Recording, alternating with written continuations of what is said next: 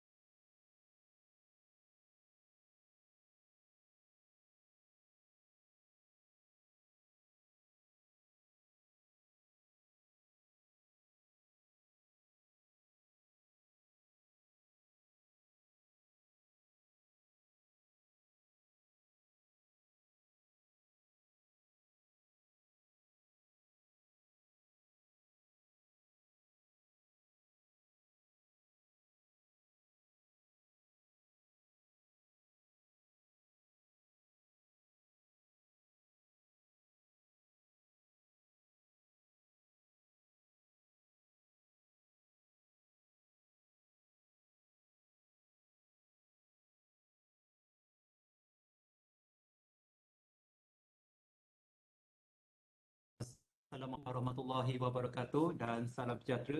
Diminta para peserta program kolaboratif sharing session with industry experts untuk kekal bersama kami sehingga program akan bermula pada jam 9 pagi, 9 pagi pada hari ini. Terima kasih.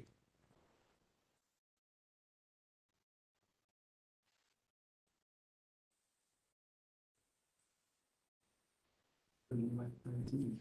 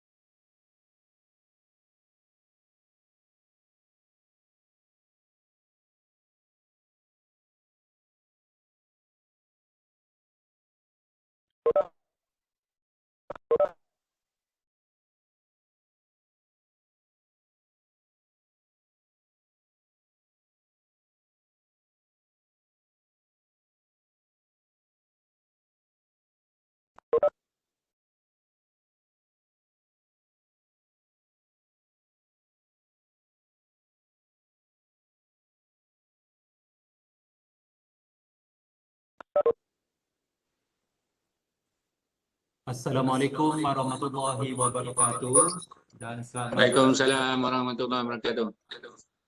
selamat sejahtera saya ucapkan kepada para peserta dan juga mereka yang terlibat dalam program pada pagi ini. Selamat datang ke program Collaborative Sharing Session with Industry Experts. Mohon kepada peserta untuk mengisi kehadiran anda melalui pautan yang telah disediakan di kotak perbualan. Diminta juga para peserta untuk memastikan audio anda berada dalam keadaan senyap.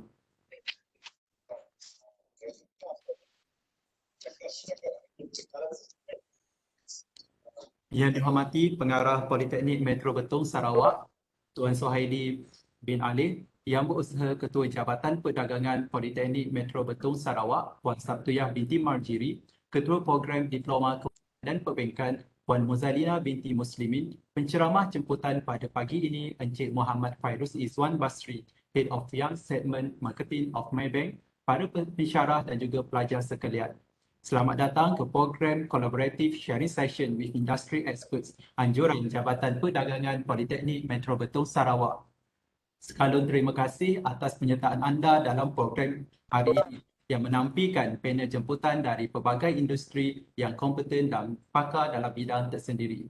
Program ini akan berlangsung selama 2 hari menyingkap skop kewangan dan perbankan, sumber manusia, teknologi kewangan dan laluan kerjaya dirangka khusus sebagai persediaan kepada pelajar di institusi Politeknik Malaysia.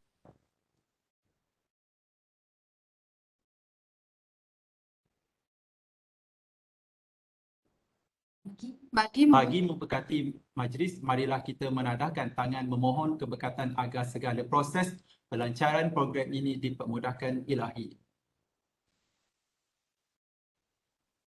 Ummul Kitab Al-Fatihah.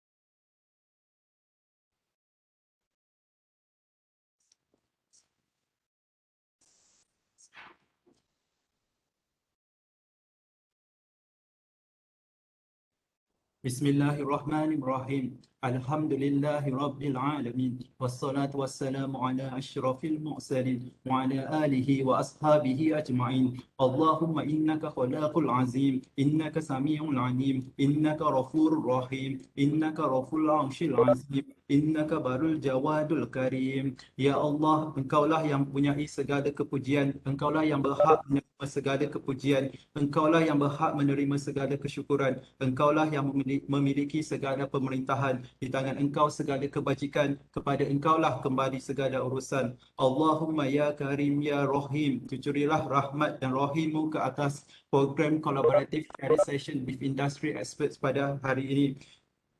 Berkatilah ia dari awal hingga akhirnya. Ya fa'alu lima yurid. Kami juga memohon perlindungan daripada-Mu daripada segala perkara yang boleh mencacat celakan majlis kami dan daripada segala perkara yang melalaikan kami dari berbuat taat kepadamu. Kepadamu jugalah kami serahkan segala urusan kami. Rabbana alaika tawakkalna wa alaika anabna wa ilaikal masir. Rabbana atina fid dunya hasanah وفي الآخرة حسنة وقنا عذاب النار وصلى الله على سيدنا محمد وعلى آله وأصحابه أجمعين والحمد لله رب العالمين آمين. Seterusnya, majlis diteruskan dengan nyanyian lagu negaraku, Ibu Pertiwiku dan Politeknik Malaysia.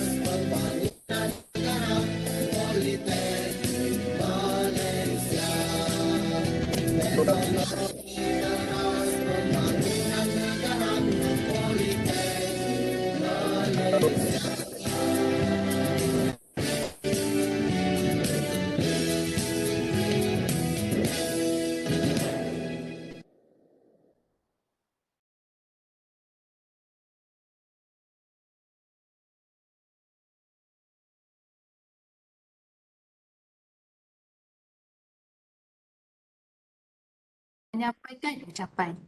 Tanpa membuang masa, majlis diteruskan lagi dengan menjemput dan mempersilakan Tuan Suhaili bin Alih, Pengarah Politeknik Metro Betong Sarawak untuk memberikan ucapan dan seterusnya merasmikan program Collaborative Sharing Session with Industry Expert. Dengan segala hormatnya, dipersilakan. Okey, Assalamualaikum dan selamat pagi. Terima kasih kepada pengerusi majlis, iaitu Puan dan Cik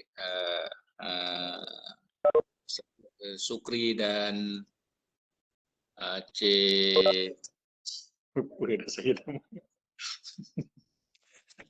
Okey, pada pagi ini saya amat bersyukur kerana dapat lagi kita melaksanakan satu yang diamanahkan kepada pihak institusi untuk membuat sesuatu dengan kolaborasi ataupun dengan link ataupun dengan kerjasama dengan pihak industri. Maka di sini saya mengucapkan amat terima kasih. Maka saya teruskan dengan ucapan saya dan secara rasminya saya akan merasmikan majlis ini. Terima kasih saudara pengurusi pengacara majlis yang berusaha Ketua Jabatan Akademik Politeknik Metro Betong Sarawak, Puan Sabtiyah binti Majri, Ketua Program Diploma Kewangan dan Perbankan, Puan Muzalina binti Muslimin, para pensyarah Diploma Kewangan dan Perbankan, para pensyarah pengiring dan peserta serta penceramah jemputan yang terlibat dalam program Collaborative Sharing Season with Industry Expert Anjuran Jabatan Perdagangan Politeknik Metro Betong Sarawak. Alhamdulillah, bersyukur kita kehadrat Allah Subhanahu Wa Taala dengan limpah dan berkatnya, kurnianya, kita bersama-sama menghadiri program yang cukup bermanfaat kali ini. Sebagai pendahuluan, saya mengambil kesempatan mengucapkan tahniah kepada jawatan kuasa yang terlibat mengurus dalam kalangan pensyarah Jabatan Perdagangan atas penganjuran program ini. Sesungguhnya dedikasi serta semangat yang ditunjukkan oleh semua membuktikan bahawa kita peka dan mengambil berat terhadap keperluan institusi untuk memberikan bimbingan dan hikmat kepada seluruh pelajar di bawah tanggungan selian kita. Saya dipahamkan program ini tidak terhad kepada penyertaan pelajar Politeknik Metro Betong Sarawak, bahkan ia melibatkan institusi daripada politeknik lain yang menawarkan program Diploma Kewangan dan Perbankan, Diploma Perbankan Islam dan Diploma Akuntansi bagi Borneo. Terima kasih atas kesudian menerima perlawanan ini. Tidak dinafikan kami di PMBS amat mengalu-alukan penyertaan institusi daripada politeknik lain ke program anjuran PMBS ini. Hadirin dan hadirat sekalian, program Collaborative Sharing Season with Industry Expert ini dirangka bertujuan bagi menggalakkan perkongsian pinta antara pihak institusi kewangan dan perbankan bersama dengan pelajar-pelajar. Program ini berpotensi untuk memberikan manfaat kepada para peserta dalam usaha untuk memahami, mendekati pengurusan dan aktiviti perniagaan institusi yang terlibat. Sebagai hasilnya, program ini menggalakkan pendedahan organisasi tentang aliran kerja yang sebenar, lantas mempersiapkan pelajar dengan industri dan persekitaran kerja yang sebenar sebelum menduduki latihan industri pada semester ke-6 yang akan datang. Penerimaan institusi bertersenarai sebagai panel program ini bakal mewujudkan kolaborasi erat di antara pihak industri dan PMBS dan institusi lain. Oleh itu, saya amat berharap momentum ini dapat dikekalkan agar program yang penuh bermanfaat sebegini terus rancak dilaksanakan pada masa hadapan, melibatkan pelbagai institusi luar dan dengan bermatlamat mewujudkan jaringan kolaborasi yang meluaskan dan holistik. Akhir kata, saya merakamkan setinggi-tinggi penghargaan dan terima kasih atas jemputan untuk saya hadir seterusnya merasmikan program pada hari ini. Sekali lagi saya mengucapkan sabas dan tahniah penganjuran usaha yang dipamerkan dalam menjayakan program ini. Semoga usaha ini dapat diperluaskan lagi supaya semua golongan sasar akan mendapat manfaat yang dibawakan oleh PMBS khususnya dalam program sesi perkongsian industri partner ini. Okey, sebelum saya mengundur diri saya untuk melepaskan ataupun melepaskan perasmian program Collaborative Sharing Season with Expert ini, saya ada sedikit perkongsian yang mana kepada yang hadir ini dan terutama lagi penceramah-penceramah daripada industri, saya mengucapkan sekali lagi amat-amat berterima kasih kerana memberi kepada institusi yang memain peranan untuk pelaburan anak-anak tempatan kita bagi mendekatkannya industri sebenar yang ada di sekitar mereka. Mereka ini perlu ditambah dengan perkara-perkara ilmu yang sebagai gini. Kalaulah tak ada pandemik ataupun masa COVID ini, kemungkinan kita akan pergi ke industri-industri dan melihat kerja sebenar ataupun melawat industri-industri yang terlibat dengan perkara sebenar, memberi pendedahan kepada pelajar-pelajar ini. InsyaAllah dengan program seumpama ini akan sedikit sebanyak dia memberi taruh ataupun memberi pengalaman yang sebenar bersama dengan pegawai-pegawai yang kami yang PMBS jemput pada kali ini. Saya amat terima kasih kepada pensyarah saya kerana mempunyai satu inisiatif ataupun plan-plan yang akan membawa ke pelajar kepada industri dengan walaupun secara maya sini tetapi dengan orang-orang yang berketepatan. Saya amat berterima kasih dan mungkin saya sekarang ada juga khusus bersama dengan Intan 2 hari ini. Jadi saya sekarang ada 3 komputer depan saya dan satu lagi ada juga mesyuarat dengan pihak JPPKK.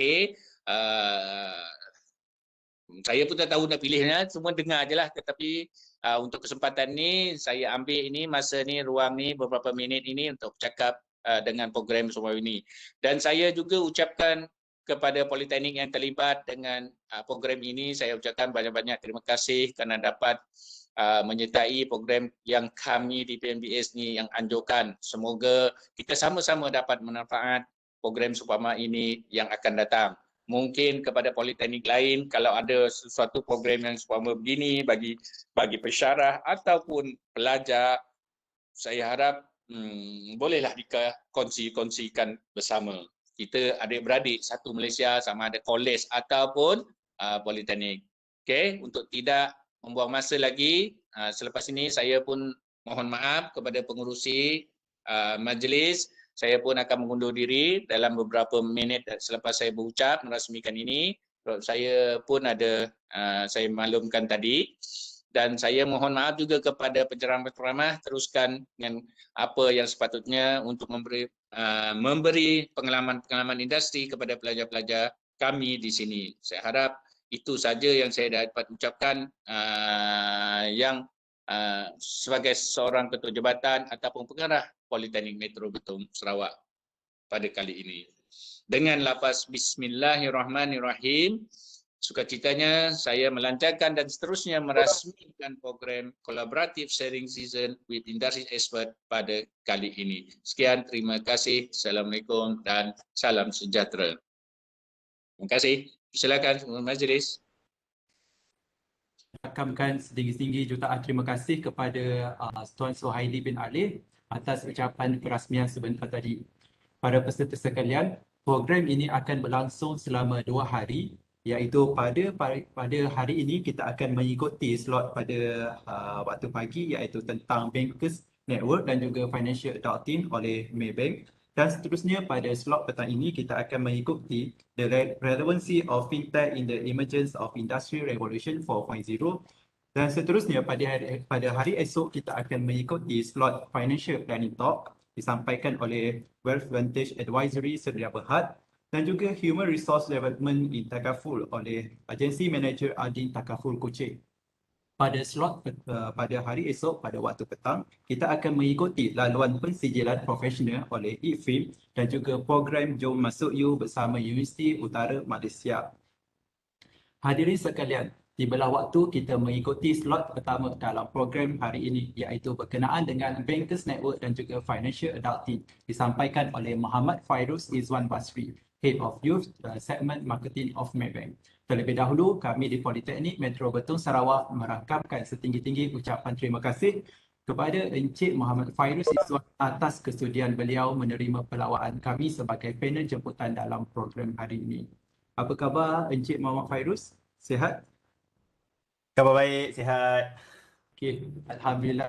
Jadi para peserta, kita akan mengikuti segmen Bankers Network dan juga Financial Adulting oleh Encik Muhammad Fairuz Izwan.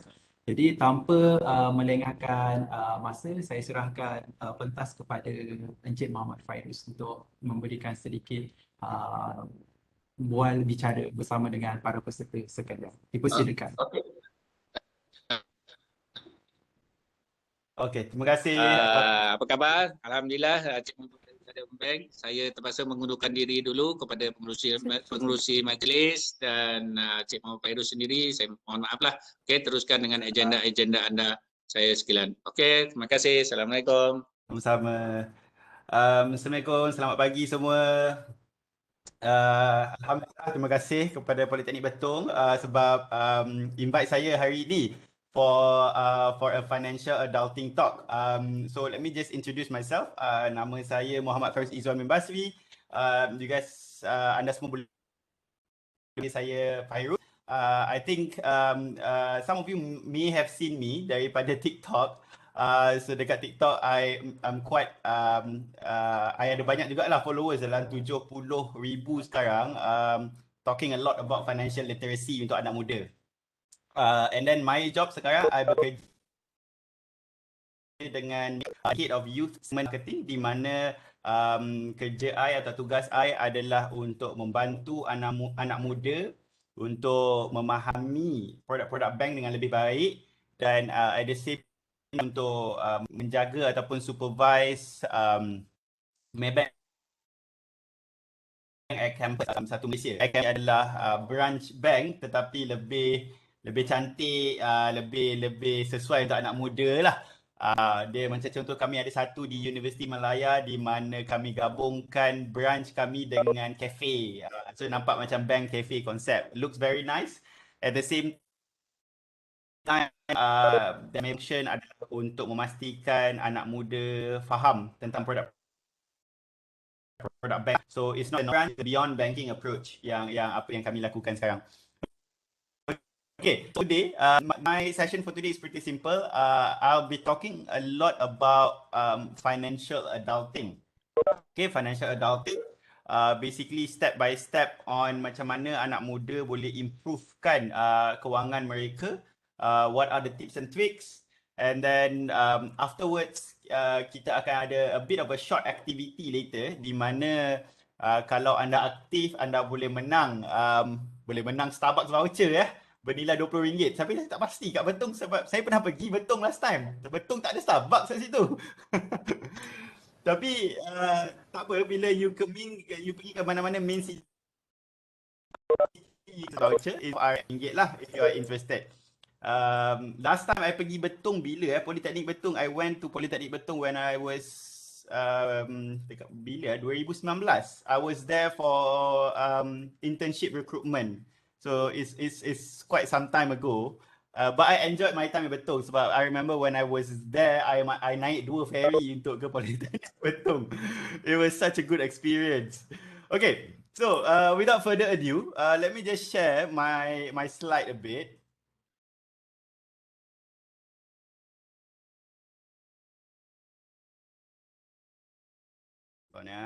Kejap let me just share my slide.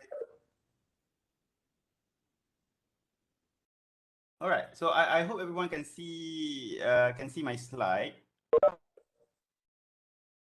Okay, so for this session today, macam saya cakap tadi, I akan bercakap banyak mengenai financial adulting. So apakah itu financial adulting? So basically financial adulting adalah apa yang saya dah prepare for today adalah step by step untuk anak muda untuk improve or understand financial literacy a bit better and understand the banking product a bit better.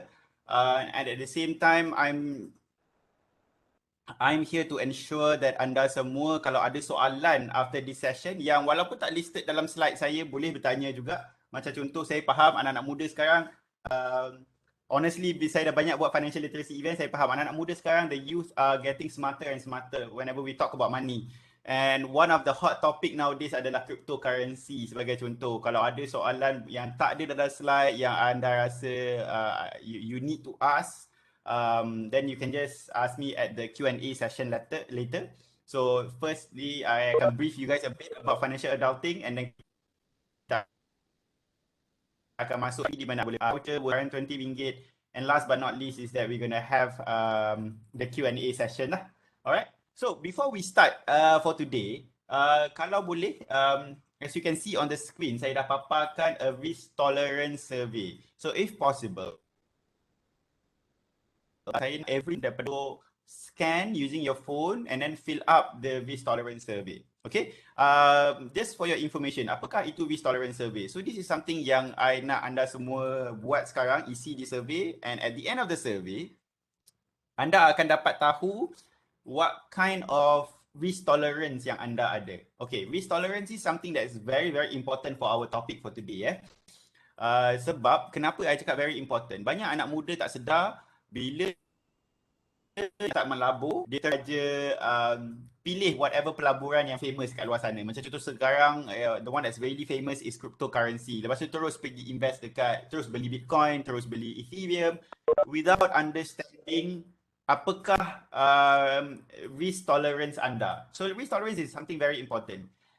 Understanding your risk tolerance akan buatkan anda, akan impact anda punya decision making on pelaburan apa yang bersesuaian untuk anda. Sebagai contoh, bila anda isi risk tolerance survey ni, bila anda dah habis sahaja isi, contohnya at the end,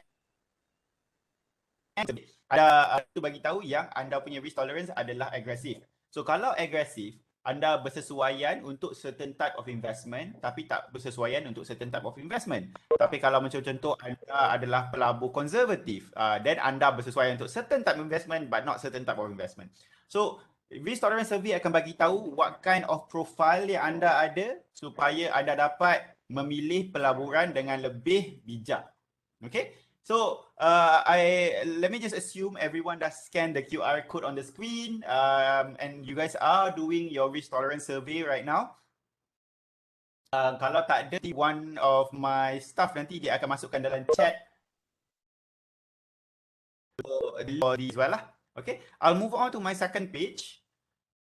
Okay, so before we start, financial planning, this is a very important topic. I will make to understand that lepas ni anda pun ada event financial planning juga, but for today I'm just going to start for the basics of financial adulting ataupun basic of financial planning. I'm not going to go deep dive into it, but the quote here that you guys can see on the screen is something very meaningful to me. Thoughtful financial planning can easily take a back seat to daily life. Maksud dia, kalau anda dah plan anda punya betul-betul, is for you to build your financial understanding and your financial planning. Alright? So for today, we are going to be exploring about these 8 topics. Okay, 8 steps to financial adulting. Okay, daripada nombor 1 sampai nombor 8. Anda hanya kena follow step by step nak buat apa dan last kali pun nak buat apa. Just follow this step by step and insyaAllah you will be fine. Alright? So let's go with the first one for today. So for the first one, this is pretty simple. This is pretty cliche. Kalau dengar mana-mana financial planner punya talk, financial advisor, most of them will say that you have to learn on how to invest in yourself. You have to invest in yourself. So basically invest in yourself ni bermaksud anda kena mencari ilmu berkenaan apa-apa saja bidang yang anda nak masuk ataupun anda nak ceburi. Okay, sebagai contoh, when we talk about personal finance, of course anda kena research a bit about personal finance. Personal finance ni cover apa? Macam mana nak gunakan credit card dengan betul, macam mana nak apply loan dengan betul, sebelum nak apply loan rumah ataupun loan kereta nak kena buat apa. So selepas dah apply tu, apa benda yang kita kena berjaga-jaga. So all of these are part of the knowledge whenever we talk about personal finance. So invest in yourself ni tak semestinya when it comes to ilmu-ilmu pelaburan ataupun ilmu personal finance. It comes to everything in your life. Sebagai contoh, kalau anda ada duit sekarang, if you have a little bit of money right now, for example, if you have 10 ringgit, 20 ringgit, 30 ringgit, 100 ringgit, whatever the amount is, use the money to buy more skills. Okay, to buy more skills, to develop more skills. Why this is very important? Macam contoh, sebab I graduate 2016 daripada Uniten. Dalam jurusan, lepas tu I pivoted to banking lah. One of the thing yang I belajar, yang I macam menyesal sikit sebab tak ambil adalah skill memasak. Kenapa skill memasak? Sebab bila dah berkahwin ni, My wife bekerja, I pun bekerja. Takkan I expect my wife je masak kan. So kadang-kadang pun I kena masak. Macam I masak 2-3 kali seminggu, my wife masak 2-3 kali seminggu. So I macam menyesal sedikit sebab tidak ada ilmu ataupun seni masak tu. I should have taken cooking class when I was younger. But it doesn't stop me now to learn about that cooking skill. So this is one of the ways that one of the development yang you boleh ambil. So it's not necessarily invest in yourself ni berkenaan dengan ilmu pelaburan. You never know, once you learn those skills, you use whatever amount of money you have right now to invest in yourself to learn that skill. You never know where that skill might bring you. You never know, daripada you saja-saja je nak try masuk kelas memasak, tiba-tiba you are the next master chef in Malaysia, contohnya. Alright? So these are the development that you never know. If you have money right now for unnecessary things, invest in skills, invest in workshops, invest in webinars. Alright, so this is far more worth it rather than investing in unnecessary. Alright, the next thing about investing in yourself, cara paling senang untuk invest in yourself adalah melalui social media. Now, the big influence untuk anda nowadays, especially zaman-zaman pandemik ni, dia bukan lagi your parents, it's no longer your friends, it's basically social media. So when it comes to social media, macam contoh, when we talk about social media, antara influence yang paling penting untuk anak muda, the biggest influence is no longer Facebook pun. Facebook pun dah bukan dah your influence. Most probably your influence coming from Instagram. The important thing of using social media is that because media is the your parents or your friends, you have to use them wisely. How to use them wisely? Cara yang bersesuaian untuk anak muda guna social media adalah, for now, you kena clean up your social media. Maksud dia, janganlah follow artis-artis yang asyik give negative influence to the world. Okay, macam contoh toxic people that always talk about gossip in their social media, remove those people. Follow positive influence, follow motivator, follow business influencer, follow financial influencer. You know, follow these people that give knowledge from time to time so that you can improve yourself little by little. Influence here, but this is very, very important. All right. So next, so once you already understand, you've already have the intention to invest in yourself. Next, the first milestone untuk anak-anak muda adalah when we talk about financial adalah untuk save. Alhamdulillah, untuk save RM1,000. Okay, kenapa RM1,000? Sebab RM1,000 is not that difficult, but it's not that easy either. Okay, bila kita cakap pasal RM1,000 yang anda boleh buat sekarang, my suggestion is anda RM1,000, anda save RM1,000. No, it's not that way. When I save $1,000, anda kena save RM1,000 via dua method. Okay, method pertama adalah anda kena save RM1,000 melalui seni budgeting. Okay, mempelajari ilmu budgeting. Dan secondly, anda kena save RM1,000 melalui ataupun ilmu expense tracking. Okay, dua ni adalah sangat-sangat penting untuk anak muda, especially nowadays. Okay, now banyak orang kat luar sana, when we talk about save one, when we talk about they know what to do, they don't know how to start. Okay, one of the thing yang anda boleh buat even right now as a student adalah you kena belajar macam mana nak track you punya expenses. Track you punya expenses sangat penting. Even I myself, I find it awal-awal bila I start buat dulu pada tahun 2016 when I started working, I started using I started track my expenses. Tapi dulu tak ada lah fancy. Zaman I dulu dia guna Excel. Masya-Allah, bila cakap guna Excel, letih guna Excel, satu-satu nak kena masukkan, nak kena buat template dia, and it's a hassle. But then afterwards I move on towards Spendi. Tapi lepas I dah try Spendi app ni, I decided to use Money Lover. Time close to 4 years, 4 tahun I guna Money Lover. And then after that I bila app baru nama dia May. So app baru ni I download this May app di mana segala belanja kad debit card Maybank, credit card Maybank, dia akan compilekan dalam satu expense tracking sheet. Baguslah. So that's why I started to use May. And kalau I keluarkan ATM, duit kat ATM pun dia boleh track and then you boleh masukkan manually jugalah. Duit-duit kalau you spend guna cash pun boleh masukkan manually. Okay, which is something. Okay, one nak belajar melalui expense tracking for your information. Kenapa very important? The moment I started working kan, bulan pertama I started work. I started to do. Lepas habis 1 bulan, I duduk and then I tengok my expense tracking, my sheet expenses. Bila I evaluate balik, I tengok banyaknya. Pagi-pagi I minum, pagi-pagi I check, I spend dekat 4 cawan kopi setiap pagi untuk dapatkan that boost of coffee every morning. Even right now, I have a coffee on my hand. So, I sedar 4 cawan ni banyak. Tapi I need that caffeine. I need the wake up call. But I realise I spend too much on coffee every morning. Macam mana I melalui expense tracking? Expense tracking allow me to see apa yang I overspend dan mana yang I boleh potong. Okay, so that from there on, bila I nampak I spend banyak dekat sini, that's why I started cut. Then next month, okay, I sedar 4 cawan kopi banyak.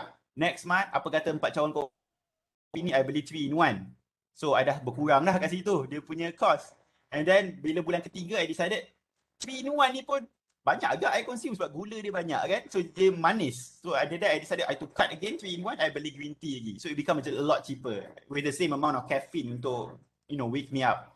So all this comes from proper expense tracking. You never know apa yang you develop without you realizing. Macam contoh we talk about, that's first example was one of the second habit yang tiba-tiba I start develop bila I muda dulu. Started to realize that I buy a lot of games. So this is something that I realized as well.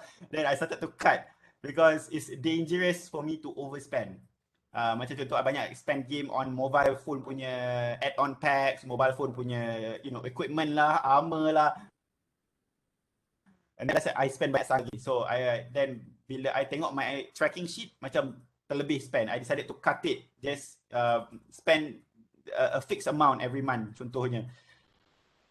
Something that you could do, but the only way that you can see whether or not you spend too much on certain things adalah melalui your expense tracking.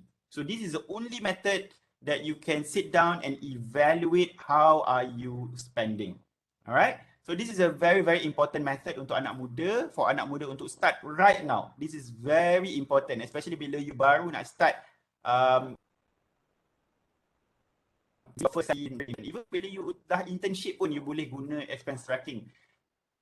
Biasakan diri dengan tracking that you boleh tengok you punya financial performance. Alright? Okay, next. So like I was saying just now, this is just a sample of macam mana Me app actually you can buat itu, dia ada kategori berapa banyak you dah spend so far. Lepas tu you boleh add expenses manually. So this is something really, really cool that I just started using back in 2020. Next, let's talk about a bit about budgeting. So apakah itu budgeting? So budgeting is basically a plan on telling your money where to go.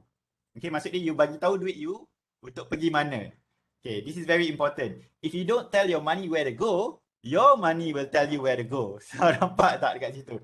So this is something that I realized early on in my life as well. I start budget bagi duit I pergi mana, tiba-tiba by end of the month semua duit dah habis. Semua duit dah habis. Pergi mana duit tu you pun tak tahu. So this is something really, really funny if you don't have a plan. Tiba-tiba duit tu habis. Now, macam contoh end of the month you plan nak kasih duit dekat your mum RM100, tapi tiba-tiba by end of the month tak ada duit dah. Dah pergi mana? So you tak sedar, you spend dekat sana, kat sini, kat sana, kat sini. So this is very, very important. Now, kalau I think a lot of you guys may have heard this, bila kita cakap pasal budgeting, ada banyak konsep budgeting di luar sana. Dan antara konsep budgeting yang paling famous adalah 50-30-20. 50-30-20 ni adalah konsep yang diperkenalkan oleh American senator. Nama dia adalah Elizabeth Warren. Di mana dia perkenalkan konsep 50-30-20 ke it goes global.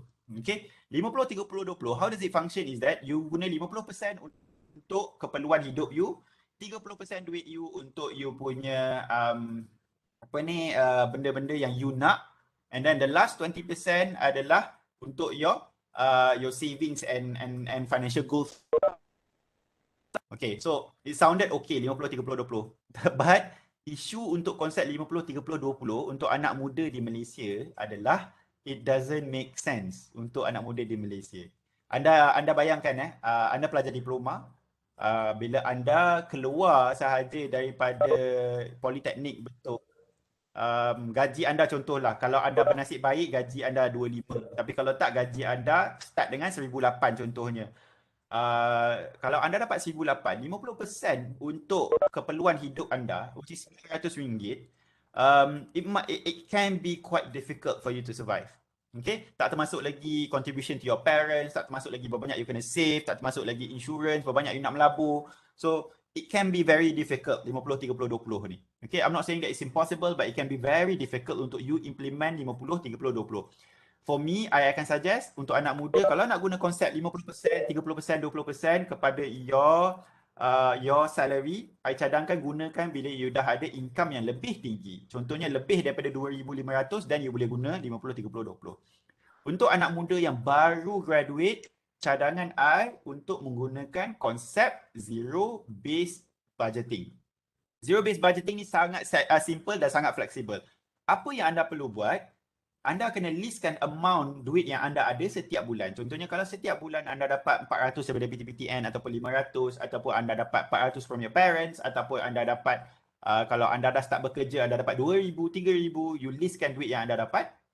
Lepas tu apa yang anda perlu buat bila dah tahu duit sebulan anda berapa, anda kena bahagikan duit ikut tugasan-tugasan yang anda setkan. Okay, maksud dia macam mana? Kalau anda ada RM3,000, contoh anda set RM100, tugasan RM100 pertama adalah kepada parents. Tugasan RM300 seterusnya adalah untuk makan minum. Tugasan RM400 adalah untuk transport. Tugasan RM600 adalah untuk rumah, contohnya. Okay, you bagi tugasan kepada duit-duit anda. So anda boleh fleksibel. Anda nak letak berapa ringgit anda nak save? RM200, RM100, RM50, anda decide berapa banyak. But yang paling penting, syarat yang paling penting adalah anda kena beri tugasan kepada setiap ringgit anda. Down to the last RM1. Kalau ada baki RM1 tu pun kena bagi tahu dia kerja. Kerja apa last RM1 ni? Okay? Tapi jangan bagi kerja bila dah akhir bulan. You kena bagi kerja dekat duit anda awal bulan. Awal bulan duit masuk, you dah bagi tahu nak pergi mana. Okay? So that is the purpose of zero based budgeting. Teman anda, semua duit anda semua dah ada tugasan-tugasan dia. Okay, so that is the purpose. Tapi jangan lupa tugasan-tugasan tu letaklah tugasan, contohnya ada tugasan untuk menyimpan, ada tugasan untuk melabur. Okay, so this is zero based budgeting. Okay, next adalah kita bercakap sikit berkenaan hutang faedah tinggi. Di Malaysia ni alhamdulillah kita semua bank di Central Bank ataupun Bank Negara Malaysia. Apa-apa yang kita perlu buat sama ada berkaitan dengan interest rate ataupun berkaitan dengan perbankan, kita kena go through Bank Negara Malaysia. Okay, and Bank Negara Malaysia alhamdulillah is quite lenient when it comes to interest, when it comes to regulatory. Macam kalau compare dengan Amerika, the United States, dia punya interest is very high. Malaysia is not as high, alhamdulillah. And with that, you still have to understand apakah faedah-faedah yang ataupun interest rate yang tinggi di Malaysia.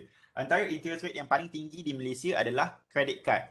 Okay, di mana credit card, hutang, kalau anda jenis yang tak bayar, jenis yang suka spend, bayar balik, boleh naik sampai 18%. Sangat-sangat tinggi. Tapi dekat sini, apa yang recommend untuk anak muda adalah anda tahu bila nak guna duit anda untuk hutang, bila nak guna duit anda untuk menyimpan atau melabur. So this is very important ya. Let me go on to the next slide. Okay. Now, imagine a situation di mana anda ada RM1,000, lepas tu anda kena pilih sama ada anda nak bayar hutang ataupun anda nak melabur. Now, ada table tu. Okay, kalau anda berada di dalam dilema tersebut, anda kena tengok hutang anda berapakah interest yang anda kena bayar dalam setahun. Okay, kalau contoh anda ada hutang kad kredit, anda ada hutang kad kredit lah, kita ambil kad kredit 18% setahun. Anda ada RM1,000 dan anda kena pilih sama ada RM1,000 ni anda nak bayar hutang kad kredit ataupun anda nak melabur. Okey, kalau hutang kad kredit setahun interest 18%. Okey, tapi kalau anda melabur, maksimum anda boleh dapat pun kalau bagus 15% dan ke atas. Okey, tapi kalau usually kalau normal 7%, 8%, 9%, 10% tu dah kira alhamdulillah. Kalau anda boleh dapat 15%, anda sangat bagus. Okey. So bila anda dapatkan contohnya anda dah buat comparison dekat dalam table tu anda boleh tengok anda kena bayar 18% ataupun anda boleh dapatkan 15%. Tapi ada perbezaan dia kalau anda tengok betul-betul hutang kad kredit setahun anda kena bayar RM180 kalau anda ada hutang RM1,000. Kalau pelaburan anda laburkan RM1,000 tersebut anda hanya boleh dapat RM150. So mana satu yang lebih efektif untuk anda buat dulu? Adakah bayar hutang ataupun melabur? Untuk kes kad kredit, anda kena bayar kad kredit dulu. Sebab hutang kad kredit, interest rate kad kredit lebih tinggi daripada berapa sahaja amount faedah yang anda boleh dapat daripada investment. Okey, tapi macam saya cakap, ni perbezaan tersebut ataupun cara ni anda boleh guna untuk setiap jenis hutang yang anda ada.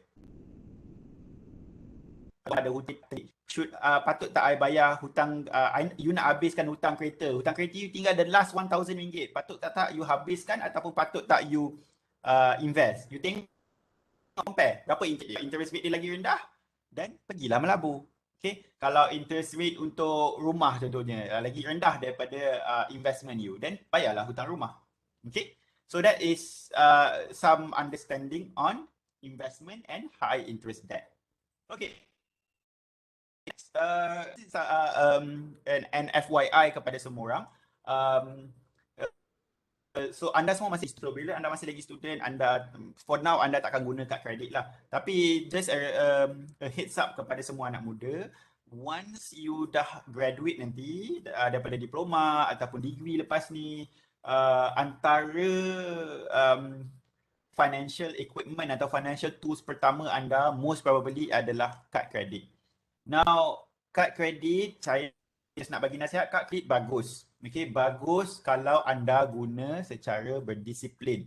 Kalau anda tidak ada disiplin, jangan guna kad kredit. Kenapa saya maksudkan disiplin? Kad kredit di mana kalau anda guna kad kredit, anda swipe kad kredit, basically anda bayar hutang. Anda bayar menggunakan hutang bank. Anda swipe sahaja, anda akan ada hutang based on the amount yang you swipe. Okay, tapi kalau anda bayar lambat, anda akan kena interest daripada bank. Interest dia boleh pergi kepada 18% setahun, which is sangat tinggi.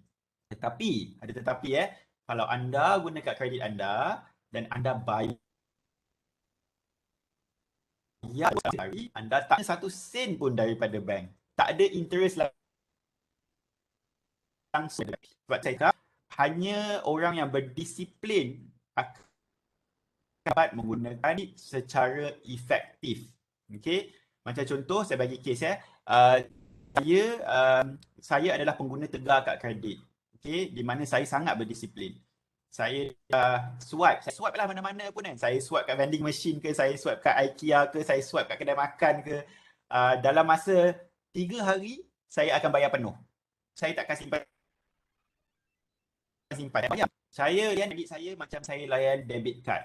Macam saya layan debit card. Supaya tak kena interest daripada bank. In fact, kalau you berdisiplin menggunakan kad kredit, bukan sahaja you tak kena hutang, tapi you dapat duit lagi daripada bank. Macam mana you dapat duit daripada bank? Kalau you ambil kad kredit cashback. Kad kredit cashback ni, kad kredit yang memberikan pulangan atas setiap perbelanjaan anda. Okay, anda gunakan kad kredit cashback ni dan anda bayar penuh dalam masa 20 hari, dah lah anda tak kena interest. Lepas tu dapat lagi pulangan cash daripada bank, which is sangat-sangat berbaloi. In fact, you're making money from the bank. The bank is paying you. Kalau you menggunakan dengan betul. Okay. Secondly, bila anda dah graduate nanti, anda nak dapatkan kredit pertama anda, jangan saja apa-apa saja kad kredit kat luar sana bahaya kenapa? Macam contoh masa ni at that time my fiancé dengan kami berdua keluar ke shopping mall, di mana dekat shopping mall tu my fiancé ada penonton ada kad kredit punya booth. kad kredit punya booth, one of these bank cakap, oh ambil lah kad kredit ni, ada ni, ada banyak benefit lah. My fiancé sekarang dah my wife lah, at that time was very tempted. Dia pun ambil. Dia ambil lah kad kredit tu, tak soal banyak. Ambil, sebab apa? Dia ada kasih free gift. Free gift dapat luggage time tu. Dia ambil lah kad kredit tu. Lepas tu kat tu tiba-tiba kad kredit company tu, bank tu hantar notis. Dia hantar dia cakap to my wife, hey, jangan lupa bayar yearly fee. My wife pun terkejut. Ada annual fee ke kad kredit ni? Annual fee dia RM300. Okay, so this is very important. So bila you pergi nak dapatkan your first credit card, jangan main ambil je apa-apa kad kredit. You kena tengok ada bayaran tahunan ke tak. Ambil kad kredit bayaran tahunan. Berbaloi ambil kad kredit yang kena bayar RM300, RM400, lepas tu dah lah tak guna kad kredit tu. Lepas tu kena bayar pula tahun-tahun kan. So don't kad kredit yang you bayar. Please choose a zero annual fee card credit and then always pay within 20 days. Kalau tak nak kena interest. Okay. And then for your information as well, for the Muslim, those yang wondering is this Sharia compliant, they are Islamic card credits, and for your information as well, some Islamic credit card actually give back to charity. Saya pernah bekerja di Maybank Islamic ya, di mana Maybank Islamic dia ada kad kredit Maybank Islamic Ikhwan. Di mana Maybank Islamic Ikhwan ni setiap 1%, 0.1% atau 0.25%, tak ingat berapa dah dia punya ni. Setiap 0.25% of your spending, dia akan ambil dan dia akan beri balik kepada charity. So that's something really nice about Islamic card credit. So bila you nak spend tu, macam saya guna Islamic Maybank Islamic Ikhwan, so bila setiap kali saya swipe, saya tak rasa bersalah lah, sebab saya tahu setiap kali saya swipe saya akan menderma juga pada masa yang sama. Alright, so that's some of the benefit of the credit card. Remember, credit card ada banyak jenis credit card, and setiap jenis credit card ada dia punya own benefit. Okay, you tengok credit card apa yang bersesuaian untuk you. Jangan main ambil sahaja. Tengok kad kredit apa yang bersesuaian dengan you punya preference. Cari zero annual fee credit card. Last but not least, yang paling penting, kena berdisiplin dan sentiasa bayar kad kredit sebelum 20 hari. Okay, in 20 days, pay off your card credit so that you don't get hit by interest. Alright. Okay, next. Perkara keempat yang anda perlu tahu untuk sesi hari ini adalah emergency funds. Apakah itu emergency funds? Emergency funds ni adalah dana kecemasan yang anda perlukan sebelum anda melakukan apa-apa sahaja. Okay, now this is very important untuk anak muda ya. Dana kecemasan ni adalah antara dana yang anda perlu bina sebelum anda mula. Okay, kenapa ya? Saya ada dua cerita yang saya boleh bagi tahu. I have one friend of mine di mana dia ada dia punya own business. Dia tak bekerja dengan mana-mana company, dia establish his own company. Dia buat science show kepada budak-budak sekolah menengah dan rendah. Okay, science show. Sebelum MCO, science show dia memang havoc lah, ramai lah request. Okay, tetapi when it comes to pandemic, dia punya science show tak dapat operate. Lepas tu sebelum pandemik pula, apa dia buat adalah dia invest semua life saving dia ke dalam stock market. Okay, and then apa yang berlaku adalah afterwards, bila pandemic hits, COVID-19 masuk, dia hilang pekerjaan sebab tak boleh nak operate dia punya science show dekat sekolah-sekolah. Lepas tu dia hilang sumber kewangan. Sumber kewangan dia semua dah tak ada sekarang. Back at the, last year. Lepas tu dia hilang semua dia punya investment. Sebab apa? Dia letak semua dekat stock market. Sebab bila pandemik masuk je, semua stock market dalam dunia jatuh merah. So dia hilang 3 benda. And to make it worse, dia tak ada life saving. Sebab semua lagi stock market. So dia terpaksa jual kereta dia, terpaksa pindah balik, dia late dengan parents dia already. Right? So the life lesson yang I nampak daripada my friend at the point of time adalah the importance of understanding emergency funds and also investment. Ini adalah dua benda yang berbeza ya. Anda kena ada dana untuk duit kecemasan dan anda ada kena dana yang anda boleh melabur. Okey, dana pelaburan anda. Okay, emergency funds ni tak semestinya bermaksud anda tak boleh labur kat emergency funds ni. Anda boleh laburkan dana kecemasan anda, tapi anda hanya boleh melaburkan dana kecemasan anda di tempat-tempat. Okay, let me just go a bit on emergency savings first. Now, when we talk about emergency savings, antara rule of thumb yang anda perlu tahu adalah untuk anak muda yang belum berkahwin dan dah ada pekerjaan, rule of thumb dia 3 sehingga 6 bulan gaji. Anda kena kumpul 3 sehingga 6 bulan gaji. Okay.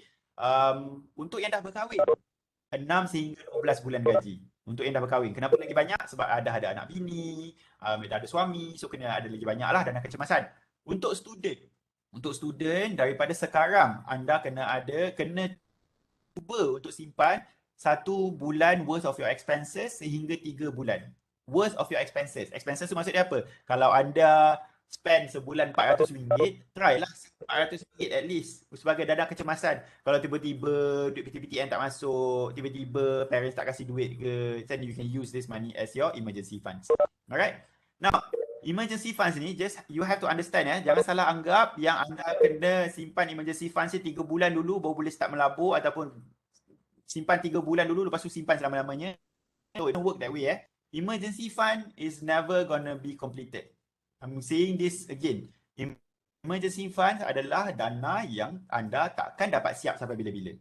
Okay? Kenapa? Nombor 1, kalau setiap tahun gaji anda naik, emergency funds anda pun akan naik. Itu nombor 1. Sebab kalau 3 bulan gaji, lepas tu setiap tahun gaji anda naik 2%, 3%, anda pun kena naikkanlah emergency funds anda. Okay? Nombor 2, kenapa takkan complete? Setiap tahun akan ada satu kecemasan dalam hidup anda. Akan ada satu. Tiba-tiba tahun ni laptop rosak, tahun depan tayar pula bocor, kereta pula mati.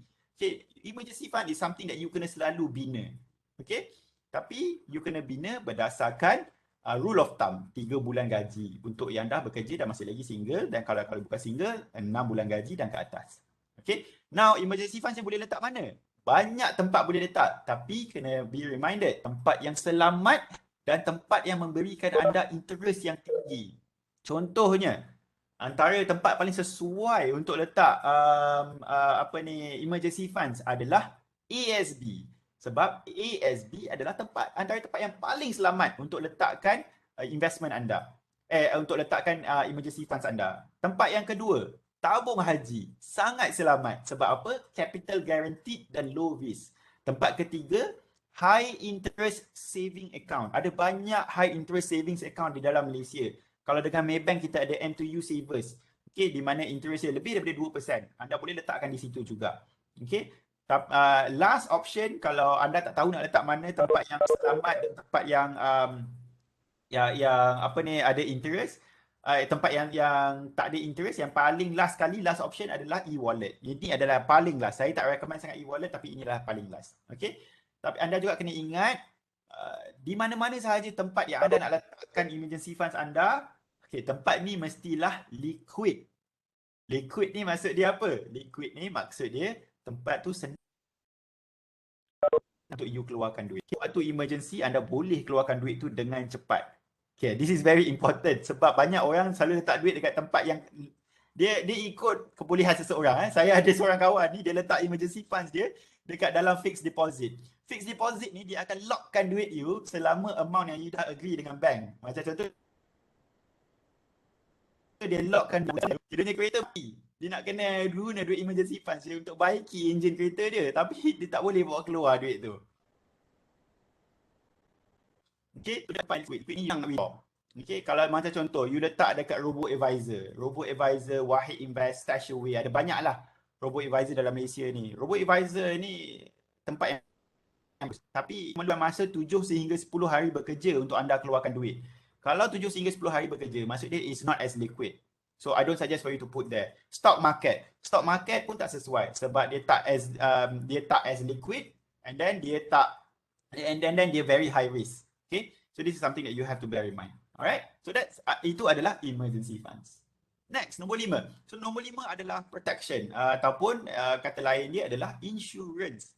Okay, insurance is something very important. Setiap benda yang anda nak lakukan dalam hidup anda kena ada insurance. Okay, contoh this is my rule of thumb lah when it comes to insurance. Bila saya sampai sekarang, saya ada satu insurance yang saya akan ambil setiap tahun dan dinamakan sebagai personal accident insurance. Di mana insurance ni untuk cover diri anda. Macam contoh, saya jatuh motor, saya boleh claim dengan insurance personal accident ni. Saya dapat RM1,000 bila saya jatuh motor tu. Okay, itu adalah personal accident. Insurance yang cover diri anda if anything happen to you. Okay, second insurance yang I ambil bila I dah start bekerja. Bila I dah start bekerja adalah I ambil medical card. So this is medical card, maksud dia saya nak pergi hospital, saya tak payah bayar. Medical card ni bayarkan untuk saya. Okay, sebab saya dah bayar a monthly fee. So sekarang saya tak perlu bayar apa-apa. Bila saya masuk hospital, just medical card yang cover. Tapi up to certain limit lah. Okay. And then next adalah antara insurans ketiga yang I ambil dalam hidup I adalah bila I dah berkahwin. So bila I dah berkahwin, I ambil life insurance. Kenapa I ambil life insurance? Apa-apa jadi kepada I, my wife is covered. Okay, maksud kalau dia mati, I kena accident, lepas tu total permanent disability, tangan tak boleh gerak, kaki tak boleh gerak, my wife akan dapat compensation. Okay, my wife akan dapat compensation. Kalau apa pun jadi kat I, my wife akan dapat RM500,000 coverage. Okay, my wife akan dapat RM500,000 tu, dia bolehlah guna untuk betterment of her life. Okay, itu adalah insurance ketiga yang I ambil, life insurance. Okay, now insurance ni ada banyak lagi jenis insurance. Macam contoh, setiap kali you beli kenderaan, kereta, motor, you kena ambil motor insurance. Motor insurance ni, if anything happen to your car or third party, they'll get compensation lah. And then also travel insurance. Travel insurance ni, maksud dia, kalau you jenis selalu travel lah, this is sebelum MCO lah sebelum MCO, selalu travel kat sini. Even in fact, waktu tahun 2019 tu, I pergi ke Politeknik Metro Betong pun, I ambil insurance. Insurance untuk cover perjalanan I. Kalau ada contohnya I hilang luggage atau apa jadi dekat I, this travel insurance akan cover. Travel insurance pun murah, berapa ringgit je. Satu trip lebih kurang RM25, RM30. It's quite cheap lah per trip. Bila I pergi ke UK pun, Maybank hantar pun, I ambil travel insurance. It's only what, RM40-50 per trip. So it's quite cheap. Alright. And then next adalah ilmu pelaburan ataupun growing your wealth. So this is something very important juga untuk anak muda. Saya tahu banyak muda skip. Bila kita cakap pasal ilmu pelaburan, dia skip step 1 sampai saya jadi ilmu pelaburan. Sebab eager nak kembangkan duit. Betul. Boleh nak kembangkan duit ni, tak ada masalah. Tapi you kena tahu something ataupun you kena set up your foundation sebelum you start melabur. Alright. Sekejap saya nak minum sikit. Okay, saya dah nampak some question daripada chat. Tapi hold on Let me just talk about pelaburan dulu. So, bila kita cakap pasal pelaburan, untuk anak muda, anda kena faham ada banyak jenis pelaburan di luar sana and semua pelaburan ada risiko yang berbeza. Anda dah ambil risk tolerance survey tadi kan? Risk survey tadi basically apakah risk tolerance yang anda ada? Okay, saya bagi contoh. Bila saya isi risk tolerance survey awal-awal tadi, risk tolerance profile saya adalah agresif. So agresif ni, bila agresif bermaksud saya ni investor yang sangat agresif. So bila sangat agresif ni bermaksud kalau saya bagi contoh situasi saya invest di cryptocurrency. Saya beli Bitcoin. Harga Bitcoin malam tu RM1,000. Saya letak RM1,000. Malam Bitcoin jatuh kepada RM800. Saya relax je. Saya boleh tidur. Tak ada apa-apa berlaku. In fact, esok bila Bitcoin tu jatuh lagi kepada RM600, saya masih lagi beli Bitcoin. Sebab apa? Di mata saya nampak discount. Saya a very aggressive investor. Okay? Saya relax, saya boleh tidur. Okay? Tetapi kalau anda jenis conservative investor, lepas tu anda nampak anda jenis konservatif, lepas tu anda nampak dekat TikTok orang cakap, oh, invest lah di cryptocurrency, beli Bitcoin ni tengah naik. Lepas tu you pun beli. Lepas tu you lebih dalam ni. Tiba-tiba jatuh RM800. Malam tu juga you tak akan dapat tidur. Kenapa? Sebab you punya risk profile adalah konservatif. Dan you tak dapat tidur. Kenapa you tak dapat tidur? Sebab kepala you punya mind terganggu. I dah letak duit RM1,000 kat Bitcoin ni. Kenapa harga dia jatuh? Kenapa harga dia jatuh? Tolonglah naik esok, tolonglah naik esok. Malam tu tak dapat tidur. Sebab apa? Overthinking. Okay. Remember, there are no price for peace of mind. Okay. Tak guna kalau you cepat kaya, nak jadi cepat kaya akan duit dalam hidup. Okay. Tak guna. Nak kejar wealth, kembangkan wealth dengan cara yang berpatutan dengan gaya hidup anda. Kalau tak boleh tidur malam, maksud dia you tak percaya dekat investment tu, maksud dia you punya risk profile tak sesuai dengan investment tersebut. Kalau anda konservatif ni maksud dia anda sesuai dengan investment yang berisiko rendah supaya anda dapat tidur malam. Macam contoh ASB, tabung haji, low risk unit trust. Ada banyak investment berisiko rendah di luar sana. Right? Kalau moderate risk, anda tidaklah low risk. So anda boleh cari investment yang bersesuaian dengan anda punya risk profile. This is very important sebab anak muda terus skip. Kenapa dia terus skip? Sebab banyak sangat ada TikTok guru di social media bercakap berkenaan dengan cryptocurrency, bercakap dengan forex, dengan trading, and then they show you a vast amount of money, but you have to bear in mind these people kat luar sana, they always show you their profit. They never show you their losses. Kalau dia tunjuk pun dia tunjuk sekali dua, tapi lepas tu dia tak tunjuk. Lepas tu dia gebangkan on the things yang dia dapat, but never gebangkan about the thing that they lost. Okay? And you also have to bear in mind, whatever sifu ataupun guru di luar sana, you have to check their credential. Bukan terus masuk join saja. Okay? Especially be careful on those yang banyak kasih signal. Okay, this is also, you have to be very careful. I'm not saying that you tak boleh, tapi you kena be very careful. Sebab macam contoh, kalau I buat kelas signal, I buat kelas trading dan I bagi signal. I cakap belilah cryptocurrency ni, belilah saham ni. Bila I buat that research, I dah tahu my exit plan. Bila I nak keluar, bila I nak masuk. You might not know the same plan. And I ada duit. Kalau maksud dia, kalau apa-apa jadi kat duit I duit backup. Ada atau tak ada, I tak tahu. So, kalau you main ikut sahaja plan orang lain, but without the same foundation, you are only going to hurt yourself if anything happen to your money. Okay? If you want to follow other people's signal, boleh, tapi you have to do upon your own discretion and you have to do your own research as well. Alright? So, getting back to the slide. So this is as I have told you just now, low risk plan yang ada kat luar sana, low risk investment. Kita ada Amanah Saham Bumi Putra, sangat famous di Malaysia. Tabung haji. So tabung haji bukan sahaja an investment platform untuk anak muda pergi haji dan umrah, tetapi is an investment platform.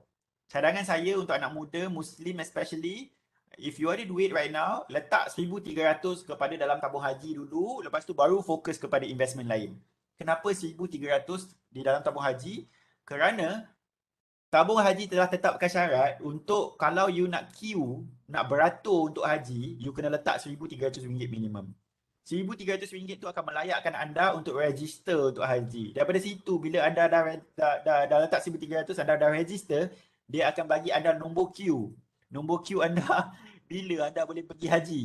Macam saya akan pergi haji, umur saya dah dekat 70 tahun. Punyalah lama queue dia.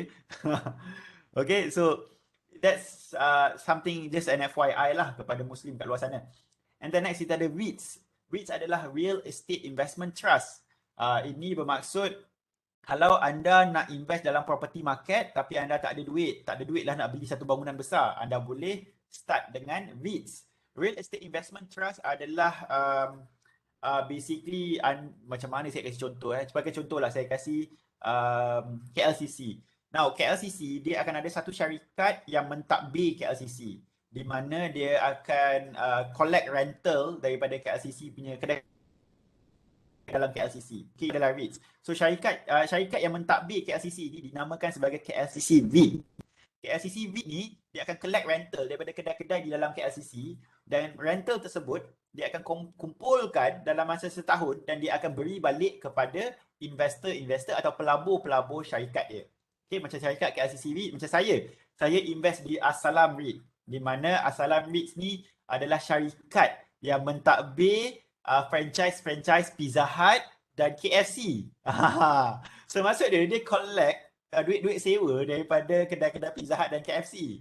So setiap tahun bila saya invest duit saya di dalam company tersebut, setiap tahun saya akan dapat dividend daripada company-company tersebut. So so basically bila you beli this saham of this company, this REITs, you are basically part owner. Macam saya boleh cakap lah dengan bangganya, kedai KFC dengan Pizza Hut tu saya punya.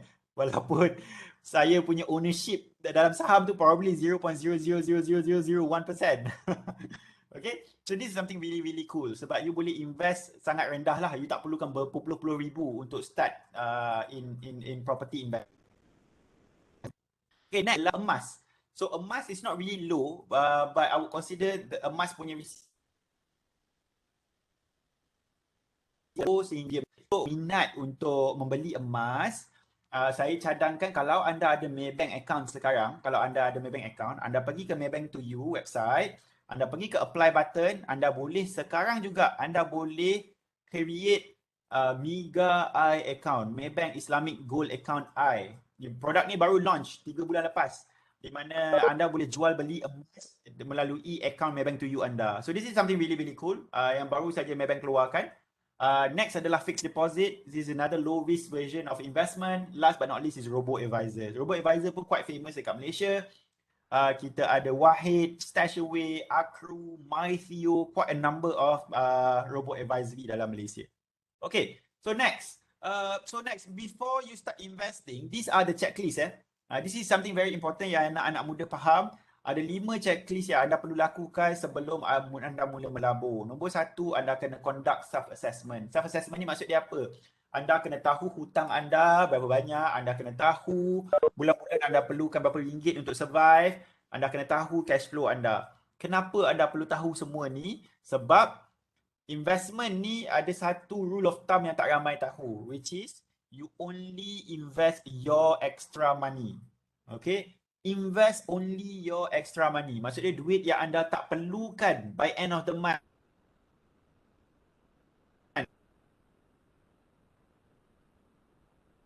You katakan 6 bulan later I nak invest sebab I nak beli hadiah my mom 6 bulan kemudian. No, jangan. Jangan invest duit yang you nak beli hadiah untuk orang. Jangan invest duit yang hadiah you nak belikan untuk your girlfriend, your boyfriend. Jangan. Kalau you invest duit tu, tiba-tiba investment you habis,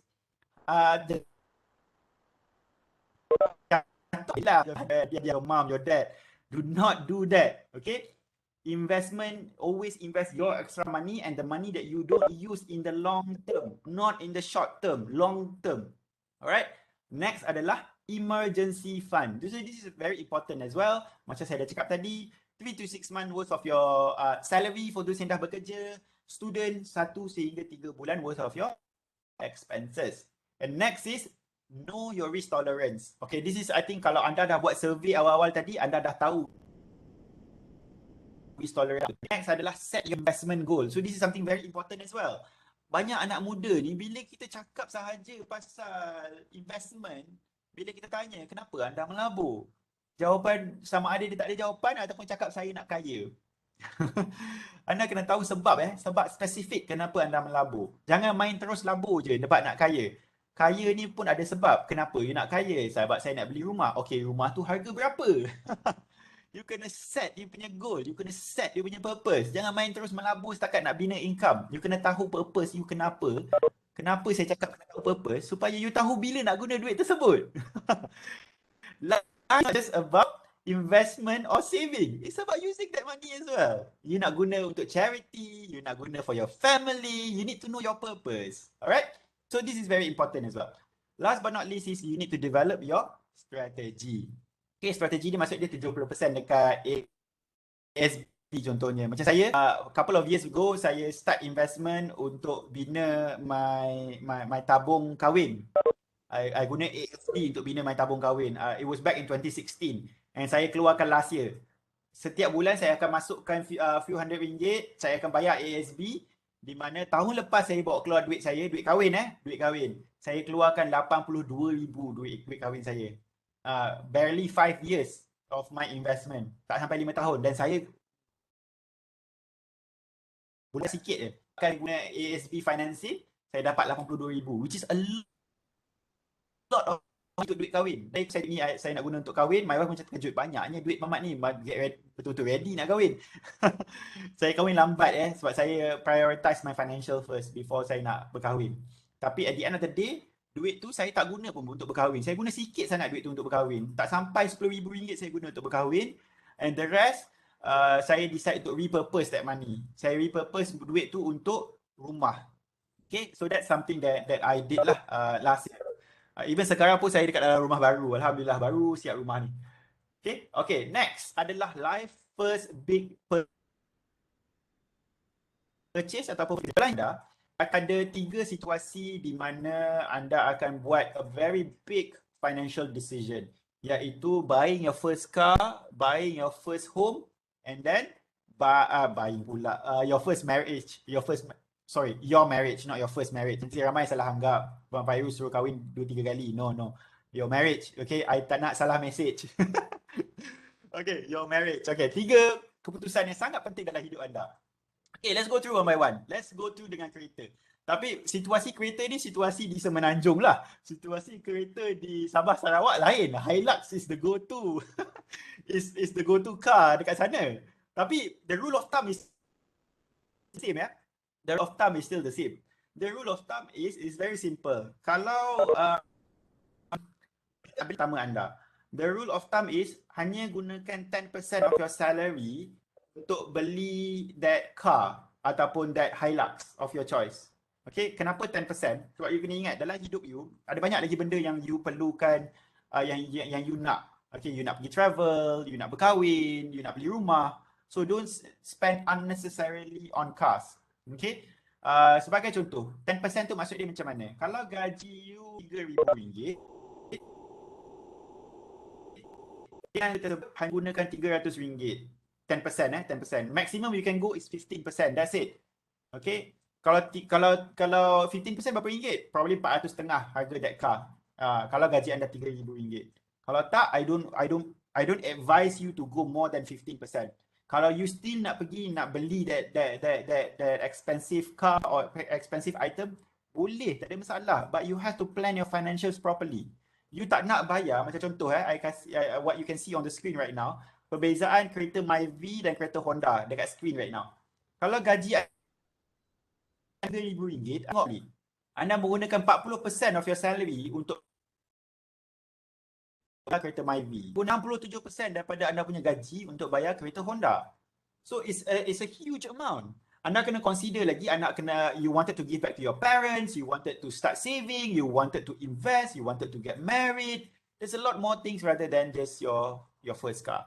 Okay, even for myself, just for your info, I dah bekerja 5 tahun dengan Maybank. I tak beli kereta sampai last year. I only buy a car when I got married. That's it. Before that, hanya menggunakan motosikal sahaja.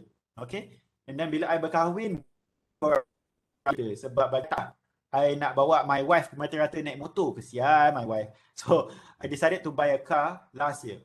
And kereta pertama yang I beli adalah kereta Myvi. And that Myvi only cost me 7% of my salary. I letak down payment yang tinggi supaya I kurangkan bayar bulan-bulan. That's what I did. Sebab I nak pastikan hidup I is more than just paying the car. As long as I got the basic transportation, it's fine. I don't need something extra. So that's my purpose. I tahu dekat dalam ni ada banyak peminat-peminat kereta. Kalau you minat kereta, you wanted to buy something more expensive, ataupun you kerja you memerlukan you to have something more durable, then you need something like saying, you have to put out your plan. Contohnya you nak guna 20% daripada your salary untuk bayar kereta, 30% of your salary untuk bayar kereta, boleh. But you kena bear in mind apakah benda yang you perlu potong untuk bayar lebih kepada that car. Yang tu ramai orang tak buat. Ramai orang terus beli, terus bayar, lepas tu tak consider. Because I have a lot of my friends and younger youth like you datang dekat I, DM dekat TikTok, dekat Instagram saying that Fairuz, tolong I cut. Lepas tu tengok gaji RM2,800 beli kereta Honda Civic. Saya macam, aku yang gaji kau pun tak pakai Honda Civic. RM1,200 every month for Honda Civic. not inclusive of petrol, toll and parking. And I was shocked. That's a huge amount. That's already 40, 30, more than 35% of your salary just for the car. So you boleh potong sebenarnya benda tu semua. Okay? So that's my point of view, but it really is up to you. But bear in mind, bila you nak beli your first car, always consider, number one, the rule of thumb is use less than 15% of your salary to buy your first car, if possible. If not, reconsider your other financial budgets. Secondly, is always consider the car hidden prices or hidden costs. Macam contoh, you ada insurance, you kena bayar yearly, road tax, you kena bayar yearly. Then ada parking punya fee, dia punya fuel fee, you punya toll. Tapi dekat Sarawak probably tak banyak lah kot toll kan, but still you have to consider all these extra costs. Alright? Tak ada tol. Tak ada toll, alhamdulillah. I've been there once. Quite seronok lah. I sewa kereta Alza untuk pergi ke Metro Betong, and satu keputusan yang salah lah. Bergegar-gegar kereta Alza tu nak sampai ke Metro Betong. Okay, next one adalah your marriage. So when it comes to marriage, marriage ni kepada setiap orang, bila kita cakap pasal perkahwinan, everyone have their method, everyone have their ways of handling money with their partner. But the most important thing yang anda kena buat dengan your partner, even right now, adalah to normalize money talk with your partner. So this is very important. Every couple have their own ways and strategy. It's fine. Ada cara yang berbeza, it's fine. Tetapi you kena biasakan diri bercakap pasal duit dengan your partner. This is very important. Kenapa? Sekarang maybe if you have a boyfriend or girlfriend, you might seem to think that your boyfriend or girlfriend might be able to support each other in the future. Oh, mamat ni selalu belanja air makan, mamat ni macam nampak macam supportive, macam okay je duit. You never know hutang apa yang dia ada kat belakang. You never know the responsibility or burden that person might have at the back. Alright, and you never know how is their money mindset like. So this is something very important. Sebagai contoh, when I was younger, I went through a lot of dates. Banyaklah orang yang I berjumpa wanted to cari girlfriend at that point of time. And then how I evaluate them by their lifestyle. Untuk tengok sama ada dia boleh ke tak support herself in the future just based on her lifestyle. This is something personal for me lah, something that I did back then. Macam contoh kan, whenever I go out for a date, I akan tengok this person, I akan tanyalah, where do you work? Daripada situ dah tahu dah, you can gauge lah berapa banyak that person is earning. And then lepas tu, I tengok dia punya lifestyle. Phone apa dia guna, makan apa dia selalu makan. Kalau I tengok phone baru je, I dah tahu dah, this person is a gadget person. Lepas tu tengok juga hobi dia macam mana. Kalau macam the ladies, macam my wife at that point of time, when I met her, she's the type that likes to dress up and the types that likes to travel. Dari situ I dah tahu dah cost akan tinggi dekat mana dalam hidup dia. Okay, and then when I before I gotten married with my wife, I sat down with her. I had a money date with her. I literally said that I nak set up satu date dengan you bercakap pasal duit. I set up that money date dengan dia, tapi I pergi Starbucks dengan dia, duduk dekat Starbucks, I pilih tempat public. Sebab apa? I tak nak things get too emotional. Okay, so I sit down dekat Starbucks dengan dia, I belanja dia her favorite drinks and my favorite drinks, sit down with her, and then I told her, I asked her several things lah. But then I tak terus pergi kepada benda-benda yang hangat. I started slow. Okay, I started slow. Benda pertama I cakap dengan dia, I've already proposed to you, and now we have to discuss about our wedding funds together. How are we planning to save up for our wedding funds? Berapa banyak duit yang you dah ada sekarang? Should we have a joint account untuk kumpul duit sama-sama? So that's what I did. And then she agreed. Let's have a joint account. Let's save sama-sama. And then I asked her berapa banyak duit yang dia dah ada at that point of time. Dia ada kosong. Sebab apa? Dia jadi selalu travel. Lepas tu, then I cakap dengan dia, sebenarnya I dah ada banyak duit. I tak bagi tahu dia lah, I dah ada 80,000 lebih daripada duit dividen yang I dah kumpul duit saving I 5 tahun sebelum ni. But then it started from there. I masukkan, kita kumpul duit sama-sama dalam joint account, and then I ask her. So that's the first topic, wedding funds. Second topic I ask her is life goal. I tanya dia, dalam hidup you nak buat apa? You nak achieve apa in your life? sama ada career wise, sama ada personal life. And then she told me her life goals. And then I told her mine. One of my life goals is that I nak travel ke semua Disneyland dalam dunia. I cakap dengan dia, that's my travel goal. I nak travel semua Disneyland dalam dunia. And then of course haji and umrah is part of the goal as well. Tapi so tinggal haji. But then Disneyland is also one of my life goal. Kenapa I nak pergi Disneyland? I told her at that point of time, sebab I nak rasa jadi macam Prince Charming balik. I suka tengok cerita-cerita Disney ni. So then she was attracted to my life goals and then she wanted to do the same with me. So that's the importance of you sharing your life goals so that you can either achieve it together or you could do it by yourself. So certain goals, one of my life goals adalah untuk start my own side business. This is something that I have to do by myself. And her life goals is that her career goals, she wanted to be a manager by certain age. So you set that conversation so supaya you boleh set the financial expectation. Macam contoh, I cakap dengan dia, I nak bina my side business. I perlukan certain amount of money for me to start my business. I nak pergi ke Disneyland. Sekarang kita orang lah, kami berdua nak pergi ke Disneyland. Berapa banyak kita perlukan? Bila kita nak pergi? Okay, what's the salary range at that point? Our salary must be like. So kita orang set up that plan. So that's something really cool. So you have to sit down and talk to your partner about this. And then next thing is baru kita start cakap pasal benda-benda yang a bit hangat. You dah cakap pasal wedding, something very light. You dah cakap pasal the next adalah cakap pasal hutang dengan your partner. So this is a very sensitive topic. That's why I don't recommend this to put it earlier during the conversation. Put it at the last bit.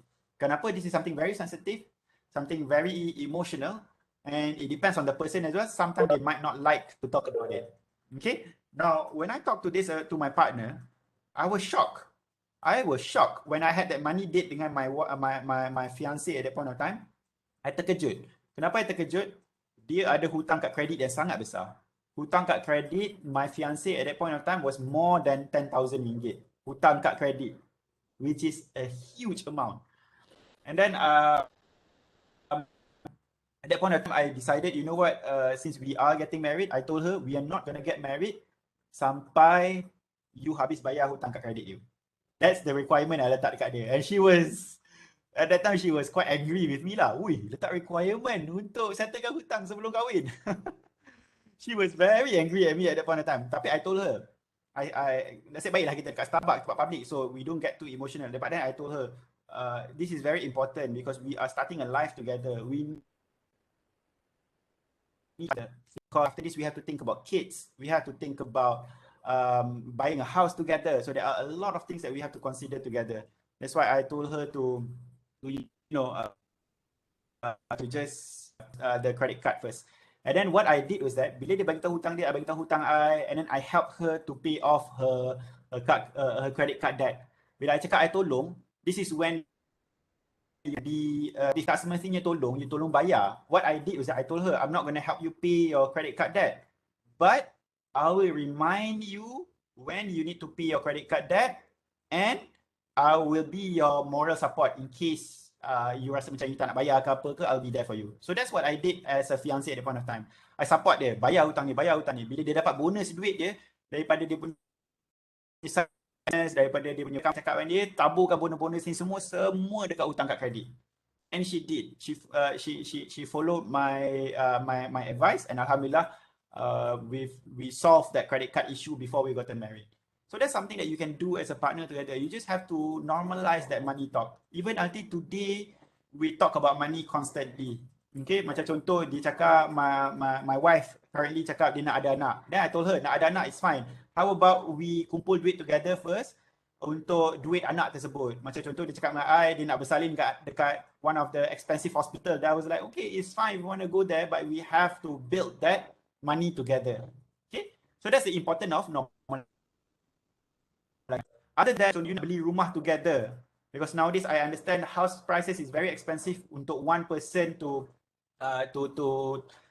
collect by themselves. So a lot of young ones actually buy together with their partner. If you want to buy a house together with your partner, you have to check their credit score and your credit score as well. So that's something very important. Credit score ni adalah basically your financial report card. Okay, sama ada you dapat A, dapat B, dapat C, dapat D. It really depends on your repayment capability. Ataupun online, check you punya credit score whether bagus atau tak bagus. Kalau bagus, cantik lah nanti kalau nak beli rumah together. Kalau tak bagus, tak payahlah break up or anything kan. But talk it out and discuss how you can solve it together. Alright? And then of course you have to learn about couple budgeting together, and then you have to talk about how do you want to budget your expenses together. You talk about life insurance, whether should you take a life insurance, should your partner take a life insurance, when should you take it, what should be covered, how much you want to spend on it. And then macam I cakap tadi lah, last but not least is couple future goals. Alright? So next is about buying a house. So buying a house, the tips is very simple. Number one, do not spend more than 30% of your salary to buy that first house. This is very important. 30% ni maksudnya kalau gaji 3,000 belanja your salary for the house monthly installment. Okay. And of course, bila you nak beli rumah, you have to bear in mind you have to pay the down payment. Okay, do not prepare just 10%. Prepare more than that. 15% is the minimum. It can go higher than that. Okay. Probably the house akan minta 10% down payment, and then that extra money you could use it for other things yang you tak sedar. Macam contoh, bila I dah masuk rumah ni, I ingat down payment sahaja cukup, but it's not enough. Bila you dah masuk rumah ni, you nak kena beli katil, you nak kena beli TV, you nak kena beli fridge, you nak kena beli washing machine. So all of that require money. So do not just simpan duit just for the house down payment, but simpan duit to fill up the house. So this is something very important as well. Okay, and then last but not least is the tips is the government actually prepared a lot of affordable housing scheme. So explore those. Kita macam sekarang we have the Bank Negara house ownership campaign. Is it house ownership? Yeah, house ownership campaign. HOC campaign whereby they give you exemption towards certain fees. Okay, you can check it out, or maybe the state government ada you can check it out as well. Okay, macam dekat Klang Valley banyak lah. You can explore in Google and then just find what are suitable housing scheme. You do not want to buy the house without this affordable housing schemes. Alright. Okay, last but not least is of course to build wealth. Kalau you dah berjaya bina your wealth, and then you have to learn on to give back to charity lah. So this is something that's self-explanatory. I will not go into the detail. Okay, so we are going ahead with our activity portion. So the activity portion is where you can win this Starbucks voucher. RM20, lalu sampai Metro Betong. Ada KFC je kat bawah tu. I don't know whether the KFC is still there. I'm pretty sure there's more Starbucks there. Masih ada lagi? Alhamdulillah. Tapi Starbucks tak ada kat sana lah kan? Tak apa, Starbucks you boleh pergi to the city lah. Yes, we can go to Kuching. You can go to Kuching lah. Okay, so before we start with the activity, just now I mentioned about the Me app. You boleh guna untuk expense tracking, you boleh guna for a number of other things. If you are interested with the Me app, my team is actually organizing a campaign whereby kalau you download the Me app, you register, you sign up for the e-wallet, you akan dapat this, bukan dapat lah, you will stand a chance to win this prizes lah. PS5, Apple Watch, AirPod, you can stand a chance to win these prizes. And then you just have to utilize the code MAYOUTH, MAEYOUTH. Okay, use the invite code, register for the app, sign up for the e-wallet, and then you'll stand a chance to win these prizes. All right. So this is specifically for Metro Betong Sarawak sahaja. Okay. So just try it out. Mana tahu you akan menang. Okay. Now let's move on with our activity portion. So kita ada 12 soalan on the screen as you can see. Ada 12 nombor. So kalau anda bernasib baik, di sebalik nombor tersebut ada Starbucks voucher. Okay. Tetapi kalau anda tak bernasib baik, di sebalik nombor tersebut anda akan memenangi soalan yang anda kena jawab lah kalau anda tak bernasib baik. Okay. We have Starbucks voucher there. You can win the M20 ringgit Starbucks voucher or a question from me. Okay. Now, kepada sesiapa yang interested nak try, you can unmute yourself and then I will select one person and you can select your number. Alright, so anyone interested wanted to give it a try? Me, Oh yes, who's that person? Me. Iza. Okay, Siti Iza. Uh-uh. Okay, Siti Iza. Nombor mana yang anda nak pilih? Nombor 2. Betul nombor 2? Hmm. Okay, if you say so. So let's see, nombor 2. Let's see if you can win the Starbucks voucher. Nombor 2. I'm sorry, Iza. You want your Oh. question. Dapat jawab soalan boleh dapat voucher tak? Okay. I kasih you chance lah. Kalau jawapan you bagus, I kasih you Starbucks voucher. Okay. Kena fikir dulu lah. So do you think credit card is bad? Kalau bad, kenapa? Kalau good, kenapa? Kalau jawapan you bagus, saya kasih you Starbucks voucher. Why credit card is bad when you didn't discipline buying every month? And then, why is great? Because you get credit score. And then you can discipline yourself to pay betul-betul lah. Okay. Okay lah. I think the answer is quite good kalau tak, sebab you jawab kalau dia credit card ni jadi bad kalau you tak berdisiplin, dan tapi kalau bagus, kalau berdisiplin you pay off diligently lah. Okay lah, your answer covers all aspect of why credit card is good or bad. Nanti my staff akan contact you untuk Starbucks voucher. Congratulations, okay? Yeah, thank you. Siti Iza? Siti Iza Inshira. I think I have my staff here, sama ada Sharifuddin ataupun Elina. You can PM her directly and then get her phone number. We can pass her the digital voucher. Okay, so it's a digital voucher. Kita tak akan deliver card dekat rumah you sebab kalau nak post satu-satu letih. So apa kita buat, kita akan kasih you digital voucher. So that digital voucher, apa you boleh buat, you download Starbucks app. You masukkan that number yang kita kasih tu, and then you can claim your RM20. Alright? Alright. Thank you so much, Siti Iza. So let's see the next person. Anyone else wanted to give it a try? Kopi I pun dah sejuk ah, dah jadi pahit dah.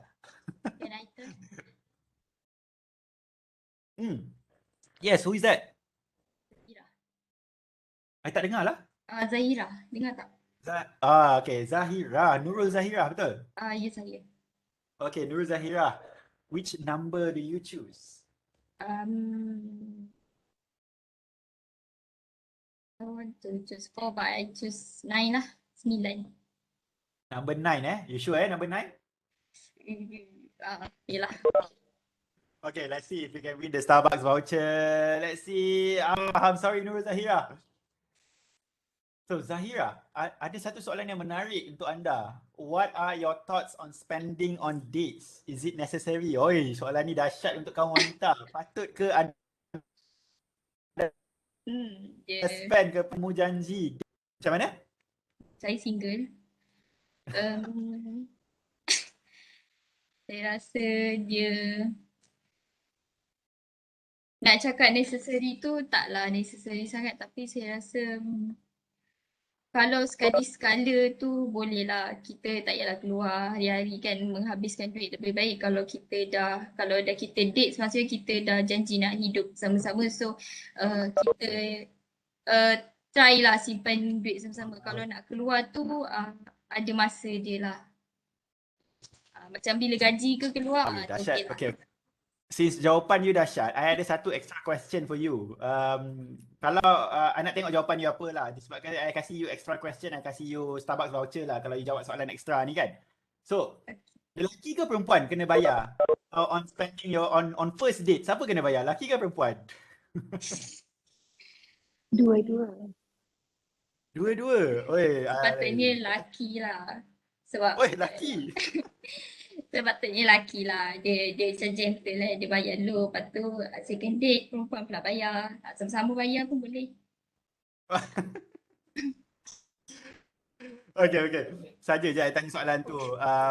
Kenapa kan? Sebab I went through a lot of dates before I met my wife, and then different people have different understanding of money. Bagi I, benda ni tak ada hard and fast rule lah, macam I cakap lah. It could be the ladies paying for it, it could be the guys. It depends on It depends on your perception lah. Macam for me, myself, sebab kalau I yang invite that person keluar, I yang akan bayar lah sebab I yang invite. Kalau that person yang invite I keluar, so I would recommend that person yang bayar lah.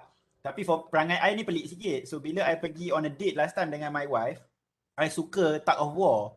Tug of war ni maksud dia, kalau I macam bila dia duduk atas table kan, lepas tu visit sampai kan, I cakap I jenis yang macam suka tolak tarik lah. Siapa nak bayar? I tahu I nak bayar. Cuma I suka that act. That's just personal for me lah. Okay. So thank you so much, Nurul Zahira. My staff will contact you with a Starbucks voucher worth of RM20. Okay. Okay, thank you. Okay, thank you for answering the extra question. Okay, let's see the next person. Anyone wanted to give it a try? Aku dah kasi Haris. Starbucks voucher extra. Haris. Let's give it a try. Haris.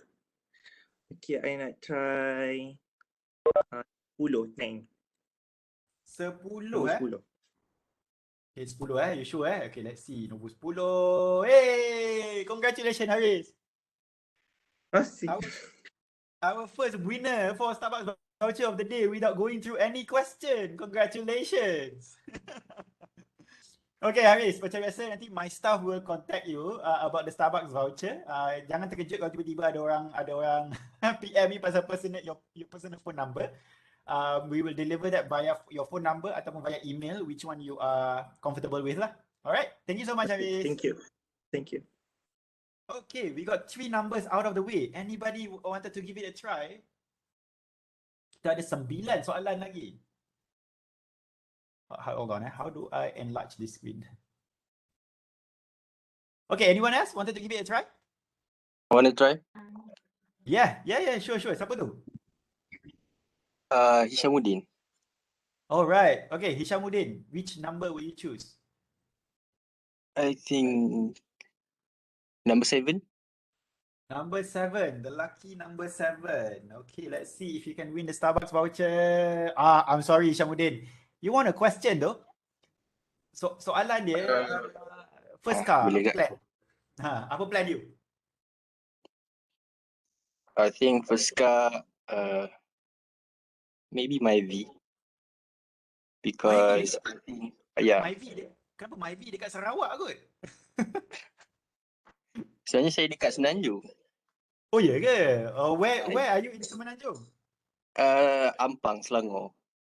Oh, dekat je dengan my house ni like 10 minutes away. Yeah. Okay, Myvi. So what's the plan? So I think sebab bila first car tu kan, kita kerja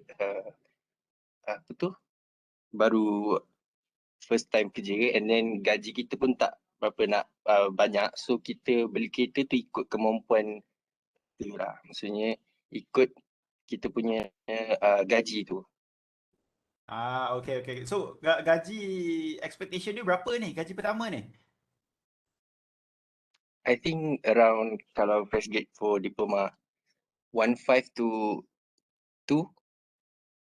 Okay, kalau 2,000 you nak beli ke your first car? Using that 2,000 ringgit. Kalau Myvi usually $500 a month? I think boleh juga kot. Boleh jugalah, tapi you kena survive lah sebab yang tu 25% of your salary kalau kalau gaji you 2,000. So it's quite a huge amount juga tu. It's something for you to consider. Okay, Hishamuddin. Kalau nak kereta pertama tak ada masalah. But again, it depends. For me, it depends on your salary. Kalau macam I personally, I would recommend for you not to buy a car first. Sacrifice a couple of years in your life. I pun beli kereta pertama I setelah 5 tahun. I guna motor dulu. It's up to you. You get to decide, okay? Tapi ingat, kalau you guna 25% tu, it's quite a huge amount. Okay? Alright. Okay, Hishamuddin, thank you for answering. Let's have the next person. Siapa lagi wanted to give it a try? Kita dah ada 4 nombor. Kita ada lagi 8. Siapa tu? Saya Encik. Nama siapa? Tak dengar. Nur Sofia daripada Politeknik Koma dekat Ipoh. Oh, daripada Puo. Lima, saya pukul 2019.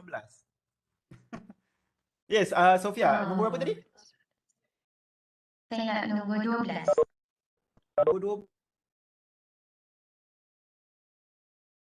Nombor 12 Starbucks voucher. I'm sorry.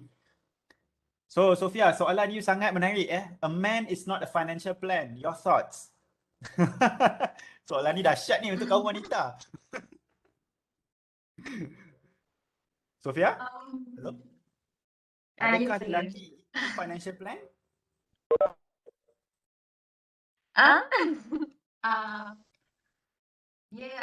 Kalau yang saya kenal tu dia ada financial plan. So saya tak tahu lah kalau dia yang tak ada financial plan ni. Tapi biasa diorang akan kalau yang saya kenal dia ada bagi tahulah plan dia daripada 5 tahun, 10 tahun, 15 tahun. Okay. So saya rasa kalau yang orang yang macam tu dia nampaklah masa depan dia ataupun dia ada plan dia untuk ke depan. Tapi kalau orang yang tak ada plan ni, maybe kita boleh cakap dengan dia. Kita bagi tahu dia apa kepentingan untuk buat financial plan. Tapi kalau dia tak nak terima, kita tak boleh nak buat apa. Okay, Mungkin okay. akan pada masalah kita akan sedar sendiri. Okay. So itu adalah okay. So semua lelaki yang you dah jumpa tengoklah ada yang ada financial plan, ada yang tak ada. Tapi untuk you macam mana? Adakah you consider kalau you nak berkahwin nanti you consider lelaki you tu sebagai you punya personal plan? Maksudnya you consider lelaki ni sebagai you punya sumber kewangan ataupun you consider lelaki ni you tak nak depend kepada kewangan dia, you depend kepada you punya own kewangan sahaja. So macam mana? Kalau saya depend on saya punya kewangan sendiri. Sebab kita tak boleh nak depend on someone lah. Sebab kita tak tahu hidup dia macam mana kan. So better kita depend on diri sendiri. Okay. Okay, again, everyone have different understanding about money. So that's why nama finance bisa sedikit. So whether a man is considered as part of your financial plan atau tidak, it really depends on your understanding of money and your partner as well. Macam contoh, ada macam you kan, Sofia, you are the type that independent, wanted your money is considered yours, but then your partner's money is his problem. So it could be that way. Macam it could be as well like me and my wife, apa yang kita orang buat kan, we have a shared financial plan. Shared financial plan ni maksud dia kita bayar duit rumah sama-sama, duit life insurance sama-sama, duit nak pergi exercise gym sama-sama. So kita ada benda yang kita akan buat sama-sama, a shared expenses. Lepas tu ada benda asing yang kita buat together. Asing lah. Macam dia ada benda asing, duit asing dia punya, duit asing I punya. So macam ada tiga financial plan lah. Financial plan dia, financial plan I dengan financial plan sama-sama. Ada orang dia separate kan terus. So setiap partner ada cara yang berbeza lah. Okay? Okay, thank you so much. Okay, so we have number 12 is already anyone wanted to give it a try? We still have 7 more. Ada banyak Starbucks voucher sini, ada 5 rasanya. Tapi setakat ni baru seorang. Siapa tu? Sharifah Shamira. Okay. Ya saya. Which number will you choose? 11. 11 Hold on 11. Let's see if you can win number 11. Hold on. I'm sorry. Okay. Sharifah, the question is, you punya pakcik minta you jadi guarantor untuk dia beli rumah. You buat ke tak? You tahu tak guarantor tu apa? Tak. Jadi macam orang tengah kan untuk buat beli satu benda tu. Okay, it's both right and wrong. Maksud guarantor ni maksud dia kalau pakcik you nak beli rumah, kalau contoh kan situasi pakcik you tak bayar rumah tu, bank akan kejar you. Betul. Okay, so you nak buat tak untuk pakcik you? Tak nak. Terus tak nak. Okay, let's make the question a bit harder lah. Okay, kalau untuk pakcik maybe tak nak. Tapi kalau about your mum or dad? Maybe boleh consider dulu. Kalau rumah yang affordable, yang betul-betul menepati dengan gaji yang diorang ada, so boleh consider lagi, tapi kalau dia orang nak beli harga yang terlalu tinggi daripada gaji dia orang, maybe tak jadi kot. Oh, okay. So kalau macam tu maksud dia you kena tahulah gaji your mum or your dad berapa banyak untuk dia orang beli rumah tu. Yes. Okay, so kalau macam contoh your mum or your dad kata walaupun gaji tak banyak dia nak juga beli rumah ni. Macam mana? Maybe suruh dia orang buat loan kot. Yelah, memang akan buat loan. Kalau buat loan dia jadi guarantor juga. Boleh jadi, cuma saya akan advise dia orang untuk setiap kali waktu bayar tu kena bayar macam tu. Saya akan peringat dia orang. Okay. So this is a very interesting thing tau. Bila kita cakap pasal guarantor ni. Kenapa? Bukan you seorang sahaja akan alami this situation, tapi ramai anak muda actually alami this situation di mana parents minta beli rumah together, tak pun parents minta jadi guarantor, tak pun pakcik makcik. For me, kalau pakcik makcik kan, personally untuk I, pakcik makcik ataupun luar daripada my main family, I takkan jadi guarantor, no matter what. Tak kisahlah dia kaya ke miskin ke, no way, I takkan. Sebab I tak tahu dia punya kewangan macam mana. I tak tahu kalau tiba-tiba dia lari, I pula yang kena bayar kan. Tapi untuk parents, I can consider. Tetapi I can consider based on I tahu berapa banyak dia gaji, berapa banyak dia expenses. I boleh tahu dia punya money punya cash flow. So kalau I tahu, then it give me guarantee yang whether they can pay or not lah. Tapi parents pun macam cakap, it really is depend on situation. Ada parents yang okay, ada parents tak okay, ada parents yang jenis yang paksa anak dia tapi duit tak ada tapi paksa anak dia. Pasal dalam anak dia kena bayar. So it really is according to situation. But my advice is sebab you baru start hidup. Bila you baru start hidup, I don't recommend for you to start being a guarantor to anyone yet. Okay? Cadangan I kalau nak jadi guarantor pun tunggu bila you pun dah stabil. Problem is you pun fresh grad, you pun tak ada income, baru jadi guarantor kan. Tak pun, you pun baru start bekerja nak jadi guarantor, rumah sendiri pun tak ada. So my recommendation is if you wanted to do it, hold off first until you are stable lah. Okay, but only consider for your nearest family. Okay, thank you so much Sharifah. Okay, thank you. Okay, so we've got tadi Sharifah number 11. So anyone else wanted to give it a try? Me. Yes, siapa tu? Saya dengar suara lelaki dulu. Khairul Aizan. Nombor berapa? Nombor 6. Nombor 6. Let's see if you can win. Oi, congratulations. You won yourself a Starbucks voucher of RM RM20. Boleh lah, nak beli apa nanti Starbucks? Coffee. Memanglah kopi kau ni. Pelawak lah kau ni. Okay. Thank you so much Khairul. You can spend the Starbucks voucher however you want.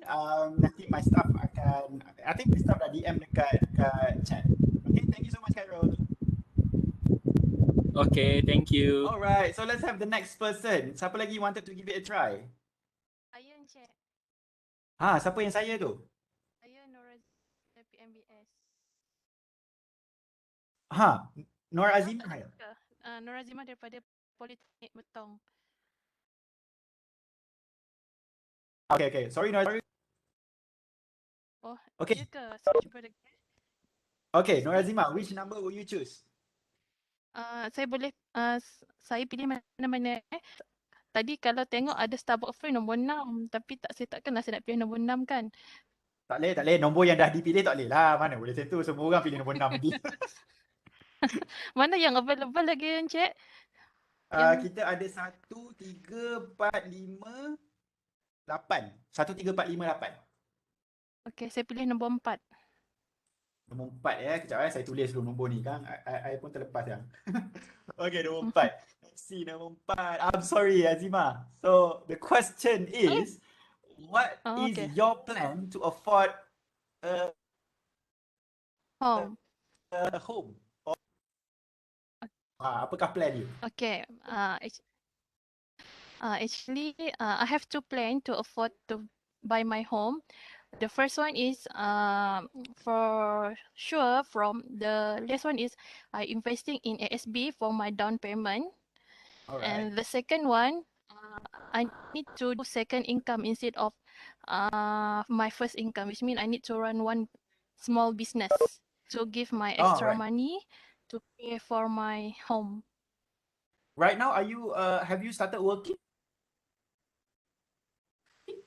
Yeah, Oh, you dah start. Oh, you already I'm started working lah. working. Alright. Yeah, Okay, yeah. nice. How many source of income do you expect in order to afford your first home? So you cakap tadi you ada side business income, you ada your main income. How many are you expecting? Actually, I have main income, and then I need to have another second or third income from business, different kind of business. Right. I think you have quite a And solid also the investing. plan. Okay. I think you have quite a solid plan to earn your first home. So berapa harga your first home ni yang you nak kumpul duit ni? Actually, I'm not buying from the developer. I wanted to I create from my own personal land. Oh, So okay. So maybe, basically you wanted to buy a land, lepas tu nak bina yeah, rumah tu lah. Oh, yeah. actually that's a lot cheaper, right? The problem is that Yeah, you need a big cash lah. Cash you kena yeah, banyak. yeah. This Okay. one is more cheaper than buying from developer. Right. Okay, that's a very interesting plan. If I may share a bit kan. Number one on income. For your info, I pun ada banyak source of income. Number one is of course my main income working at the bank. Number two, I ada income daripada my investment. Investment I ada dua jenis income. Sama ada dividend ataupun profit gain. Profit gain ni kadang-kadang sebulan 2-3 kali I akan invest dekat cryptocurrency. So bila harga dia naik, I bawa keluar duit I, so I dapatlah profit gain. Tetapi kalau dividend macam ASB, tabung haji.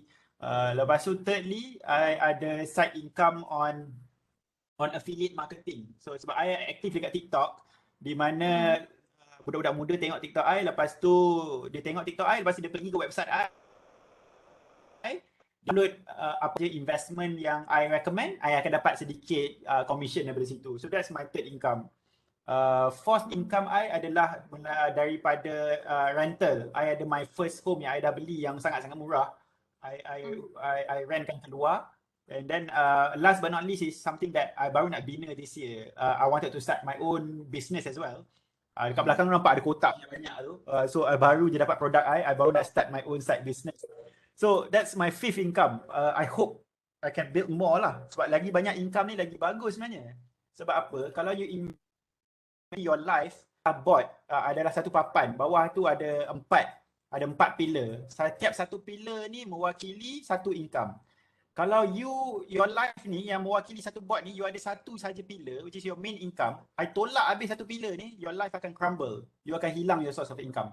Tapi kalau you ada ada banyak pillar bawah ni, you ada side business, ada rental, ada main income, ada affiliate marketing, ada dropshipping, I tolak satu, benda ni probably tak akan affected. Kalau affected pun dia goyang kan. Your life pun akan okay lah. So sebab you ada side income untuk cover. So that's the importance of having many source of income. Not just one. Kalau macam zaman-zaman our parents dulu, yes, having one income is enough. But times are getting harder and harder nowadays. It's better to have a lot of income lah. I think you have a very good plan there, Nur Azimah. I wish you the best of luck, okay? Alright, so I think I like the answer that Nur Azimah gave on multiple source of income. Can we give her a Starbucks voucher as well, team? L, nanti you chat dengan Nur Azimah sekali ya. Okay, thank you so much, Nur Azimah. Welcome. Okay, let's see the next person. Anyone else wanted to give it a try? I. Yes, siapa tu? Anik. But I'm using Afifah's PC. Hello, siapa? Dengar tak? Hello. Hello, yeah. Siapa tu? Anik. Jap. Mungkin sebab saya pakai mask. Okay, jap. Okay. Ya, sebab tu lah suara you macam blur sikit kepada I. Okay, tapi tak apa. Which number you choose? Number 8. Nombor 8 dah ada orang ambil ke? Belum lagi. Oh, Okey, okey. Kejap ya. Ayat nombor 8. Nombor 8, let's see if you can win the Starbucks voucher. Hey, congratulations. You won the Starbucks voucher. Congrats. Okay, so you just won RM20 worth of Starbucks voucher. My staff will ask you to chat with her on the chat line. Nanti apa-apa you chat with my staff, okay? I think boleh nampak kat situ lah Elina daripada Maybank. Okay, thank you so much. Okay. Okay, so we have 1, 3, 5. 3 more numbers. Saya Okay, siapa saya tu? Hani Sofia. Hani Sofia. Okay, which number will you choose? Number 3. Number 3. Let's see if you can win the voucher. You won the Starbucks question though. Starbucks question. So, a Starbucks would cost you up to RM20 per drink. Oh, Starbucks actually cost you RM20 per drink. Kalau salary anda 2,800, anda akan guna RM600 sebulan untuk hari-hari beli Starbucks. Boleh tak you justify spending ni? You rasa berbaloi ke RM600 setiap bulan dekat Starbucks? As for me, saya rasa macam tak berbaloi sebab dengan RM600 tu, I boleh beli macam-macam lagi selain daripada I just nak puaskan I punya keinginan just nak beli Starbucks. Okay. Okay, I have a different opinion. I have a different opinion. I bukan nak cakap dia tak berbaloi atau berbaloi. No. I would say this is depending kepada you punya budget. Kan awal-awal tadi kan ada bagi tahu kan, bila you nak, one of the first thing you kena buat adalah you punya budget. Budget ni baik maksudnya you bagi tahu duit you nak pergi mana. Kalau you dah ada plan untuk bagi tahu duit you yang you nak spend dekat Starbucks, sebab because contoh some people, macam contoh kan, I kasi contoh, I met some people, dia jenis yang I perlukan kopi every morning dan I perlukan kopi yang betul-betul kuat. And Starbucks is one of the option. Dia tak nak kopi aku tak nak juga start. So it's fine as long as you dah masukkan dalam part of your budget, it's already part of your plan and you already know what are the pros and cons of doing this. If you are aware of where your money is supposed to go and you know, it's fine. Macam contoh kan, banyak orang selalu cakap kan, kalau you boleh potong you punya coffee spending, you punya Starbucks, lepas tu you investkan duit ni, you boleh jadi kaya.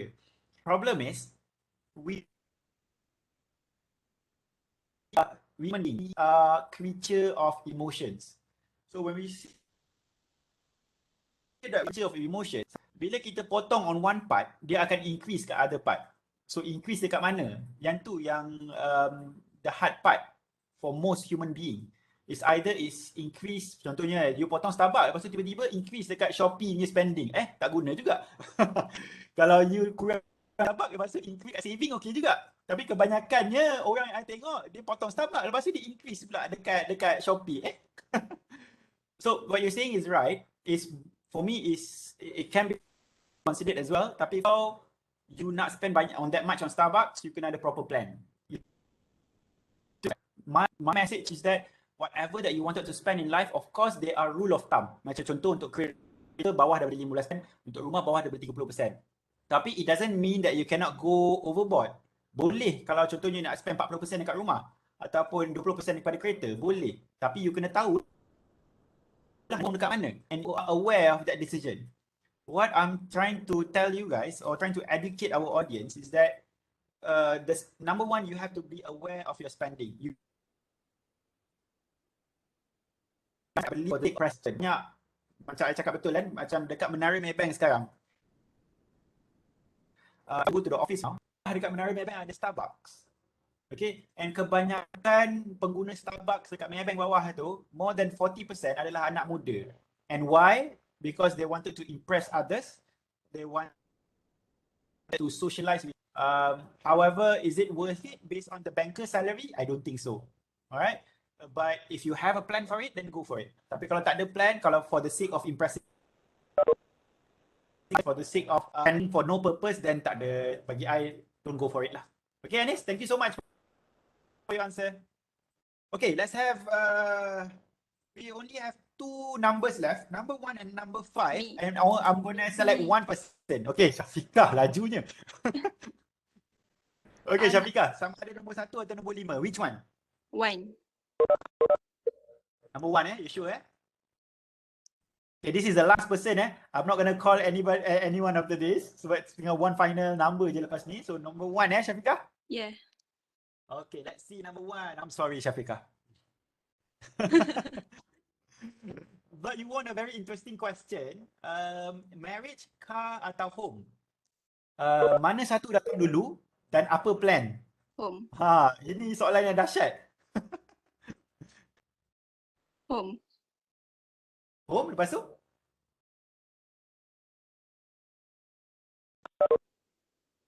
Hello Syafiqah? So home dulu lepas tu? Sebab because harga dia naik. Okay. So your second big decision mana satu? Lepas home, is it car or is it marriage? Car. Okay. Lepas tu last baru marriage lah. Ya. Asal lambat sangat ke perkahwinan tu? Sebab kita kena macam achieve dulu apa yang kita nak. Stable financial. Okay. I understand where you're coming from. You wanted to have a stable foundation first, lepas tu you nak beli rumah dululah sebab that's one of the biggest expenses. Bila you expect nak beli rumah pertama you ni? Umur you berapa? By the time nak beli rumah? 25. 25 and you are right now 20? 20. Oh, you are 20 years old. You're another 5 years to go. I think timeline-wise you are there, but you have to building your saving now. Again, just for me to elaborate this question kan, marriage car atau home dulu, dia sebenarnya tak ada jawapan yang betul atau salah. It could be marriage first, it could be car first, it could be home first. It doesn't matter apakah turutan dia. But as long as you have a plan for it, you can go for it. Macam for my case, I beli rumah dulu. And then I beli kereta, baru I berkahwin. Tapi the cons of my plan, sebab setiap plan ada pros and cons. The cons of my plan, I kahwin lambat. I kahwin bila I umur 29 tahun. Baru I berkahwin. I kahwin last year. This year I dah 30. So I kahwin last year. So I berkahwin lambat sebab I focus on buying a house and buying a car first. Okay, so that's my plan. Ada orang dia nak berkahwin dulu. So bila dia berkahwin dulu, for most people, once they gotten married first, and then their first house might be datang lambat lagi. Okay, so it really depends on situation. There are no right or wrong, but there are pros and cons if you do certain plans. Alright, so thank you so much, Syafiqah. I think with that, we end our activity session for today. So let me just see what number 5 have. Number 5 is actually another question. Starbucks voucher kita dah habis bagi. But yeah, so we have number 6, number 8, number 10. That is the Starbucks voucher. 6, 8, 10, is it? Yeah, 6, 8, 10. And then we have other Starbucks voucher yang kita dah kasih lah. Alright. And I think that's it for the activity. So this is the last session, Financial Adulting Q&A. So hold on, yeah. So this is the Q&A session. Let me just stop sharing for a bit. So I will address question here. So I will address one by one first. I can tengok dekat chat dulu. And at the same time, kalau any of you guys have any question, you can just unmute your mic. You boleh tanya terus dekat I, tak ada masalah. Kalau segan, bolehlah tanya dekat chat. Tapi I tengok dulu apa yang ada dekat chat. I jawab dulu apa yang ada dekat chat. Sekejap let me just see dekat chat. Okay, the first question is how students can structure their investment when they are only relying on PTPTN. Okay, it's a very good question. Okay, now you have to understand this ya. Investment bukannya memerlukan duit yang besar. No. You can start invest as low as RM 3 ringgit. Even RM1 also ada. You can start investing very, very low. Okay, macam contoh. Rise. I'm not sure whether you guys have heard of this app. Nama app ni RAIZ. Rise. You can download on Play Store and the App Store. How does Rise work is that you download the app, you register, dia akan linkkan you punya dengan app tu dengan you punya debit card Maybank sahaja for now. And apa akan jadi adalah setiap kali you guna you punya debit card, contohlah you guna RM10.70 dekat Starbucks, lepas tu ada baki 30 sen. Rise app ni akan buat, dia akan tolak RM11. RM10.70 dia akan tolak untuk Starbucks yang you dah beli. Dia akan ambil 30 sen ekstra tu, dia akan masukkan ke dalam app dan dia akan investkan untuk you. Itu adalah Rise app. Maksudnya you boleh start melabur serendah 20% lah, which is very very good. Lepas tu Robo-Advisor pun you boleh start melabur serendah RM100. And then kita ada ASB, you boleh start melabur serendah RM10. Kita ada emas, macam saya cakap tadi, Maybank Islamic Gold Account you boleh melabur dalam emas serendah RM10. So banyak investment yang di mana anak muda boleh melabur dengan capital yang sangat rendah. Anda boleh start melabur sekarang dan belajar ilmu-ilmu pelaburan. Tak semestinya anda perlukan capital yang tinggi. Even right now, kalau anda tak confident nak melabur, tak ada masalah. Apa yang anda boleh buat sekarang, anda boleh belajar dahulu ilmu-ilmu pelaburan. Tahu dulu, okay, kalau I nak melabur ni dekat mana I nak boleh melabur, berapa ringgit, dekat mana dia akan laburkan duit I. Kalau tak confident, tunggu dulu, belajar dulu banyak pasal platform tersebut. Okay, I understand now PTPTN, my recommendation is this kan, bila you masih lagi student, of course, if you have extra money, you can invest. But my recommendation is instead of you melabur duit-duit yang you ada sekarang, doesn't matter it's PTPTN, scholarship, you need to focus on your study first. Okay, so that's the first objective. Whether you like it or not, your first focus is not investment, but your first focus is study. If the money is needed for your study, go for it. Second priority after your study is developing your skills. Okay, so this is the second thing.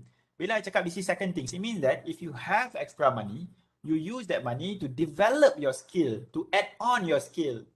Pergilah kelas memasak ke, pergilah kelas bahasa, use that money to develop more skills. Okay, second priority. Then the third priority, if you already done all those that I've said, baru you boleh start melabur. Okay, sebab sekarang you masih muda, you ada masa. Kalau you ada duit sedikit, gunakan duit tu untuk tambah ilmu. Okay, so that's my recommendation to everyone. Belilah buku, masuklah workshop. Doesn't matter what it is. Okay. Is it good to continue studies after graduation when industries nowadays see the experience over academic qualifications?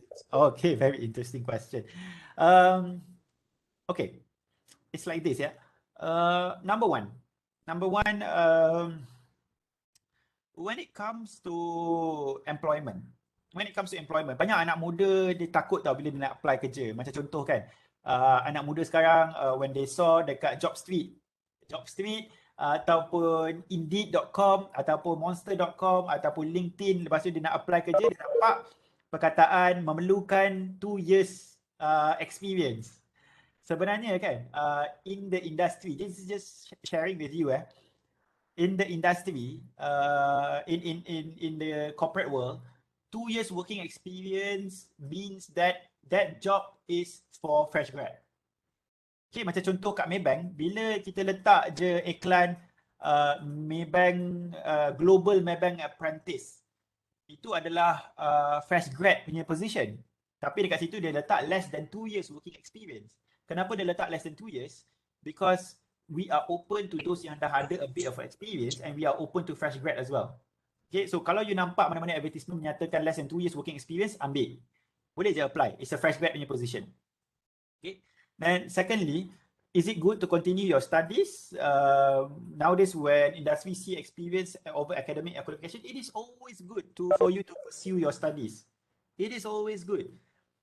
Of course, industry will see experience once you've already set the bar. Dia macam ni tau.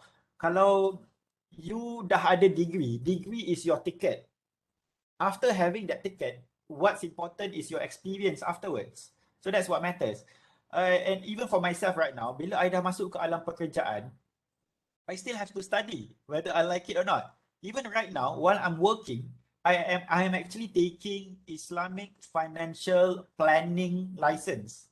I'm taking that license so that I could improve my financial planning skill.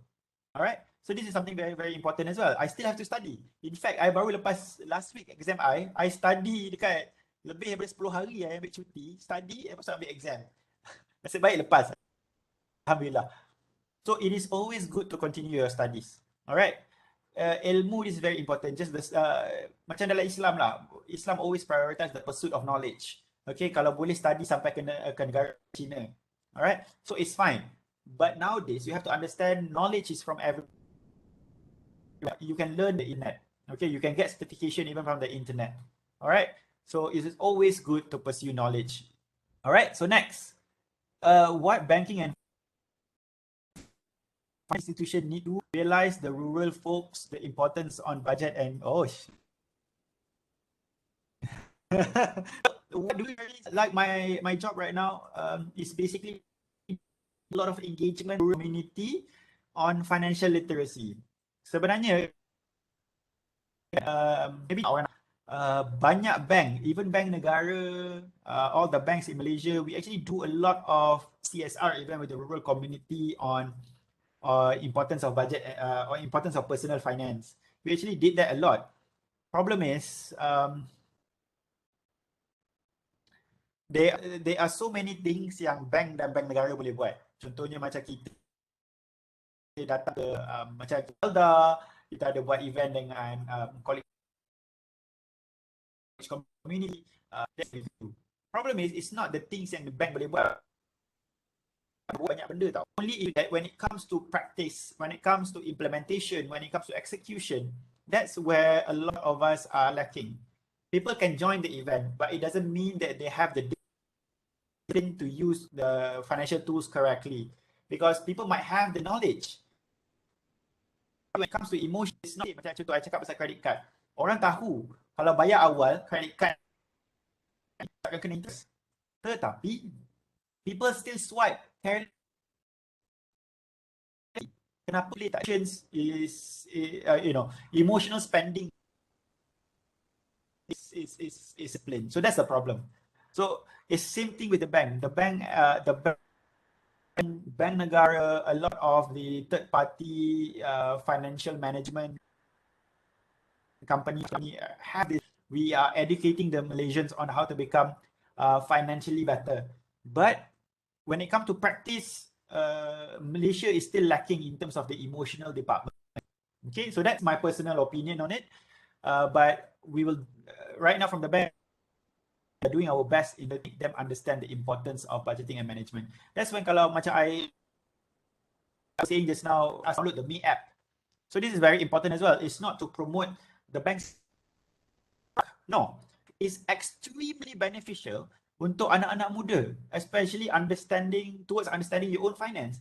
The moment you download Me app tu, you will realize the Me app is focused on lifestyle financial literacy. Number one, Me app is built for lifestyle. It means that it's built for the youth punya consumption. Secondly, kalau you scroll dekat app, you will realize there's a lot of articles. There's even the expense tracking site whereby kita bagi insights on your financials. We make payment a lot easier for you so that you don't berhutang banyak sangat dengan bank. There are many things leaders to improve financial understanding. Okay, so that's many people, ya banyak orang tak sedar. Tapi itulah, not many banks are doing this. Okay, next question. COVID-19 makes people less trusting to investment. Do you agree to that statement? COVID makes people invest more. I'm not sure whether you realize this, kan?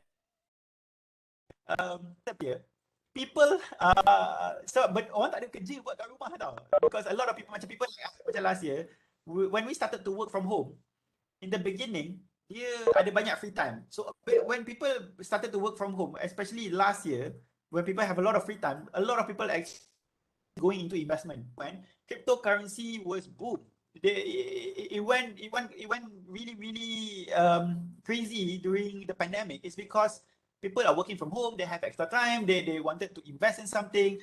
So COVID-19 actually does not make people less trusting. In fact, it push people towards investment more and more. You can see that daripada macam contoh Rakuten actually announced, Rakuten Malaysia actually announced there are more and more people to start investing. In fact, diorang punya app berapa kali jam for invest couple of in this 1 year back.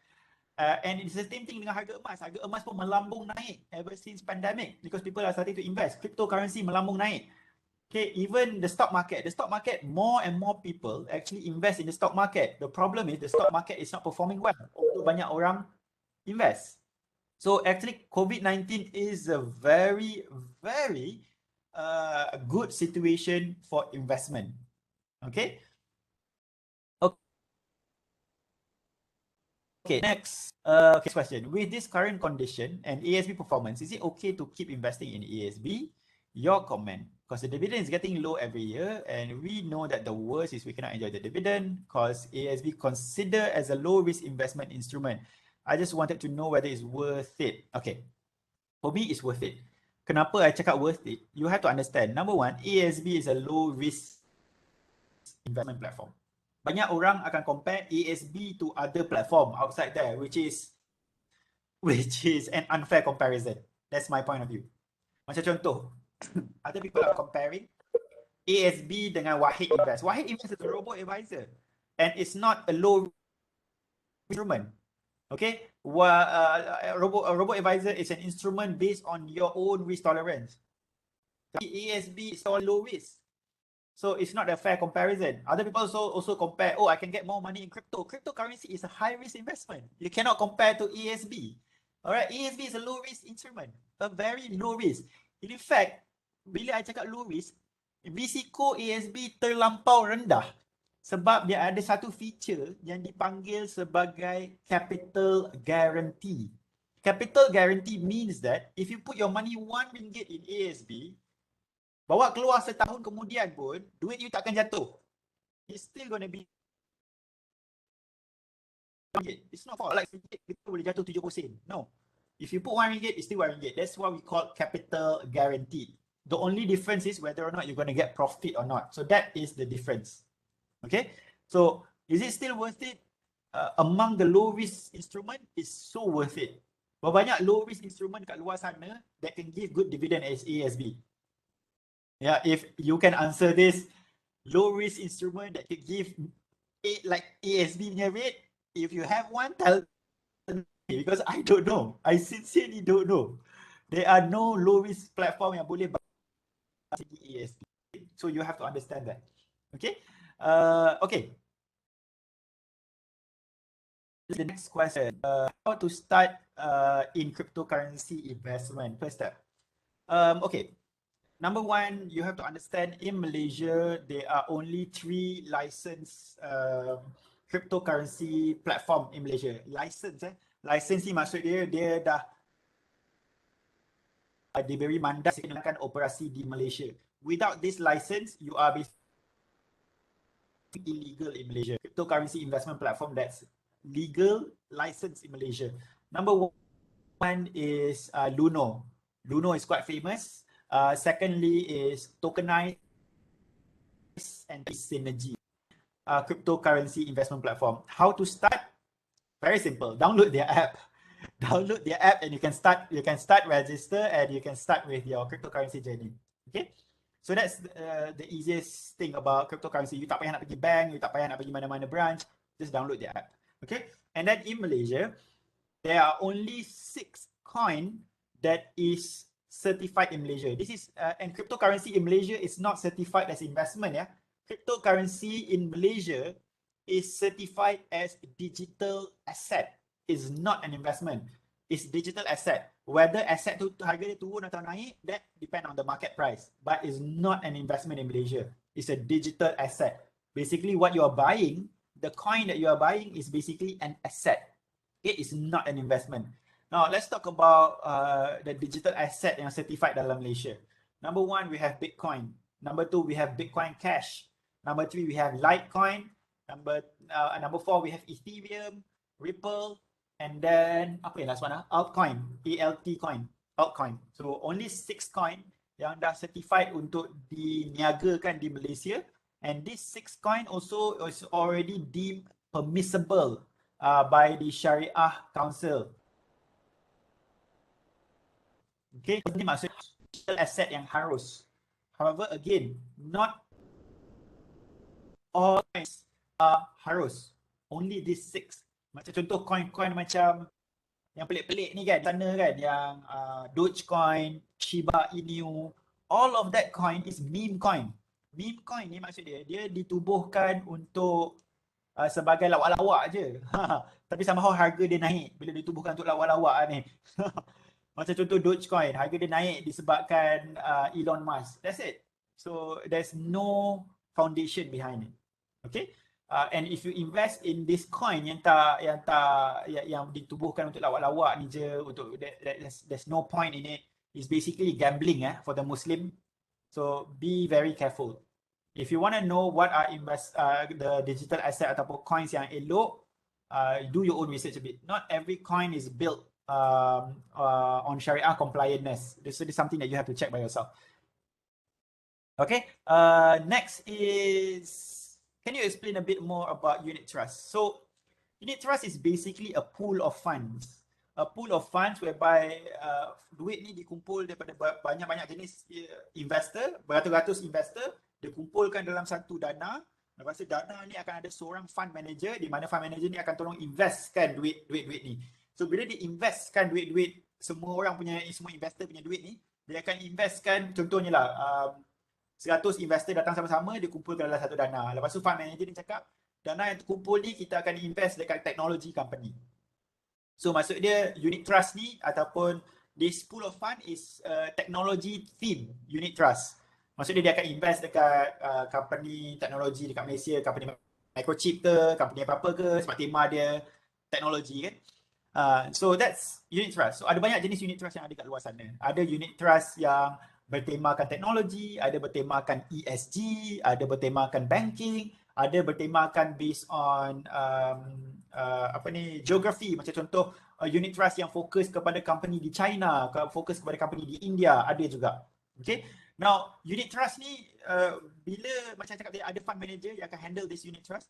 So this fund manager yang handle unit trust, this unit trust is basically built upon many assets. This duit ni dia boleh diinvestkan di equity, maksudnya di saham, ataupun dia boleh investkan di REITs, real estate investment trust, ataupun dia boleh investkan di dalam bonds ataupun di dalam sukuk. So dia macam-macam jenis portfolio di dalam satu unit trust funds ni. Okay. Bagi I recommend untuk anak muda kalau dah ada sedikit duit untuk invest di unit trust. Unit trust kalau you invest dekat Maybank sekarang kan, kalau you ada Maybank to you account, you masuk ke website, login, pergi ke apply button. Dah masuk ke apply button, dekat situ you boleh register untuk account emas ataupun you boleh register untuk account unit trust. You register untuk account unit trust, 1 or 2 days later bila account you dah approve, you boleh beli unit trust online. You kena isi lah dia punya risk tolerance punya quiz. Bila dah isi, dia akan bagi tahu unit trust apa yang bersesuaian untuk you. Dari situ you boleh beli online. Okay, senang je sebenarnya. Tapi tak ramai tahu. Ramai pergi beli cakap pasal unit trust dia ingat kena beli kat bank. Kena pergi dekat physical bank, lepas tu boleh beli dekat situ. No, not necessarily. You can buy online nowadays. Alright. Okay, next. Young people now prefer buying more expensive materials on gadget. What can we advise them? It's a very good point. For me kan, whenever I wanted to buy expensive item, there's one rule that I always impose on myself. Okay, there's one rule I always impose on myself. For example kan, I'm not sure whether you guys know this. iPhone 13 baru keluar. iPhone 13. Harga dia sangat mahal. iPhone 13 Pro Max, the price could start from 5,300 ringgit and it goes up to 7,000 ringgit, which is expensive. But I have iPhone 11. iPhone 11 is quite some time ago. And then my wife punya phone pun iPhone 11. Tapi my wife punya phone is worse than mine sebab dia battery dia dah nak kong. So I got this dilemma. Should I give my phone to my wife, this phone, then I bought a new phone. Because she wanted my phone. She told me that I could buy a new phone and she could have my phone. And then plus iPhone 13, the dilemma is for me, iPhone 13 has a very good camera whereby I can buat banyak TikTok content. So I wanted to use the iPhone 13 Pro Max so that I could utilize it for my TikTok, for video on my TikTok. But then I got this rule. The dilemma is huge. I got the money, I wanted to buy it, why not? And my wife needed my phone, I could transfer the phone to my wife, I could sell off a phone. However, it's a huge amount of money that I have to spend. 5,000 plus is really a huge amount. Right, is really a huge amount. So the dilemma that I have is that I only have, like I would say, I ada dilemma nak tukar phone ni. Tapi kan, I ada this rule of thumb di mana I akan implement every time I nak beli phone. The rule of thumb yang I selalu implement kepada diri I adalah untuk tunggu 7 hari. Tunggu 7 hari. What I'll do, so I had that thought about buying that new phone about 4 days ago. So I told myself, tunggu 7 hari dulu. Selepas 7 hari, do I still have the same desire and feeling? If I do, that means that I need the phone. If I don't, it means that all of that are just emotional spending. Okay, so that's the rule of thumb I letak kat diri I. I tunggu seminggu. I delay my purchase seminggu dulu. Lepas tu I tengok. I rethink again. Do I still need it? And usually lepas seminggu, tiba-tiba kepala you, oh I tak perlukan pun benda ni. Tiba-tiba dia punya mindset dah berubah. Sebab you give yourself more time untuk berfikir, untuk relax dulu. So that's what I did. Untuk curb that emotional spending. Sorry, susah pula nak sebut. So that's what I did. Okay. So the advice that I wanted to give to anak muda is pretty simple. Just wait for it. Wait for it. And whenever we talk about technology is going to change every year. Tahun ni iPhone 13, next year 14, 15, 16, every year it's going to change. And every year the technology changes, and every year you will have the same dilemma. Should I buy a new one? Should I upgrade? And honestly, you're not going to be able to keep up with technology. You're not going to be able to. And every year, I will have the same dilemma because I'm a human as well. The technology dilemma that I ada every year adalah, should I buy a new phone? Should I buy a new laptop? Sebab laptop laptop I sekarang, the one that I'm using to speak to you guys is a HP laptop. I bought 5 years ago, 4 years or 5 years ago. Screen dah crack. Tengah-tengah screen ni crack besar. Tapi screen dia masih lagi function, cuma crack lah. Every year I have that dilemma to buy a new laptop. To buy a new laptop, to buy new phone, and then to buy new gadgets. And every year I would implement the same rule. By the time I implement the same rule upon myself, I tak jadi beli. Even laptop ni pun dah 3 tahun betul-betul I delay purchase laptop baru. Padahal tengah-tengah screen besar ni. But I can still use the laptop. So it defeat the purpose kalau I tukar. Laptop ni dah 5 tahun. And trust me, bila laptop HP nanti keluar yang baru, nanti keluarlah dilema baru pula. Should I upgrade again? And again, laptop pun every year dia keluarkan model baru. So sakit hati. Every year dia keluarkan model baru. Tak terkejar. So my suggestion is, don't go after this technology. You won't be able to chase after them. Just delay. Every time you have that dilemma, that emotional spending needs, sit down, delay for 7 days and rethink again. Trust me, it'll work wonders if you just sit down and wait. Okay, so that's my advice. So if you plan to have an iPhone baru ataupun a new laptop, my recommendation is plan for it earlier on. Bila plan for it earlier on, at least you are not surprised by sudden emotional spending. Okay, plan for it. Macam contoh, kalau I nak beli iPhone baru, I plan nak tukar setiap my phone every 3 to 4 years baru I tukar. And then maksudnya bila dah 3-4 tahun baru I tukar lah. Tak payahlah. So I already have a plan for it lah. Laptop pun sama. Laptop, jangka hayat laptop I letak lebih dari 5 tahun baru I tukar laptop. Okay, kalau setakat ni laptop ni boleh berjalan, tak perlu nak tukar apa-apa, tak payahlah. Okay, itu pun 5 tahun tu pun is quite a short time. Usually jangka hayat laptop 7 tahun. Okay, okay. Let's address the next question. Do you encourage youngsters to invest in property? It's both yes and no. Okay, when it comes to property kan, if you were to ask me, okay, when it comes to property, ada beberapa property we're talking about. Sama ada you nak invest in a property ataupun you nak beli untuk duduk. Okay, so untuk anak muda kan, kalau nak invest in property, I wanted you to understand this first. Not everything is as what is advertised on social media.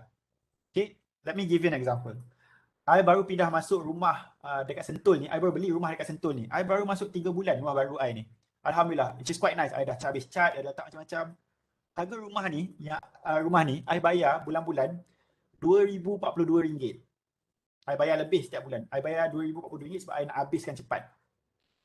Okay, harga kalau ambil normal loan pun lebih kurang RM1,900, RM1,800 macam tu lah. Which is quite expensive. Tapi, kalau you sewa dekat tempat ni ini lah lawak dia. Kalau you sewa dekat tempat ni, you would expect kalau you beli rumah ni dan you sewakan, you bolehlah sewakan dalam RM2,000, RM2,200 supaya dapat untung kan. But no. Harga sewa dekat tempat ni RM1,200. Kalau loan you RM1,900, you sewakan RM1,200, you negatif RM700 tau. You tak buat duit So when investor, not everything is sunshine and rainbows. What have already been, property guru kat luar sana, you boleh buat ni, boleh buat tu, boleh buat ni. Betul lah. Some property you can actually gain more than the amount that you are right now, which is good. Alhamdulillah, which is good. Alhamdulillah kalau rezeki bagus. Tapi it really depends on your luck, it really depends on your plan, it really depends on the location as well. Kalau macam contoh tempat yang I duduk ni disebabkan pandemik, tak bagus lah. Pandemik kan. So disebabkan pandemik, because pandemic happen, no longer buyer's market, it's a renter's market. Apakah itu buyer's market? Means that if you beli property, then you invest in a property, you sewakan. Harga sewa lagi tinggi daripada harga you bayar bulan-bulan. That's a buyer's market. Okay? Maksudnya harga rumah you elok lah. You dapat untung bulan-bulan. Elok, bagus. Alhamdulillah. Renter's market means that you beli rumah tu, harga sewa lagi murah daripada harga beli. That's a renter's market. And because it's a pandemic, harga property kalau you sedar last year, harga property di KL jatuh kepada 2.3%. Daripada kalau 500,000, 2.3% drop. It's quite a big amount. Okay? And I think it happens nationwide because of the pandemic. And because of the pandemic, it become a renter's market. So harga sewa lagi berbaloi daripada harga beli. So my suggestion is, if you really want to invest in property, you really have to find an experienced people. Find someone experienced to guide you through. And do not fall into the trap of people kept saying, oh kalau nak invest in property, oh you akan sentiasa untung. You beli rumah ni, lepas tu you boleh sewakan tinggi lagi. No, it doesn't happen that way, okay? It doesn't happen that way. You need to research the surrounding. You research berapa harga kawasan tu. Kalau harga market kat kawasan tu dia sewakan RM1,200 dan you beli rumah tu RM9 bayar bulan-bulan, okay? Tetapi although it's a loss, but it's a short-term loss. Some people they plan, okay 5 tahun I menghadap loss, lepas tu after 5 years I sell a lot higher. Boleh juga, tak ada masalah. So it really depends on your plan. And do I encourage to invest in property? I do. Property is a very good asset. It's a very good way to invest. But you need good knowledge. Okay, you need knowledge on investment in property. That's why untuk anak muda yang tak ada capital, I recommend for you to invest in REITs, real estate investment trust. Because real estate investment trust doesn't require you to buy that property. You just have to invest company manage this rental property. You get dividend along the way, and that dividend, just for your info, kalau you invest in a REIT company are real estate investment trust company in Malaysia, is governed by Securities Commission, whereby it is stated that they have to give back 90% of their profit back to their investor. So it's a good deal. All right. So try out real estate investment trust. All right. I think it is good to buy something expensive that guarantees the durability. Yeah. From investment property investment point of view, yes. But again, if you are lost right now, you have to guess until you sell back the property. All right. What is the preparation for a student to start invest? So the preparation to start investing, macam I dah cakap dalam slide I tadi. So dalam slide I tadi, I dah cakap 5 syarat, 5 foundation for you to start investing. The first one adalah for you to know your self-assessment. Maksudnya you kena tahu you punya, you kena tahu you punya cash flow, you punya expenses, you punya hutang. Lepas tu, benda tu baru boleh physically invest every month. Okay. Secondly, you kena tahu you punya risk tolerance. Okay, dah tahu risk tolerance, dah tahu you jenis investor jenis apa. Lepas tu third step, you kena punya emergency fund. Kumpul your emergency funds. Fourth step adalah you kena tahu your purpose. Why are you investing? Are you investing to buy a house? Are you investing to get your wedding funds? Okay. Last but not least is you need to develop your strategy. Contoh, I wanted to invest to buy my first house. The strategy is 70% ASB, 30% tabung haji. Or the strategy could be 70% robo-advisor, 30% stock market. It's up to you how do you want to set your strategy. Okay, this is the 5 preparations that I suggest for you to do before you start investing. All right. First step to invest in real estate investment trust. The first step for you to invest in real estate investment trust is open up a stockbroking account. That's the first step. Real estate investment trust ni, nak invest dekat REITs ni sama je macam nak invest dekat stock market. Sama. You open a CDS account via Maybank ke, via any of the bank yang ada, via Rakuten ke, whatever financial institution there is. Register for a stockbroking account. Buka 10,000 lah buy REITs. Ada banyak REITs kat Malaysia, but you have to do your own research lah. REITs pun tak semua REITs are Syariah compliance. Okay, macam As-Salam REITs is Syariah compliant, Al-Aqar REITs Syariah compliance, but I think ada 4 je daripada beberapa kat Malaysia ni yang Syariah compliant. The rest is not Syariah compliant. How can we advise our Muslim friends who play Forex? No offense everyone. Syamudin is a very good question. So Forex is basically foreign exchange. So banyak orang silap when it comes to Forex, banyak orang cakap kenapa bank boleh buat Forex, I tak boleh buat Forex. Okay, untuk Muslim, Forex is not Syariah compliance. Okay, you have to understand that. And kenapa you kena faham bank Forex macam you guys buat Forex, you guys trading. Maksud you guys got ringgit worth of US dollar, harga US dollar naik, you jual. Itu you trading in Forex. Bank bukan macam tu What bank did? Bank prepare foreign exchange service. Maksud dia kalau you nak travel pergi overseas, you nak pergi US. You pergi kat Maybank punya counter cakap, oh I nak tukar duit kepada US dollar. Boleh tak I tukar? RM100 kepada RM25 US dollar. Boleh. Bank prepare that service, but bank is not doing foreign exchange trading. Bank is converting your money to the country's money that you wanted to go there, and that is Sharia compliant. What you are doing is gaining profit from the foreign exchange. That is not Sharia compliant. So that is not Sharia compliant because of the CFD function, because of couple things, because it's not on the spot basis. It's based on CFD. We have to deep dive into this for me to explore. So honestly speaking, again, investment or trading is something personal to everyone, and telah difatwakan by the Majlis Fatwa Kebangsaan bahawa Forex adalah haram. Okay, now let me say this again to our Muslim friends: don't take you have Majlis Fatwa Kebangsaan dah keluarkan fatwa bahawa Forex haram. Now, bila Majlis Fatwa Kebangsaan keluarkan fatwa cakap makan babi haram untuk Muslim, yang tu you nak dengar. Tapi bila cakap pasal Forex haram tak nak dengar, then susahlah kalau nak memilih fatwa. Okay, so bila telah fatwakan haram, just ikut je Majlis Fatwa Kebangsaan. Okay, senang, tak payah nak fikir banyak-banyak. Alright, so nak advise macam mana, for me it's already telah diperkatakan by the Majlis Fatwa Kebangsaan that it's haram. We just follow it. For me to advise them again, I takkan tegur banyak kali. Sekali je. Tapi kalau they still wanted to do it, it's up to their own discretion. I don't want to say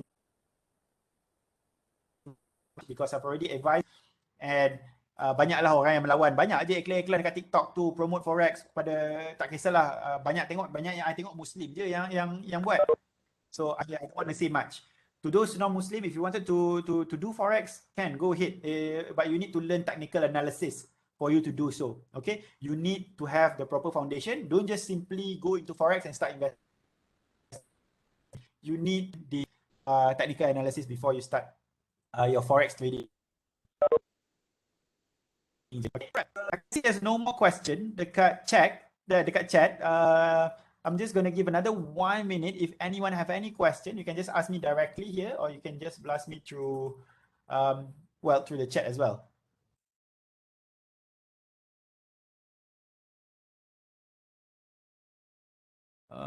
Hold on, yeah.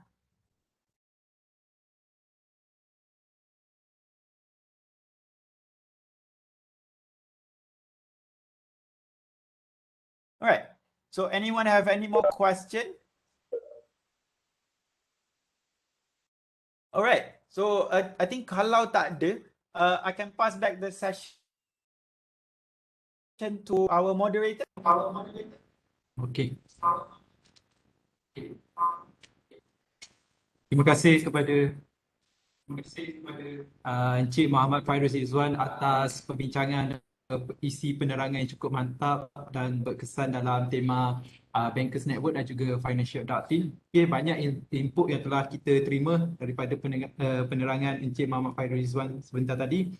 Okay, baiklah, kita sampai ke penghujung untuk sesi pertama bagi program Collaborative Sharing Session with Industry Experts.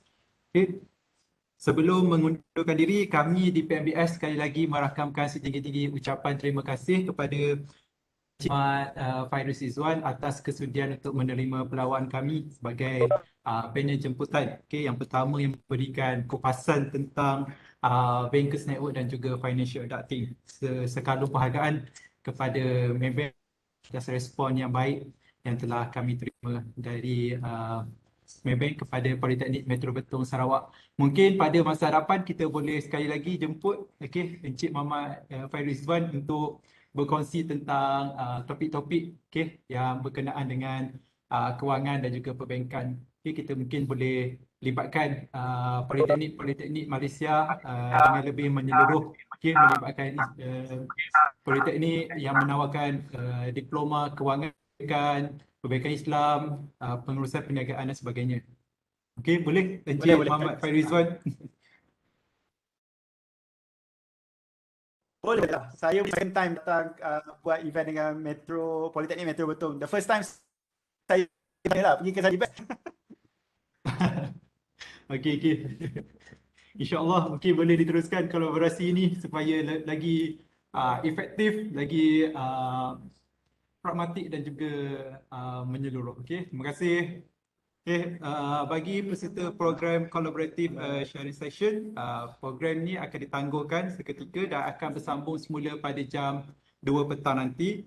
Mohon peserta untuk bersedia di platform, selewat-lewatnya pada jam 1.50 petang. Okey, sebelum berakhir, semua peserta diminta untuk membuka video kamera masing-masing. Kita akan membuat screenshot untuk kenang-kenangan pada masa hadapan.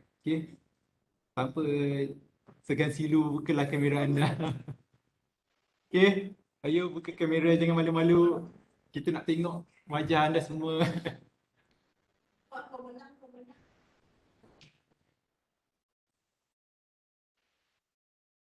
Mana lagi buka, jangan malu. Aziz.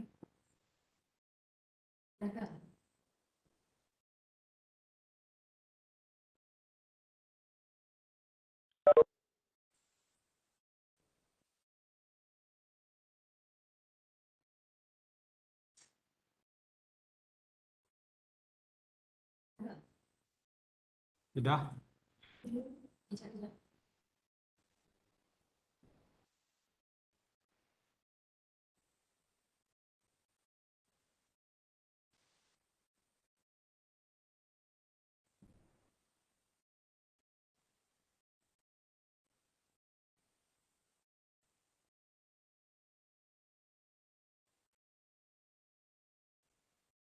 Senyum.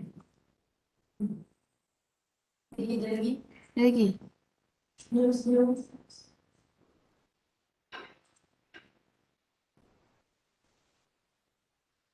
Satu, dua, tiga. Lagi. Sekali lagi. Okey, sekali lagi. Satu, dua, tiga. Okay, one more. Freestyle. Okay. Satu, dua, tiga. Dah Kak Zee? Okey, terima kasih semua. Terima kasih Cik Mak Faiz. Kita berjumpa lagi pada masa hadapan mungkin secara bersemuka mungkin. Okay, face to face is much better compared to the virtual channel. Okay, okay. Jadi maka berakhirlah slot kita. Okay, kita akan bertemu semula pada jam 2 petang nanti. Terima kasih. Bye.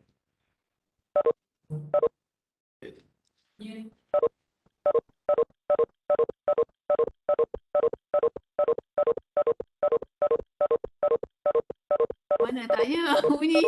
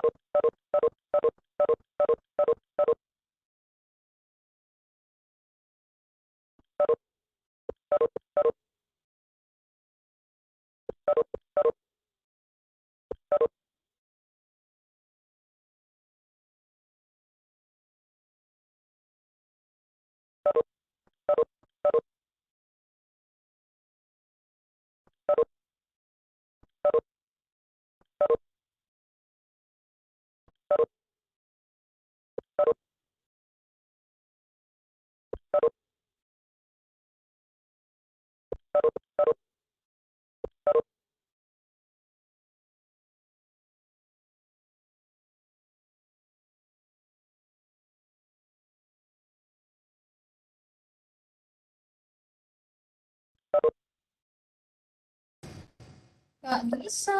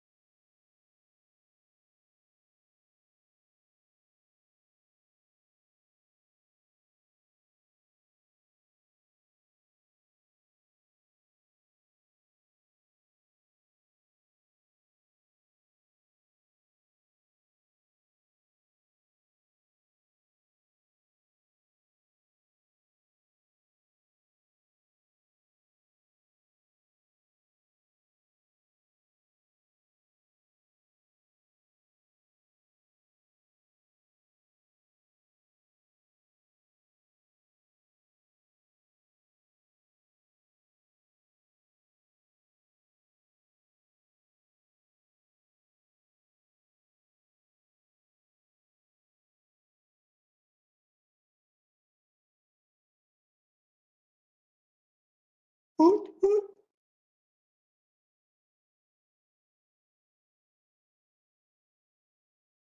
Mute.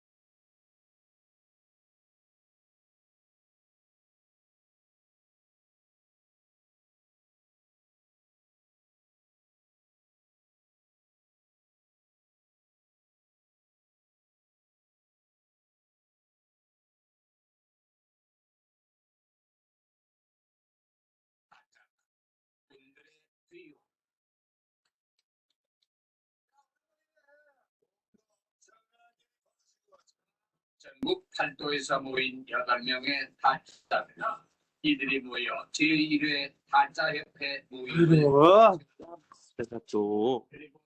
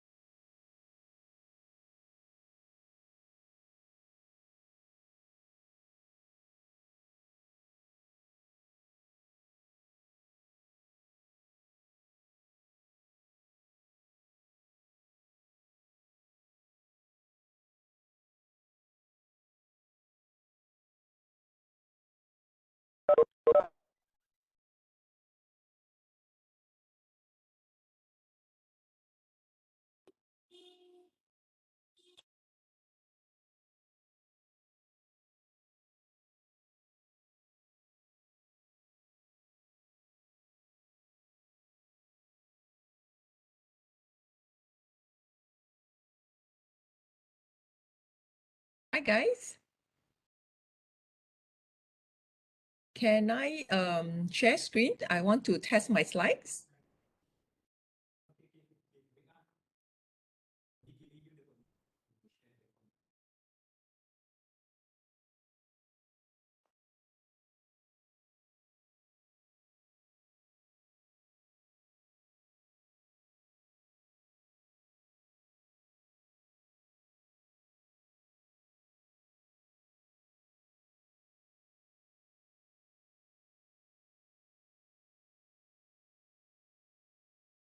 Thank you.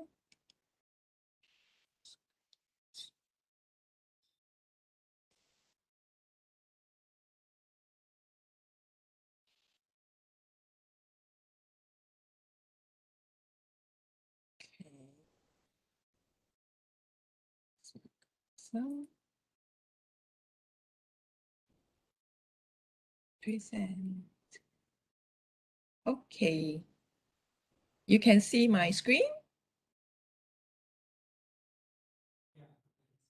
Okay, cool. Thank you.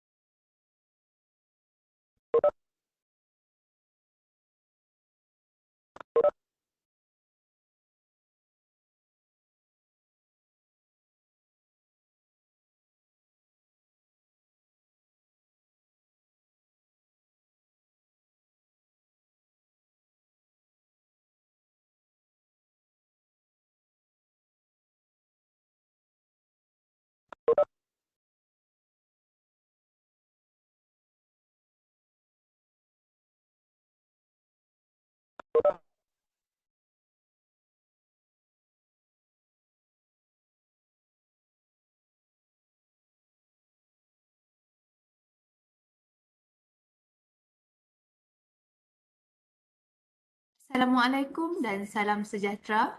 Diminta para peserta program Collaborative Sharing Session untuk with industry expert untuk memastikan audio anda berada dalam keadaan senyap.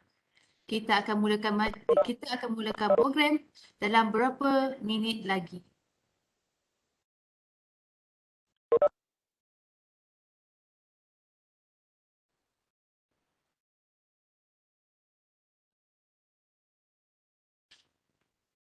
Designers apa?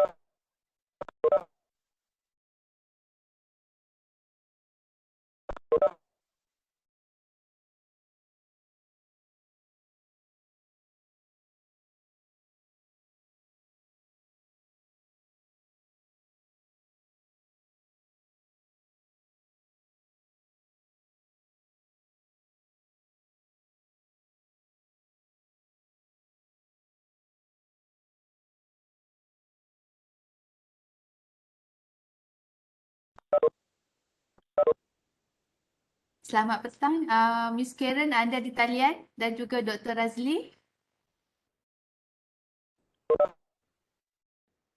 Hello, yes, I'm here. Saya tak dapat dengar suara dia. Kak Aziz, saya tak dapat dengar suara dia. Tak dapat dengar. Can you hear me? Yes, clearly. Okay, Nice to good. have Ms. Karen as well as Dr. Razli to become our speakers in this evening session. We are truly appreciate your efforts for accepting our invitation to the program. Thank you very much.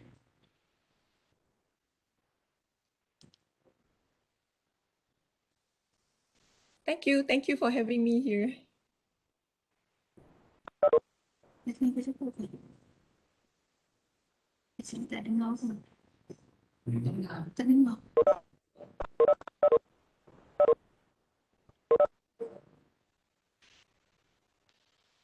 The organizer can hear me?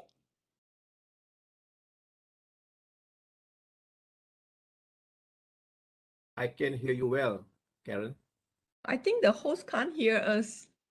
You just wait for Sabar. a minute.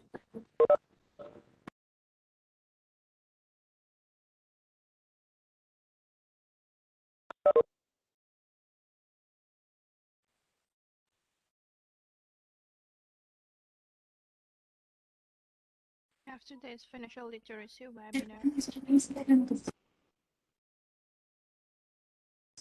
Okay. Okey, kita akan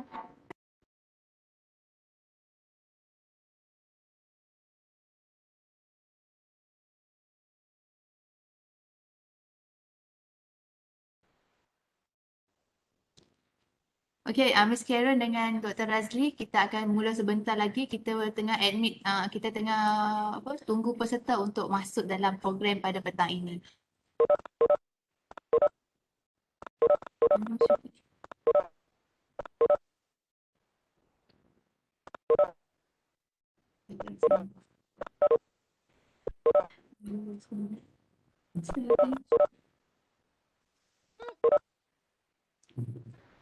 Thank you, Amy.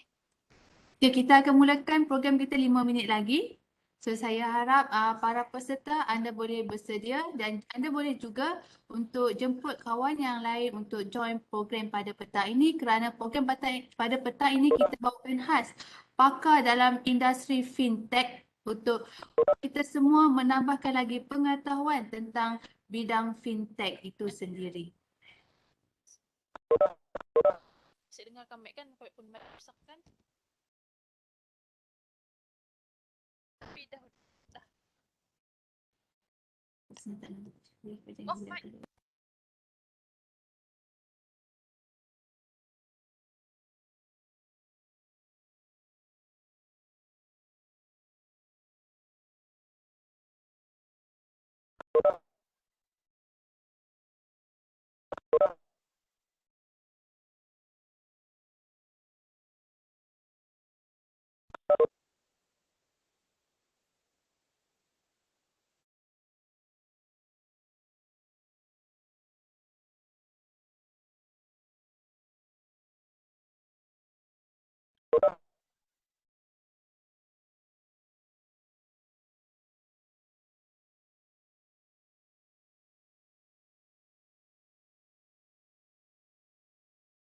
Datang tu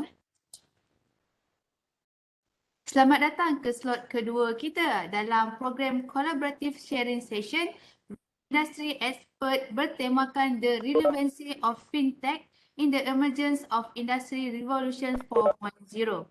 Komitmen anda untuk kekal bersama kami sehingga ke akhir program amatlah dihargai.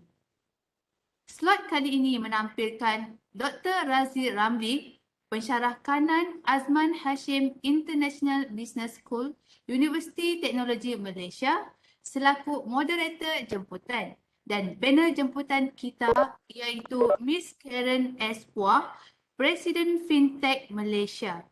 Setinggi-tinggi penghargaan dan terima kasih atas kesudian Dr. dan Miss Karen dalam menerima jemputan kami ke program ini.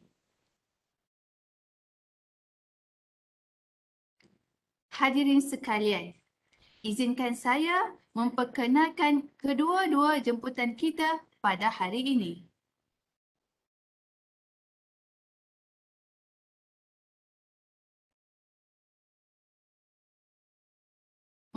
Moderator kita pada hari ini adalah Dr. Razli Ramli. Beliau adalah pensyarah kanan Azman Hashim International Business School, Universiti Teknologi Malaysia dan ahli jawatan kuasa syariah institusi kewangan. Beliau berpengalaman selama 25 tahun dalam bidang perbankan dan kewangan dan 20 tahun dalam bidang kewangan Islam.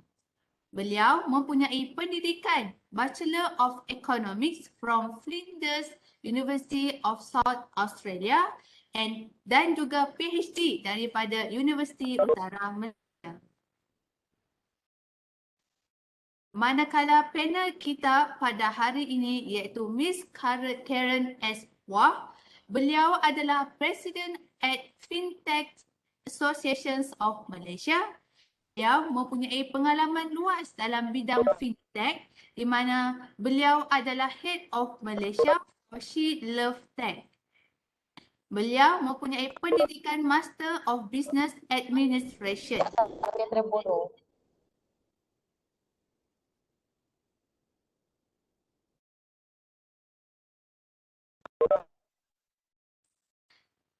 Hadirin sekalian, sebelum platform ini diserahkan kepada moderator dan panel jemputan kita, bersama kita tinjau sedikit pengenalan tentang Fintech Associations of Malaysia. So a snapshot of the fintech of the FAOM Malaysia, Fintech Association of Malaysia. So before mid-2015, fintech was not even a buzzword in Malaysia. It was not also until Netsmoney, previously Netsbank, to the lead in promoting a new wave of financial innovations in the Malaysian financial sector and markets. The fintech became more than just hype. The use of technology in the finance sector is growing and will become the standard. The Fintech Association of Malaysia is here to lead the charge in our country. So this is a little bit of introduction regarding the FAOM, Fintech Association of Malaysia. Fintech Association of Malaysia, FAOM, aspires to be the key enabler and national support Malaysia to be the leading hub for fintech innovation and investment in the region. The association was successfully registered with the Registrar of Societies in October 2016. So as of now, the members of Fintech, now with members from a wide range of Fintech companies.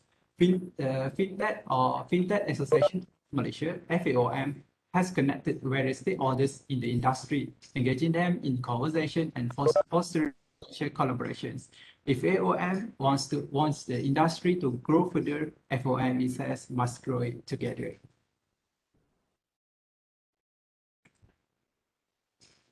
Tanpa melengahkan masa, marilah kita mendengarkan dan meneliti buah bicara dari Dr. Razli Ramli dan Miss Karen dalam perbincangan bertemakan The Relevancy of Fintech in the Emergence of Industrial Revolution 4.0. Saya berikan platform ini kepada Dr. Razli dan juga Miss Karen. Dipersilakan. Baik. Assalamualaikum warahmatullahi wabarakatuh. Rabbi shrahli sadri wa yassirli amri wahlul 'uqdatam min lisani yafqahu qawli. Terima kasih kepada pihak penganjur, terutamanya Jabatan Perdagangan Politeknik Metro Betong Sarawak kerana sudi menjemput saya menjadi moderator.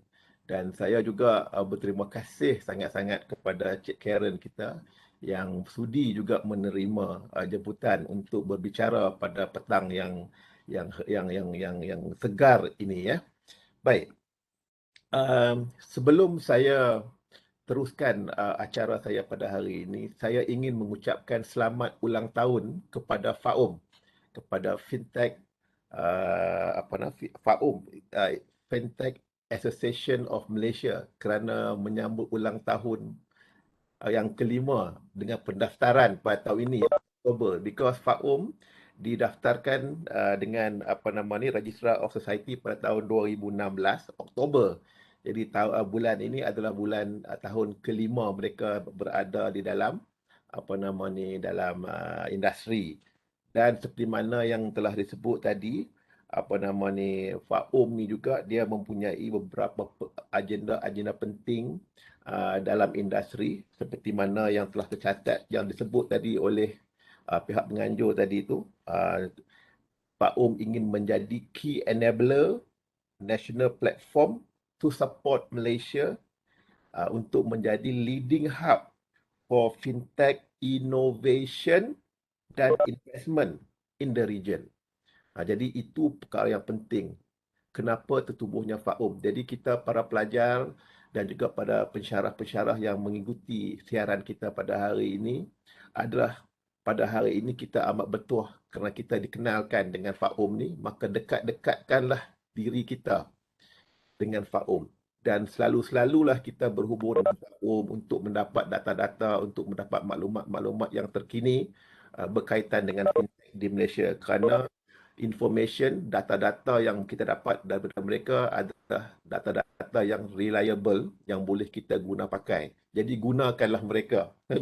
Gunakanlah mereka sebaik mungkin. Especially apabila kita ada the president yang for me, I consider her as the intelligent lady in the world of fintech. Puan Cik Karen ni, saya kenal dia dah lama dah. She's very good in fintech. So ambillah kesempatan untuk kita sama-sama menagih ilmu daripada beliau dan juga ahli-ahli komiti beliau yang amat committed di FAUM sana. Okey? Baik. Jadi kita punya acara kita pada hari ini ialah berkaitan dengan the relevancy of fintech in the emergence of Industrial Revolution 4.0. Itu tajuk besar di mana Cik Karen kita akan menyampaikan presentation dia selepas saja kita bercakap pada hari ini. Dan seterusnya kita akan ada sesi soal jawab. Dan sekiranya sesiapa saja partisipan pada hari ini yang ada soalan nak tanya, jangan malu dan jangan segan. Walaupun soalan itu senang, susah, payah, apa-apa pun, just tulis dalam chat. Dan benda tu akan dikumpulkan oleh pihak penganjur admin kita akan pass kepada saya untuk saya tanya kepada Cik Karen kita di akhir sesi beliau. Jadi sesi beliau pada hari ini amat penting. Saya ulang balik, amat penting kerana jarang-jarang Cik Karen ni jarang masuk dalam webinar dan sebagainya. This is the first or second time dia masuk, which is good. I think it's a very good platform. Kalau dia continuously buat macam ni, kan, dia memang dah cute dah, okey dah tu kan. Jadi dia boleh lagi membawa FAUM kepada satu tahap yang lebih tinggi di mana orang kenal lah. Sebab kadang-kadang kita para pelajar universiti kita tak kenal sangat industry players kan. But this is the very important players association in the industry in regards to fintech. Jadi pastikan nanti kalau you all buat research ke, buat apa-apa ke, dapatkan data-data dan jangan lupa untuk berhubung dengan dengan FAUM nanti ya. Okey. Cik Karen, apa khabar pada hari ini? Oh, khabar baik. Thank you so much for having me. Thank you to the organizer for having me. Okay, so that's why before the kita live hari ni saya dah pesan kat dia kita pakai baju sama warna pink so that we can match together lah kan. Farah pun saya pakai baju pink dia tu, cantik lah tu. Okay, tanpa membuang masa saya akan berikan laluan kepada Cik Karen untuk memulakan presentation beliau tentang the relevancy of fintech in the emergence of Industrial Revolution 4.0. Saya minta sangat-sangat kalau boleh all the students take note kerana benda ni adalah fresh, benda yang baru, benda yang amat-amat penting untuk kita dengan data-data yang ada so that kita boleh guna all the materials ini untuk kita punya presentation, discussion dan juga research paper di universiti nanti ya. Oleh yang demikian, dengan segala hormatnya, saya mempersilakan Cik Karen kita untuk memulakan presentation. Silakan Cik Karen. Thank you. Okay. There are quite a lot of you in this call, which I'm really, really happy to see.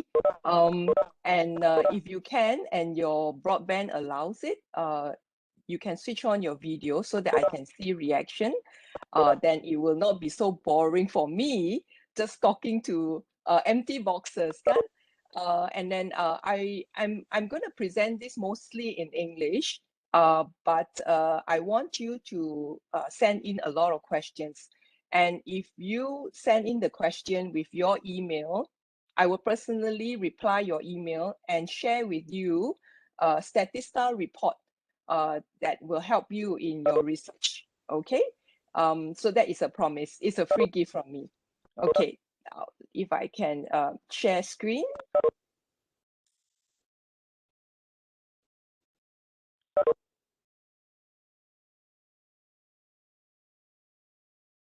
Okay, Tuan Haji, can you see my screen? Yes, can, no problem. Okay, so I will start, all right? Yep. Pardon my ignorance, when I got the invitation from Tuan Haji and then I had a call with Cik Farah, I have to Google, where is the location of this polytechnic? And I immediately fell in love with the place. It is so beautiful. So as my honor to your town, the whole presentation, I'm using pictures that I find from your town. Okay, so today I'm going to touch upon the overview of fintech in Malaysia. It is basic, but I hope it will incite ideas so that you can think further, think bigger, and think how you can contribute to your community.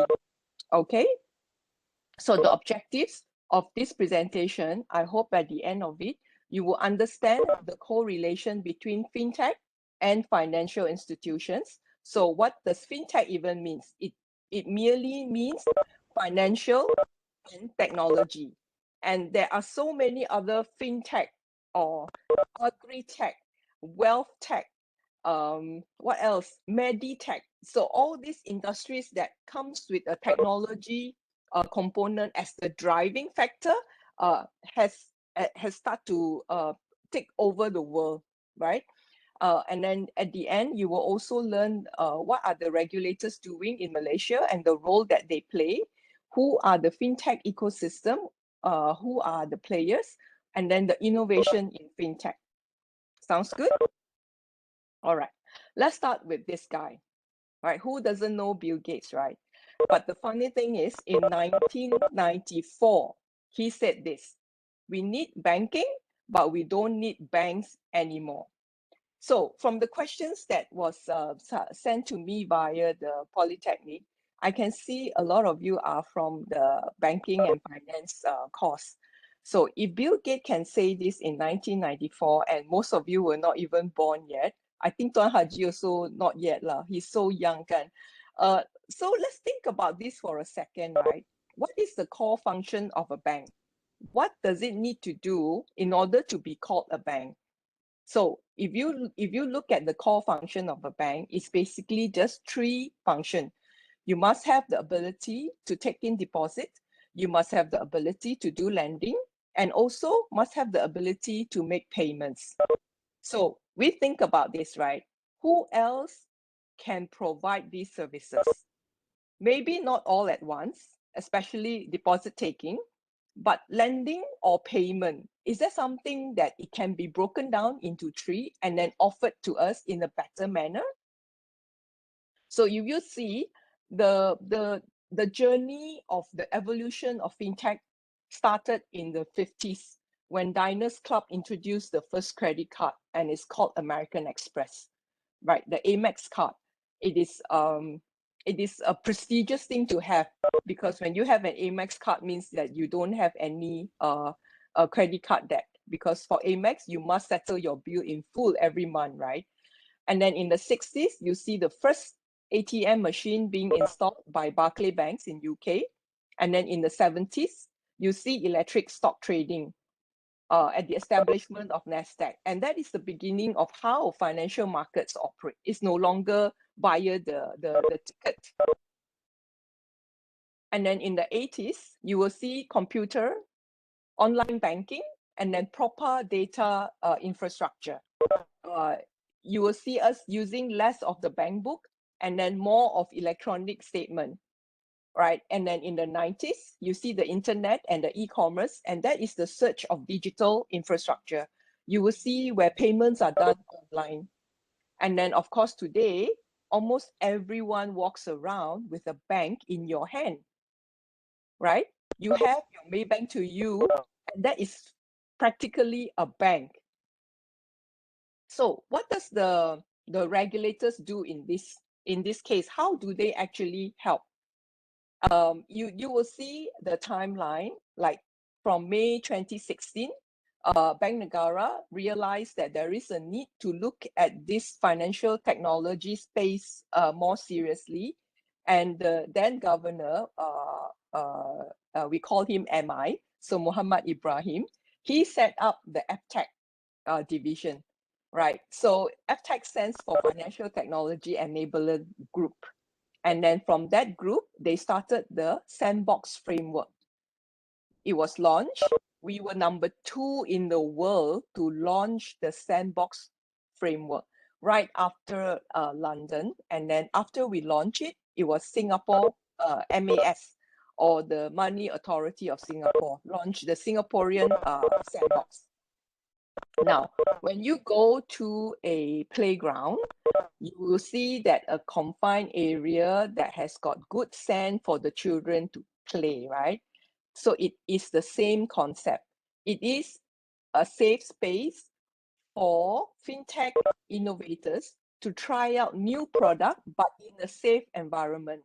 So don't forget, anything that the regulator push out, their main focus is to protect the consumer's protection.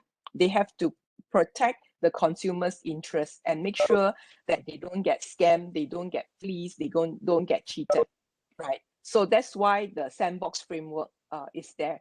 Now, how does it work is that, for example, if you want to send money overseas via remittance, you have to go to a bank that has got Western Union, and then you fill in a very long form, then you pass the money.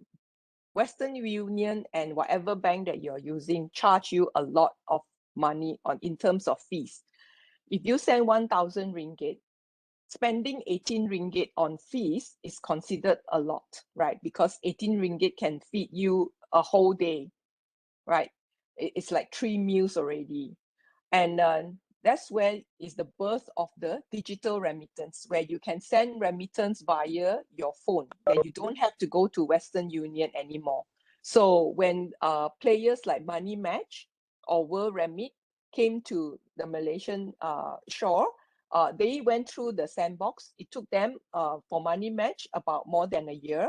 For World Remit, more than 3 years before Bank Negara gave them a digital remittance license, right? So that is the purpose of Sandbox. And for the industry, the creation of the FTech department and the launch of Sandbox, it is a pivotal to opening up a lot of doors to other fintech innovators to come into the country. And eKYC guidelines. So eKYC stands for electronic. KYC stands for know your customer. When you go to a bank to open a bank account, they need to see that, yes, you are Karen Phua, you look like this, and then you have to deposit 10,000 ringgit, for example, and they will ask you where does that 10,000 ringgit comes from. So that is the process of KYC in a traditional bank. So during eKYC, you use your phone, and they use facial biometrics to make sure that you are who you say you are. Okay, and a funny story, right? When the eKYC software were coming out, we actually did this on our friend who is a guy, but the biometrics recognized him as a woman. So of course, those are the days, and they have already improved and all that.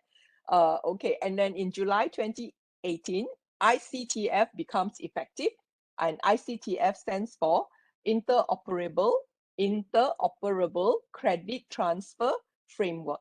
So what Bank Negara is trying to do is that this is the beginning of an open banking.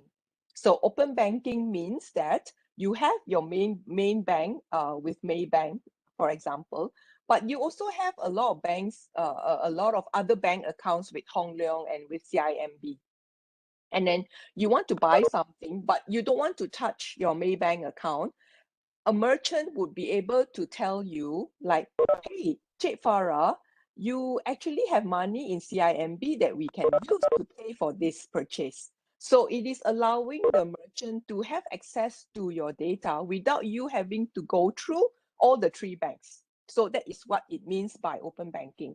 But till today, we are still facing a little bit of resistance from the incumbent, meaning the banks, because they don't want to open up their data, right? To them is that they have spent so many years to gather and recruit all these depositors. They don't want to share. But slowly, we believe that things will have to change because open banking is very common in the European and American region already. Sooner or later, the demand will push, right? So when we look at fintech innovation, sometimes we have to ask ourselves, is this a push factor or a pull factor? You might say that, hey, Miss Karen, Maybank to you is good enough. Why do we need other fintech, right? But the thing is, that is where the push factor comes in.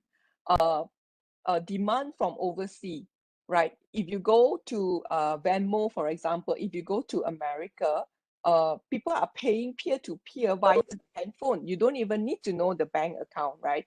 But that is where innovation and improvement comes in.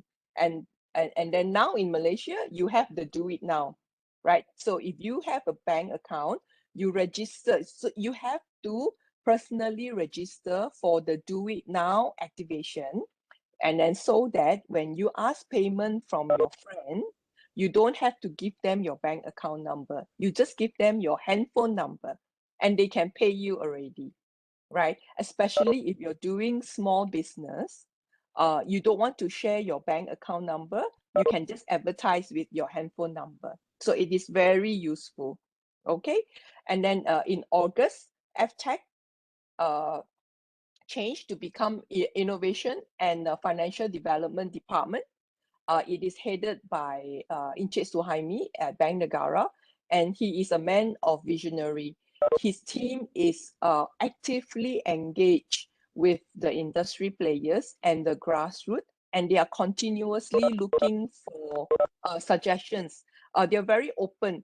So when it comes to regulators, they are not going to change the policy because the policy is there to protect the consumer in the first place. But if there is a need in terms of tweaking it, and then maybe it could be an archaic guideline, then they will look at to see how they can accommodate to welcome innovation. All right. And then in September 2018, the exposure draft on Open API is launched. So Open API means that if you go to GitHub for the techie people, including myself, you can find a lot of data at GitHub. So at GitHub, if you key in Bank Negara, you will see that they have released 2 data sets for you to test out. Because for fintech, the key proponent to making it successful is to have a huge consumer base. Now, what makes them different is that they make financial transactions and products more affordable, right? So let's say going back to the example of the digital remittance, you used to send money with World Remit and it costs you 18 ringgit. But now if you send it via World Remit, it costs you 2 ringgit, right? Or sometimes when they have promotion, it's free, right? So why wouldn't you want to use a fintech product, right? And it's actually very safe because digital remittance can only pull money from a verified account user via eKYC and also through debit card. So that means that the digital remittance already has connectivity with your bank account. Then your money is safe, okay? And then in June 2019, insurance aggregator website is now regulated. So what is insurance aggregator? We're looking at company like Ringgit Plus. So if I'm sure you have done this before, when you Google best credit card to apply in Malaysia, and you will see Ringgit Plus website comes on, and then you will see top 10 credit card to apply. And then they will show you all the banks that are offering the credit card. You read and then you say, okay, I fly more, so I want a credit card that gives me more air miles. Then you click on that, and then the Ringgit Plus website will connect your data to the bank or the insurance.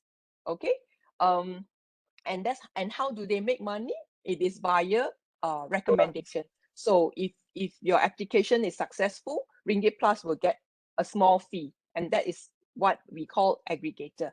So Ringgit Plus has aggregated financial products like personal loan, credit card, and then also insurance, right? And then with insurance, what is trending today is actually InsurTech. So what is InsurTech? InsurTech is companies like Policy Street, where you can buy and renew your insurance, your car insurance, from your phone. You don't need to speak to any insurance agent anymore. Okay, and then after that, you will see the framework on digital bank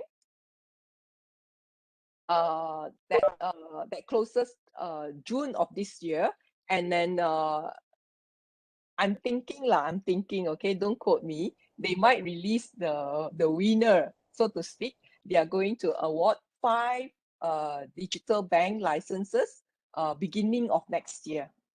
Okay, then you must ask yourself this question. If Maybank to you, CIMB Clicks are doing such a good job, why do we still need digital bank? What does it mean to have a digital bank, right? And then for places that is far away from CBD, Central Business District, for Kuching and Kuala Lumpur, for example, right? What does it mean to have a branchless bank? How does it affect your community? How does it affect you?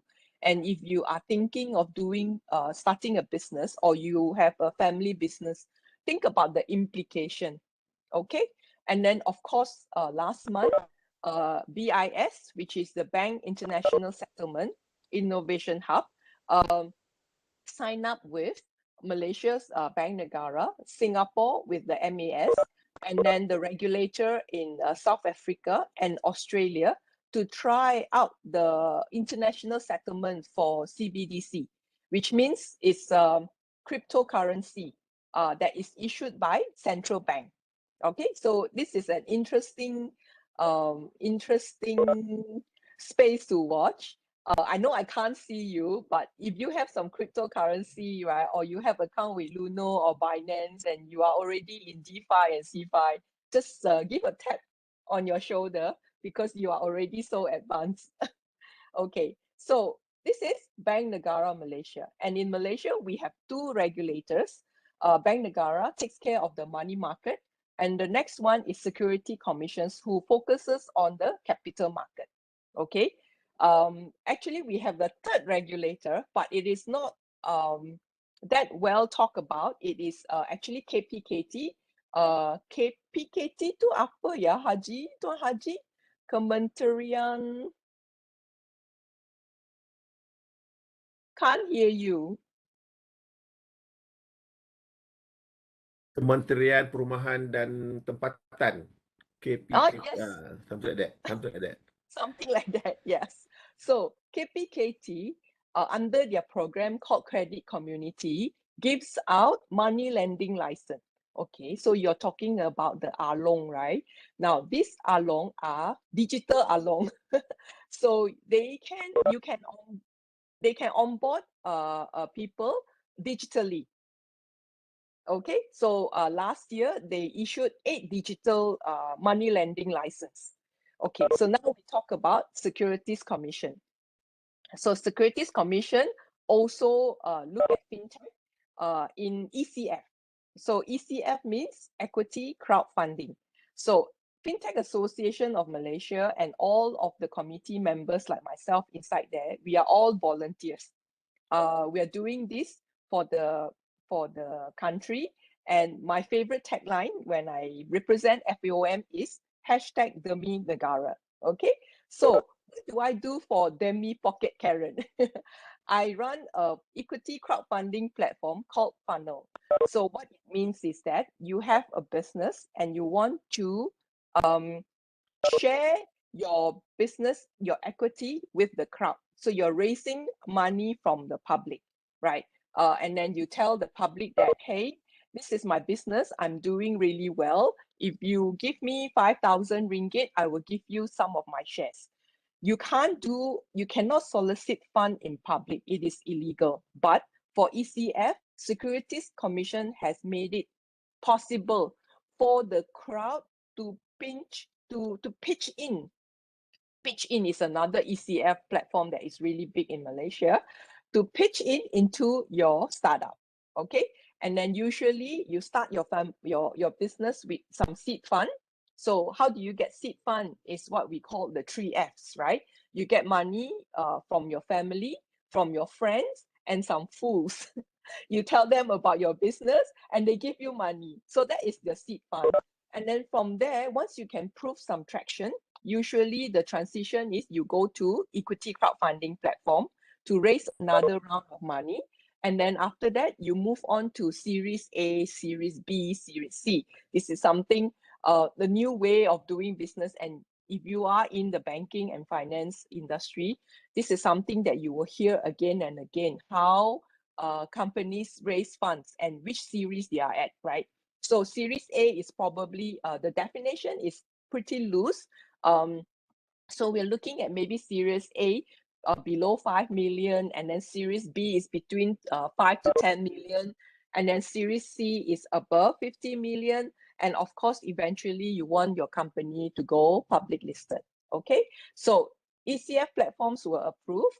And then November 2015, the first ECF platform went live, right? And then in November 2016, 6 P2P platforms were approved. Now, what does P2P mean? Is peer-to-peer lending platform. So ECF equity, you give equity of your company to the public. P2P is actually based on debt. That means that you have a big order coming in, but you don't have the cash flow to take the order. So you list it on a P2P platform and you say, I need 50,000, I will repay back in 12 months and you get 15%, right? And then you get the money, you do the project and then you pay back. And then you can keep doing this again and again on a P2P platform, right? So what are the P2P platforms that's very active? I will share the list after, okay? So, and then in April 2018, more P2P platforms are issued. I want you guys to think about why are there more and more licenses being issued by security commissions, right? Think about it, okay? Is it because we need to unlock the capital market because there's so much money inside that is not utilized, right? Or is it some of the P2Ps, even though they get the license, are not effective? And then there is like so big a market that is not served, okay? And then in June 2019, property crowdfunding framework was launched. So property crowdfunding is very similar to the ECF, is to help the youngsters to get the ability to own a home better, because if you are in the city center, property can get really expensive. So property crowdfunding is supposed to help you pay for the deposit at least, okay? And then after that, October 2020, we have the initial exchange offering and then digital asset custodian. So this is where you can launch your token. Okay, I think five years back, ICO is very hot, but there are also a lot of companies that went bust and a lot of people got burnt.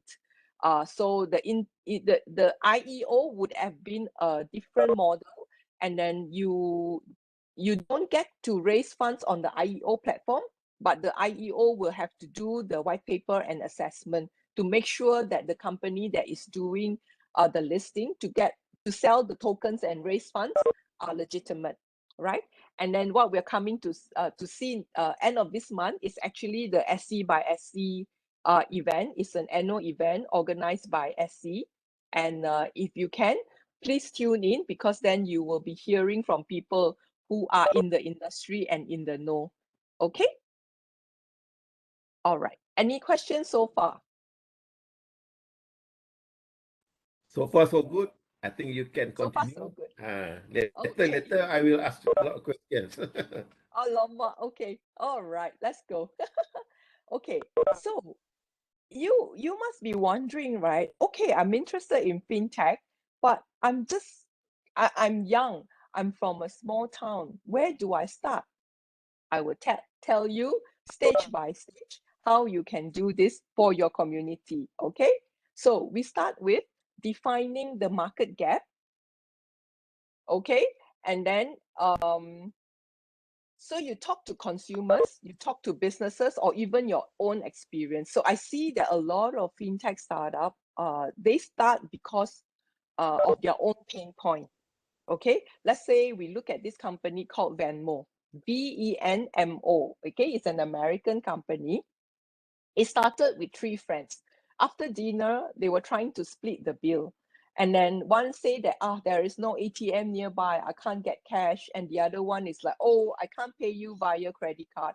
So they say, why don't we make it easier for peer-to-peer payment? And that's how Venmo started, right? And today, the company is valued at $38 billion. And they started in 2013. And today, they are owned by PayPal now. PayPal buy them up because then PayPal see that there is a market for that. And then, so that's how you start. You identify, you find the market gap, and a lot of times it is from your own pain point, right? And then you relate how the market gaps to your priorities. So you focus on your family, or you were thinking of asset building for youth or women. Like in my day-to-day, I help entrepreneurs raise funds, and then in the process, we bump into a group of youth who wants to invest, right? But they don't have enough, because for ECF deals, usually the minimum is between 1,000 to 5,000 for retail investor. So what happens is, if you can find 10 friends that will put in 500 ringgit to get the 5,000, and then all of you will get to own one share of a new startup. That is the idea and the ideology that I want you to participate in the digital economy. Okay, and then so for example, there is a product in the wealth tech space.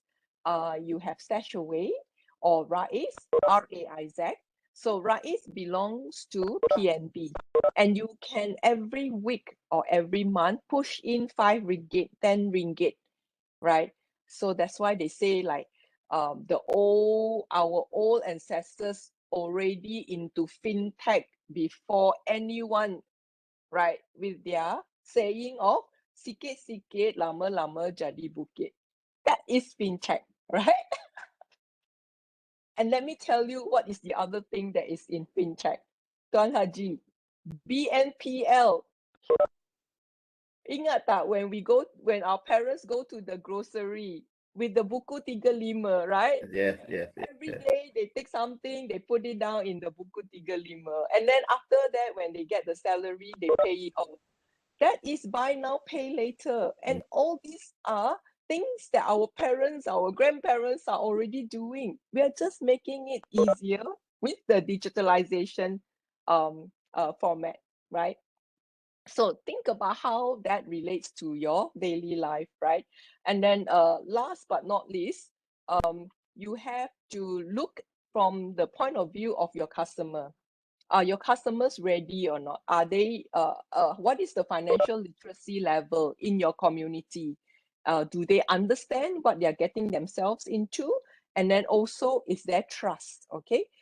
One example I want to share is when the government released the 50 ringgit in the e-wallet with Grab, Boost, and Touch and Go, I believe that time.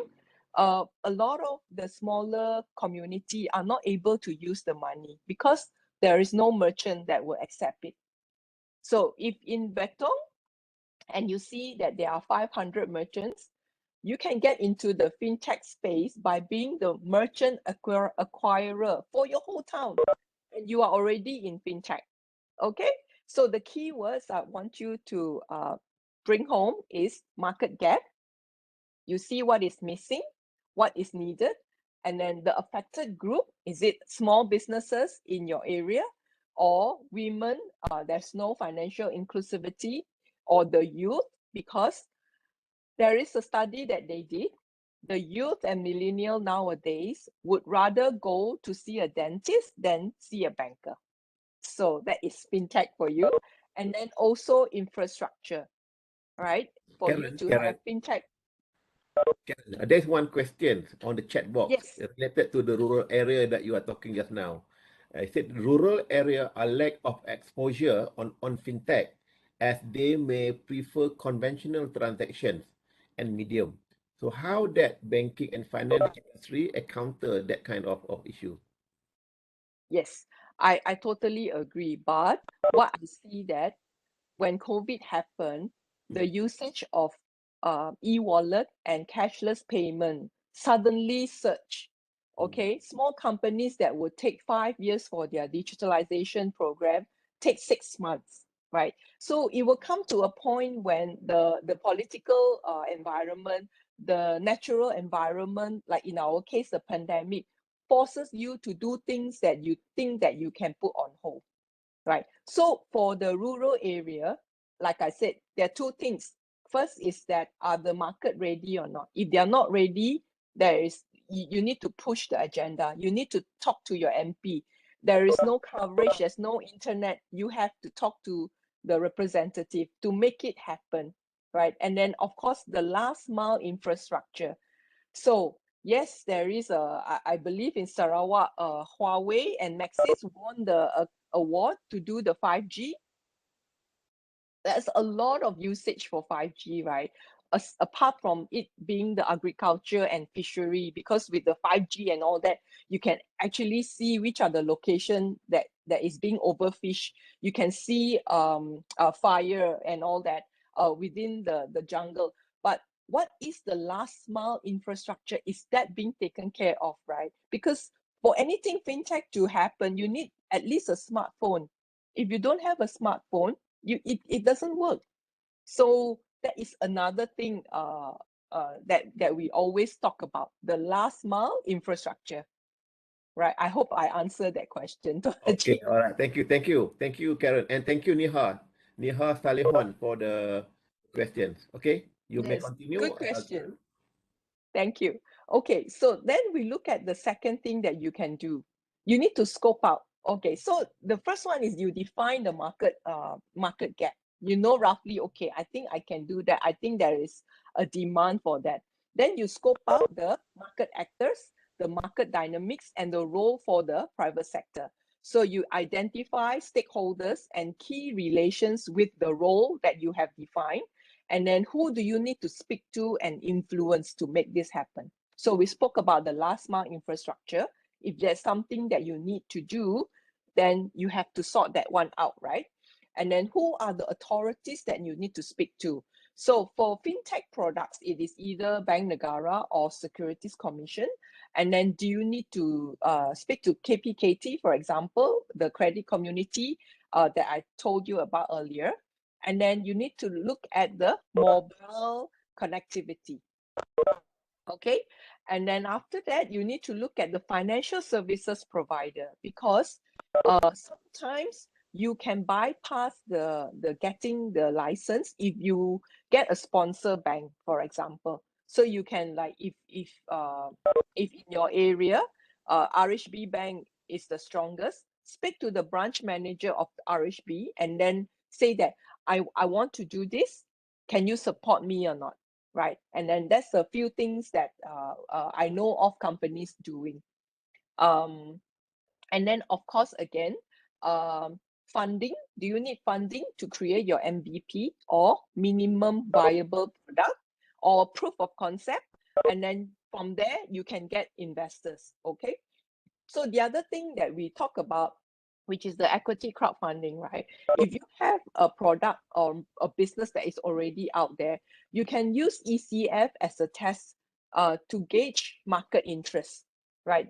I am a startup myself, and then when you start something yourself, like even your baby, right? You always think that your baby is the cutest, the prettiest, the most, and it is the same with your own startup. You always have this short sendiri mentality. So you need to test out your idea and your product, and then keep putting it out there and then get feedback. Okay, one of my favorite things to do is actually to crawl all the negative feedback that I can get from social media. People who are keyboard warrior, they're very smart. They give you all the keywords, they give you ideas, right? And then you take it and then you look at it and then you turn it around and then you will become the best. So all the negative remarks, I love them. Yeah, and they spend time to give you comments. So at the least you can do is say thank you, even negative or positive, kan? Okay, and then after that, speak to your consumer, speak to your customer. If you're providing a solution for the farmer, for example, with an app that can inform them of the last transacted price so that they can price their produce correctly, or even a peer-to-peer support system. So I want to talk about a startup that I mentor in Myanmar. They have collectively 200,000 farmers on their app. And then every day the farmer will send SMS to the platform and then say that today for the bayam, I sold it 6 ringgit a kg, right? So imagine the platform can collect all the bayam price. And if a middleman come and say, hey, I want to buy your bayam for 20 cents, you can show the app to the middleman and say, you know what? I can't say the bad word, but you know what? Right? You cannot cheat me, right? So you either eliminate the middleman or you become a smarter farmer, right? So that is the app that they have in Myanmar. And then from there, I told them to input in the fintech side of it. Okay, so how does that happen with farmers, right? If you have the data that this farmer sells 2 tons of vegetables a month, and the 2 ton is equivalent to 5,000 ringgit, for example, that would mean that financial institutions can safely give micro loan to this particular farmer right up to 5,000 ringgit a month, right? Because you already know that that's how much they transact every month. So this is what we call the informal financial product, because they don't have balance sheet, profit and loss. They don't have audited account that the banks would usually require, right? So you are providing alternative funding to the underserved, okay, or the unserved community. Okay, so and then we go to select. Before Select that, is when you, Karen, yes. there is one question. This question is very general. When we talk about bank, why Maybank and CIMB didn't open their branches in the rural area? I think the question should be posted to their CEO, to the board, kan? But from your point of view, in terms of the fintech or whatever it is lah, kan? Why Maybank and CIMB, according to Gita, the whoever yang asli Gita Vijayan yang tanya ni, why Maybank and CIMB didn't open their branches in rural area? Is it true? I'm not too sure. I'm not too sure in which particular rural area, but the truth is a lot more are going to close down their branches, right? Like Hong Leong Bank already announced they are going to close like 100 over branches. The truth is running a branch is expensive. Handling cash is expensive. You know what is the cost of every 1 ringgit that the bank handles? It's 2 ringgit and 35 cents. Okay, so where does that 2 ringgit and 35 cent cost comes in? It is the technology, the delivery, the security, right? The cost of compliance is very expensive. So that is the reason why if they can, they are going to close down the branches or have the branchless bank. And maybe that is why the digital bank scene is going to come in, and then you will see a change, right? I think, but I believe in smaller area, in replacement of a bank, they have agent bank, like the likes of Bank Simpanan Nasional, kan? So let me ask, is there a 7-Eleven at the area in Betong? Tak ada. Ada tak Okay. 7-Eleven somewhere dekat No Betong? 7-Eleven here, but we have 11-7. 11-7. 7. So creative. Okay. Yeah. So imagine, right? If you have like a franchise of like 7-Eleven, for example, 7-Eleven can be the agent bank because, like I said from my first slide, the core function of a bank is just 3 items, right? Taking deposit, ability to do lending, and then ability to do payment. The scenario is this: the farmer from the rural area goes to 7-Eleven and give the money to the cashier. The cashier take the money and then it's recorded as sales, and then it is linked to his account. So it becomes a deposit taking, okay?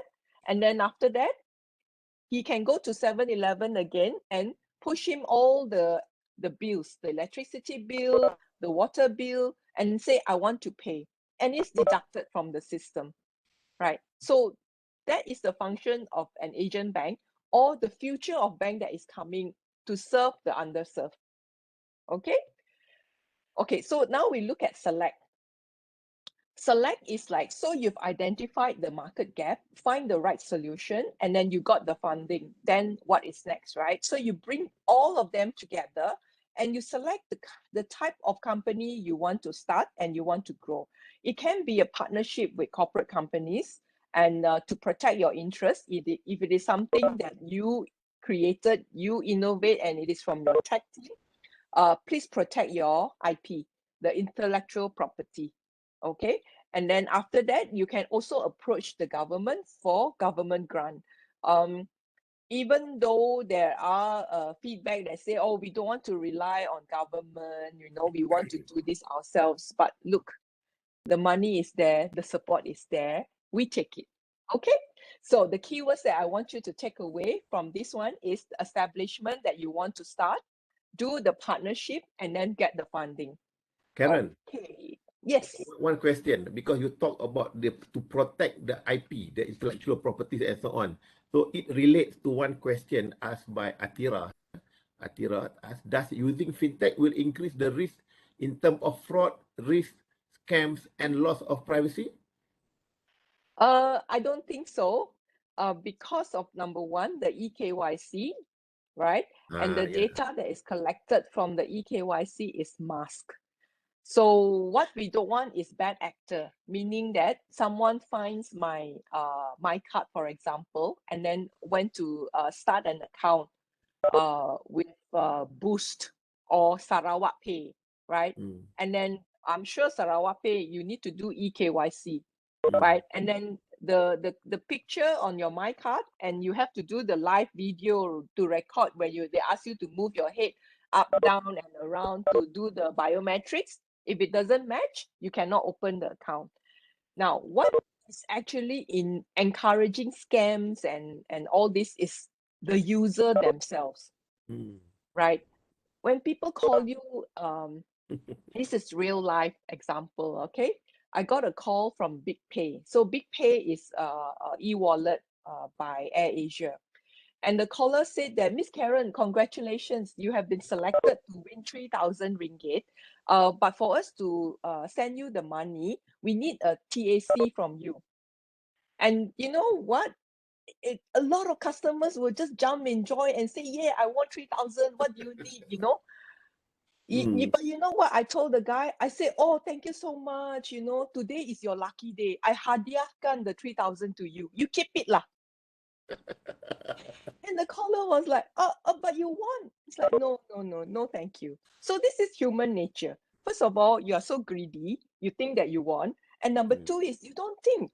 Like no one, no company, no bank, no fintech company will ask you and connect with you in that sense to ask for your TAC.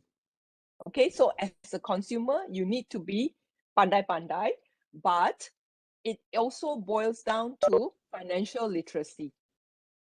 Financial Okay. literacy, that's the correct word. Financial literacy is very important for all those, especially the students lah. Okay. Yes, yes. Do your job and educate your parents as well, your uncle and your auntie. Okay. Okay. Thanks. Okay. Continue. All right. So this is the fintech players in Malaysia. Now, fintech, I saw in one of the questions that was sent to me. One of the question is that fintech is very general. Okay, so like I said earlier, fintech means financial technology. It is a very big umbrella. So we look at how it is broken down. Okay, so first you have payments. If you can see, I am circling the payments tab. Okay, now let's look at payments and pick out companies that you are familiar with. You are familiar with PayPal. So PayPal is a fintech company. Let's say you're familiar with Razer. Razer has an e-wallet which they just closed down in September, and they also are a payment gateway. Okay, and then what else are we familiar with? Stripe, Pay Halal, Fave Pay. Mana Sarawak Pay? I didn't see Sarawak Pay here. Yeah, there's no Sarawak Pay. Okay. Let me have a word with the author, with the editor. Yeah. So Sarawak Pay is your fintech solution. Okay. Now we move to remittance. So remittance is digital remittance and the traditional remittance. So you have your Western Union, Wise. Wise used to be called TransferWise when they first started. WorldRemit, Money Match is a homegrown brand. It started by two Malaysian bankers. And then you have Remit and Instagram. Instagram is from India. They moved to Singapore and then they are in Malaysia now. Now they are just called Neum, their new brand. We also have AI and data. So when you get a banking loan, they will say that we need to do your credit check. So this is where the companies that they go to check your credit rating. So what it means is that how many months are you, if your credit rating is bad, means you didn't pay your credit card, your housing loan, your car loan, macam tu. Now, GFI is started by Professor, no, it's not Professor. She is Dr. Haniza Yon. She uses psychometrics to do credit assessment. Now, what it means is that people usually have a behavior, right? If you usually pay your handphone on time, you would also most likely pay your bill on time. And then when they do the credit assessment on you with GFI, they will send you a set of questions and they will pick how do you answer the questions, whether you are a positive person, a negative person, you know, and then they have, I think they support 20 languages. Okay. And then you have Marketplace. So Marketplace is like the aggregator that I told you about, Ringgit Plus, iMoney, and then I think these two are the Loan Street, are the famous, more established ones. And then we move down to lending. Okay. Lending is like the P2P, and then the ECF.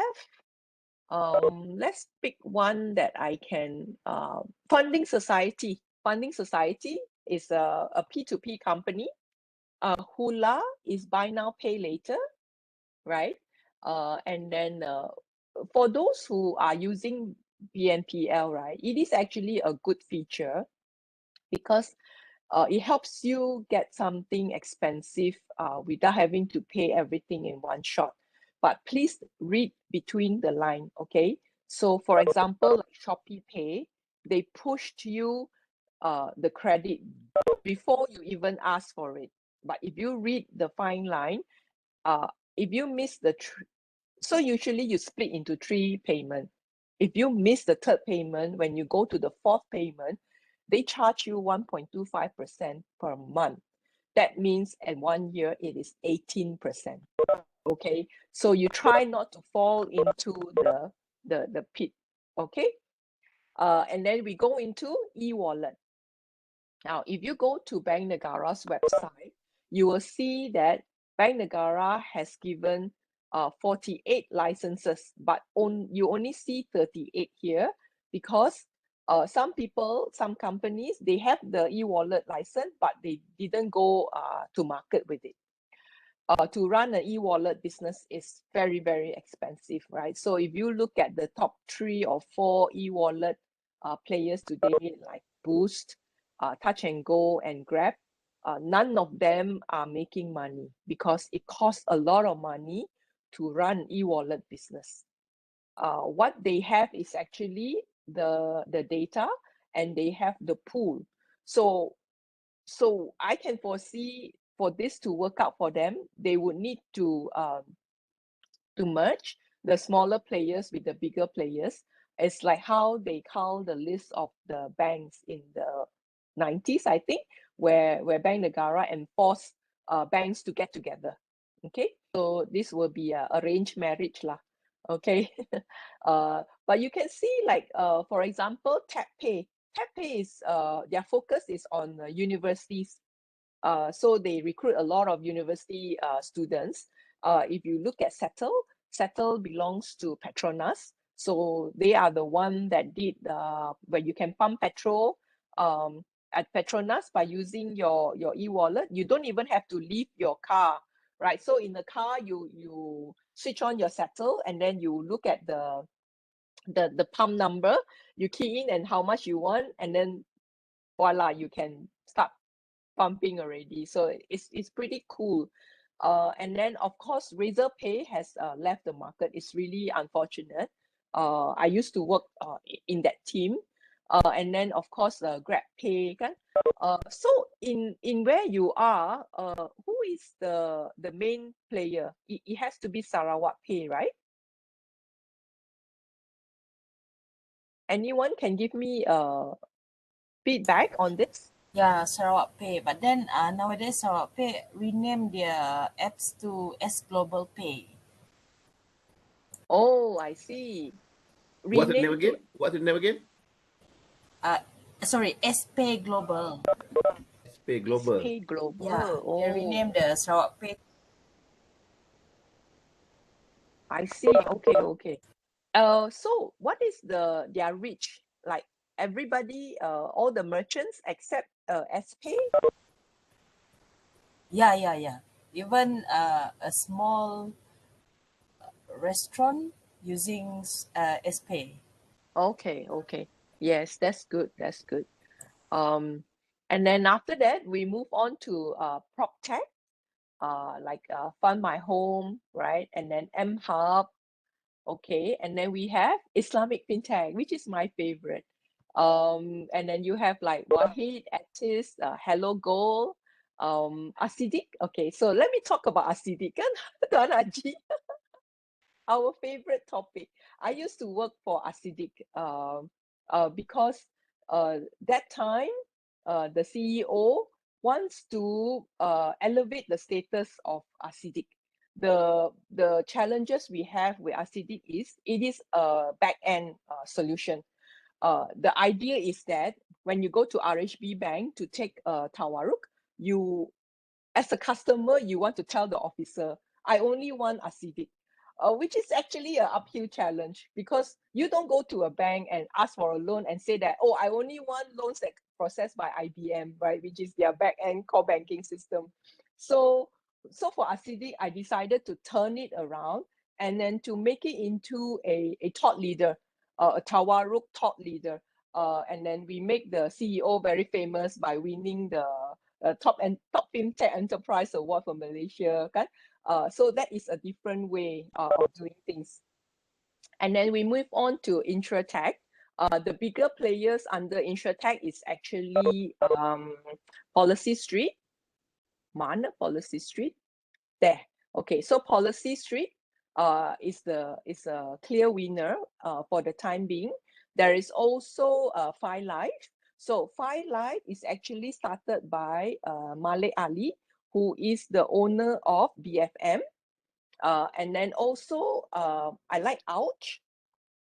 There is a product that they are pushing out under Ouch that I really like, which is it is a concept that we discussed before, Tuan Haji. Like how do you deal with your will after you pass away? Okay, so that is very good. The rest of them are trying, I would say, and then Senang is also a very innovative InsurTech company. So the idea with InsurTech, right, is that people have the misconception that it is expensive. Insurance premium is expensive, but not getting yourself not insured is even more expensive. I'll give you my personal experience. I broke my left leg, my left thigh bone, September last year, while doing rock climbing. I still think that I'm young, but I'm an adventurer at heart.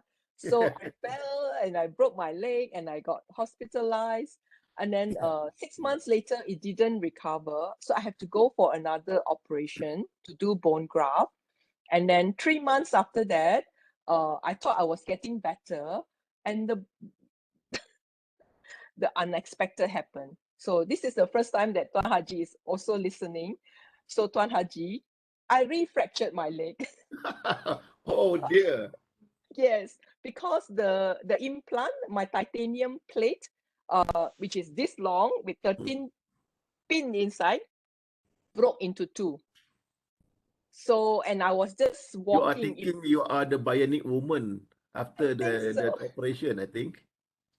So now I have a really long titanium rod in my left bone. Yeah, so I'm recovering now. It's just it's been 6 weeks ago the accident happened. And I'm really thankful for the insurance that I have, or else I will not be able to go for the best treatment, right? So what InsurTech companies is trying to do is to help with the gig economy. Okay, so a gig economy are like your freelancer, your riders, your delivery riders, the Grab rider, the Boost, the apa tu Food Panda riders, you know, the Grab driver. They are able to buy insurance on a day-to-day basis. So that is a big peace of mind. Okay, so that is the good thing that comes out from the InsurTech industry. And then you have crowdfunding. Crowdfunding is, like I mentioned earlier, the ECF and the P2P. So lending is the P2P, crowdfunding is the ECF. And then you see Funnel, that's the company that I'm leading now. PitchIn is Malaysia's leading ECF company. And then also you have Atis. Atis is truly Sharia. And then we move on to blockchain and cryptocurrency. So these are all under SC. Okay, they are regulated by the Securities Commission. So you have Luno, which is actually from England. So you quietly, without showing me, if you can raise your hand, if you have any Bitcoin, Ethereum. And then after that, you have WealthTech. Okay, so WealthTech is the one that I say you can put in a little bit of money every week, so that you earn a little bit, you know. So I mean, you guys are so young, right? I think Tuan Haji and I, both of us, will concur to this, that if we knew all this when we were much younger, things would have been so different, kan Tuan Haji? Yalah, you are still young. You're still young, except me lah. know that. Karen, one question before you continue. In this box, in your slide, there is a payment and then e-wallet kan? Ada dua kat situ. Yes. So what is the Yes. difference between payment kat atas tu dengan e-wallet? Because this one is asked by one of our participant. What is the difference between the box of payment kat atas and then e-wallet? Okay. E-wallet are mostly just doing e-money transaction, whereas payment are payment gateway. I see. Yes. Payment So gateway and and e-wallet. They are different license. different license. Okay. Mm. Alright. Thank you. I hope the whoever asked dah mendapat jawapannya. Terima Yes. kasih. Okay. And then if you look at Wealth Tech, Rais is backed by PNB, and then Wahid has got the Sharia compliant investments that they put in. So usually they use the ETF format. And then you have Akru is a new company. MyTO is actually backed by Rakuten Japan.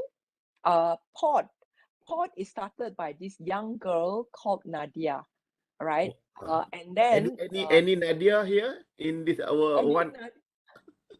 I think I've seen some Nadias in the audience. Okay. Yes. So how this pod works is you download the app and then you set your goal, right? Let's say you put there that you want to go to climb Mount Kinabalu, right? Don't go to Langkawi. you want to go to KK, right? And it's going to cost you 5,000 ringgit. So you set that as your goal. And then every time you go to a particular merchant that has already signed up with Pod, let's say, for example, the merchant that you pick is Starbucks, okay? Starbucks coffee overpriced will cost you 12 ringgit, okay? So then Pod will prompt you and say, for 12 ringgit, if you're paying with 20 ringgit, the balance of 8 ringgit, do you want to push it to your Pod account? Okay, so you are unconsciously, because you feel like, hey, it's a small change, right? What is 8 ringgit if I've already spent 12 ringgit? Or you pay with 15 ringgit and you say, what is 3 ringgit? I'll push it to my savings account to Pod.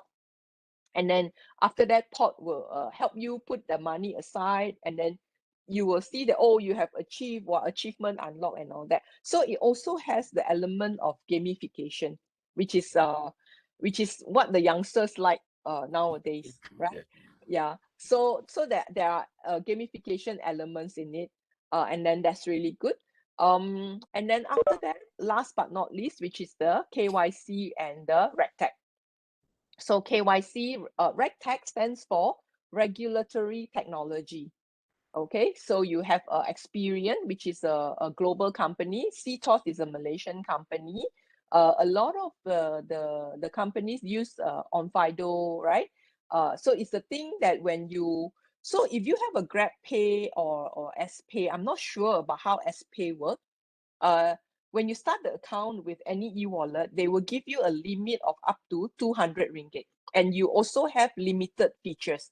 Means that when you go dating with your friends, you cannot push money to them peer-to-peer, right? So one person say, let me pay first and then you pay me back. Now you need to be verified before they let you do peer-to-peer transfer. And then once you're verified, your 200 ringgit limit becomes 5,000, or it becomes 1,000. And then as you spend and they see your pattern, then they will increase your limit again. So currently, the biggest wallet size is 10,000 ringgit, which is with the merchant trade. Okay.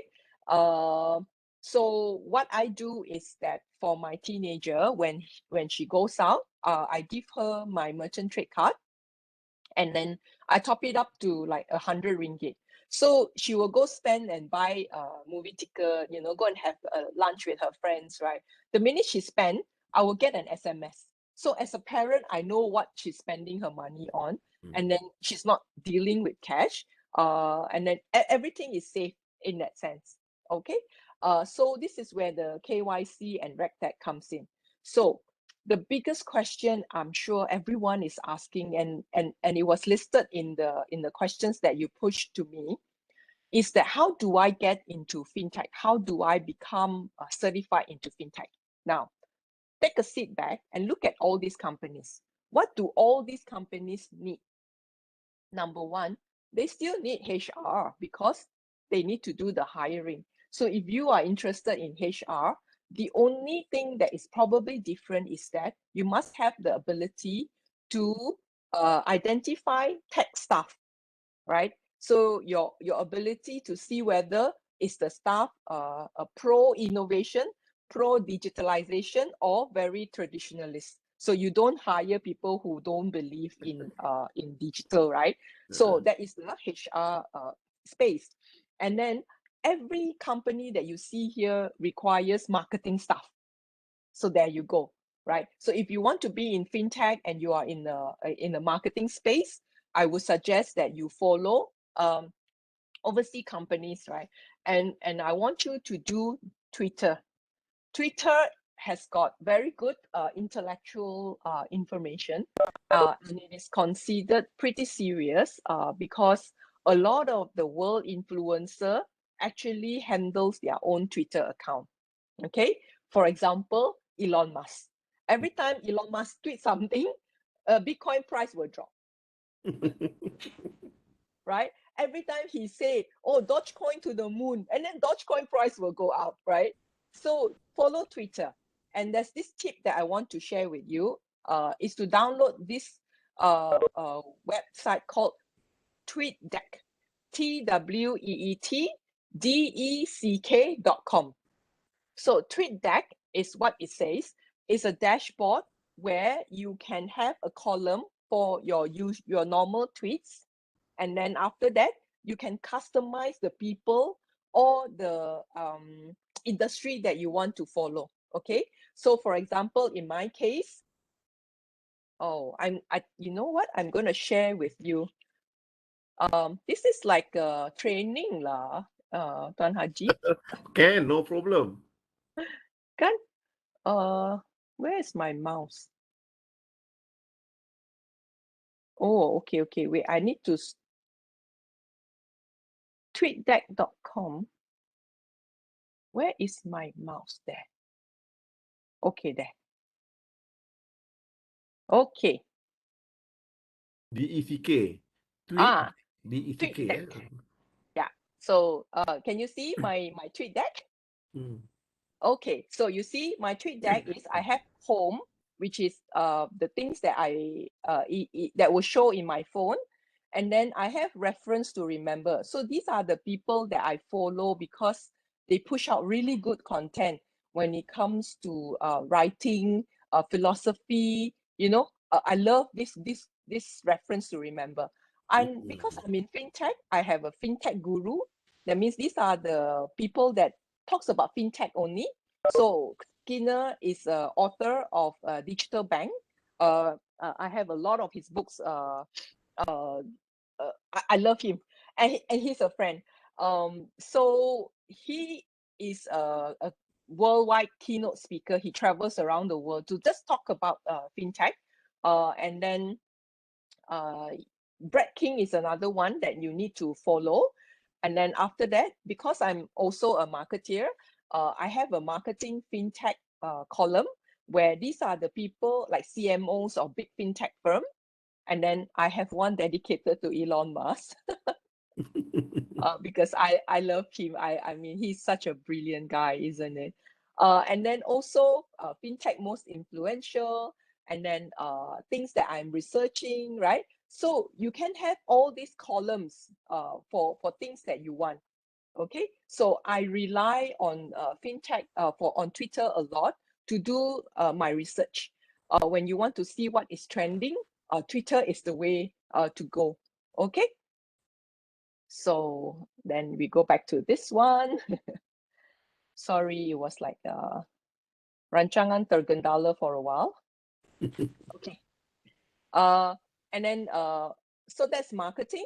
And then if you are in tech, you you fit in nicely already in the fintech space, and then if you are in finance and banking, again you already fit in nicely in the fintech space. So it is not difficult to get into a fintech company. Okay, it's all dependent on what is your cost. Okay, and then now I think we go to the last slide, which is the function of FAOM.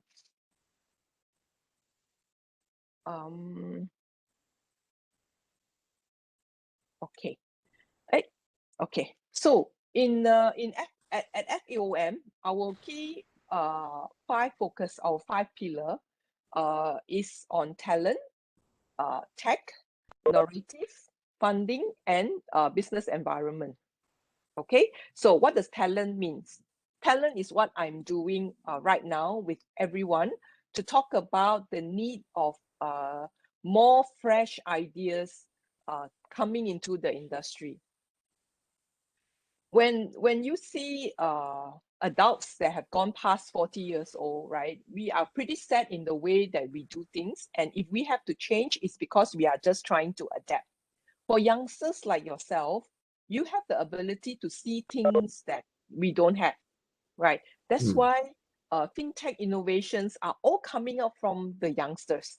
Okay, and then if you are already in the banking industry, you need to look at reskilling. So you have to change your mindset. Okay, and then after that, you can do upskill. For example, let's say that you are a bank clerk and you want to upskill. Okay, now if you are a bank clerk and you are into the loans department and you want to join a fintech company, you just need to understand, how do I change the processes from manual to automation? If I can digitize something, what would it be? Okay, and then read a lot of books that is with regards to the subject that you're interested in, and then you improve yourself. Okay, and then under the tech, it is the relevance. How do you put in place what you are doing to improving things? Okay, even something as normal as, like I say, farming, right? You can digitize it and then make it a fintech play. Okay, and then there is the IP, protect whatever that creations that comes out from your company, from your startup. Narrative is something Malaysian lack. If we compare ourselves with Singapore is very good with the way they do storytelling. When they announced maybe in 2019 that they want to be the World Sharia hub, I called Yusri. I was like, Yusri, what is this? How can they claim this, right? But that is what they are good at, right? Yusri is our mutual friend with Tuan Haji. But they're just very good at the narrative. And for your information, GTM is go to market. You have a good product, you know who you're talking to, but if you don't have a good go-to-market strategy, a GTM strategy, it just means that you have a nice car, but no petrol inside. Okay, so GTM strategy is key. And then also funding, we help to match investors who's interested in fintech startups with startups who needs money. Okay, and then also under the business or government environment, we talk about the governance and compliance, and then of course it ties back to the regulators. Okay, so the value proposition for Malaysia, whenever I speak to anyone that is outside of Malaysia, is to use Malaysia as the base. You do the scaling from Malaysia, and then Malaysia as part of the value chain. Now, let me explain what I mean. Don't look at Malaysia as your only target. Okay, we have 32 million in population. 60% are adults, right? It is a very small market compared to China, Europe, or America. What is good for us in Malaysia is to target the 650 million population in Southeast Asia. Okay, so the selling point is we are 1/3 cheaper than Singapore. If you move your operation from Singapore to Malaysia, your investment already tripled. Your cost is already slashed by 2/3, right? Because of the currency exchange. Number two is we have very big pool of tech talent. And the other thing that I want to inspire you is in the whole world, Malaysia is the hotbed for Sharia talent. Okay. True. And then number three is we are just what from here to anywhere in Southeast Asia is less than 4 hours flight, right? True.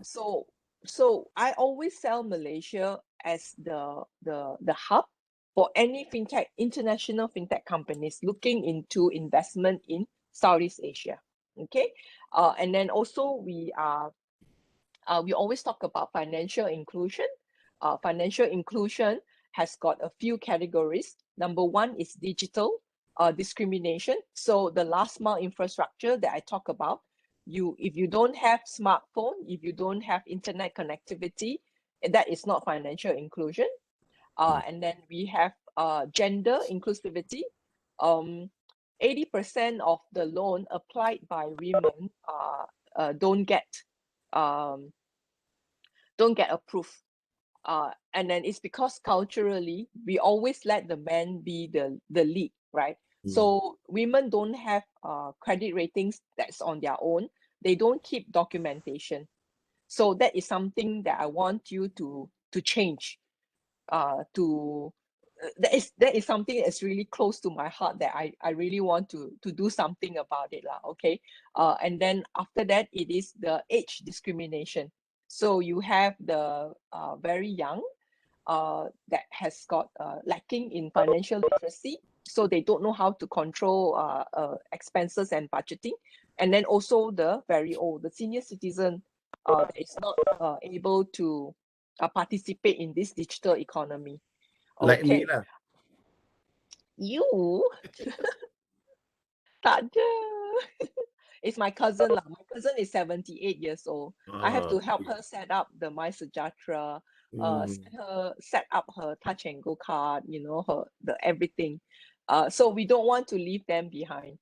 And the other group is actually the migrant workers.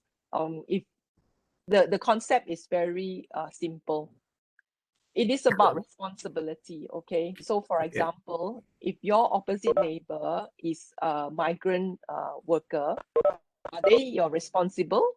Are you responsible for them, right? Selfishly speaking, you will say, no, I'm not responsible for my neighbors. But in actual fact, you are.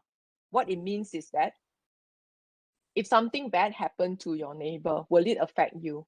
It will definitely affect you, right? So that's why I always say that we are responsible for the well-being of the migrant workers, and we have to be like in a way grateful for our beautiful country, because one migrant workers actually support on average 15 family members in where they come from. So if their well-being is taken care of, their family well-being is taken care of, in a very long and remote way, we are maintaining world peace. Okay. Kan? Karen, there is one question. There are two questions. I think I should ask you first. Yes. Okay, number one, regarding the apprenticeship program offered to fresh graduate to get exposed in fintech. So, is there any programs such in the industry at the moment? There are actually. If you can, so you are based in Betong. It's a little bit difficult. But because of the pandemic, a lot of people are working from home. So remote work is something that is pretty normal at the moment, right? Actually, what I'm offering what I'm offering is to, like I said, for any of the audience today that will send me an email with a question, I will send the Statista report to share with you, and then I will also let you know when there is a time when people need to hire. Okay. Yeah, so it is an ongoing thing, and then we have like a chat group that, you know, oh, these are the interns, who wants interns, you know. Yeah, so it is more of an industry thing where we help each other out. Yeah. Again, And then last but not least, is there another question? yeah. Apa nama? Again, that's what I told earlier. You know, everybody need to get in touch with with this fintech association of Malaysia. Keep in touch, keep connected, and so on. So Yes. the information is always there for the any courses, any internship, whatever it is, kan. So I mean, maybe the lecturer should be get in touch with this Faum so that they can have the access to any training programs and so on. Okay, so that's number one. Another question. This one is a little bit on the curriculum ataupun on the syllabus of the university. The question is something like this, to establish an exceptional semester to undergo the learning process in fintech to gain adequate knowledge on that field, meaning that do the universities need any extra semester, or in one semester they have undergo the learning process focusing on fintech alone, so that they can get more information ataupun more experience in this fintech, Karen? Yeah. So I have been approached by a lot of the universities, and you'll be surprised.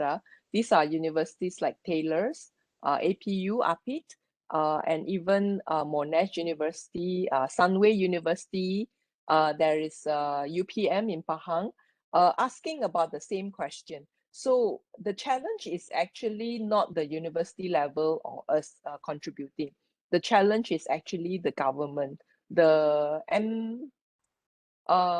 body that approves changes of syllabus, MQA ke? Yang mana?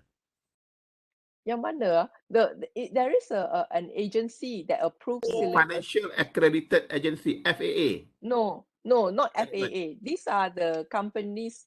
MQA. MQA, Okay. yeah, Malaysian. Okay, Yeah. that one for academic. Yes, that's right. So our challenge is with them. They don't understand when you want to do financial, you do financial. If you want to do computer science, you do computer science. They can't see the correlation between these two, right? So a lot of the universities ended up doing just a summer program on fintech, right?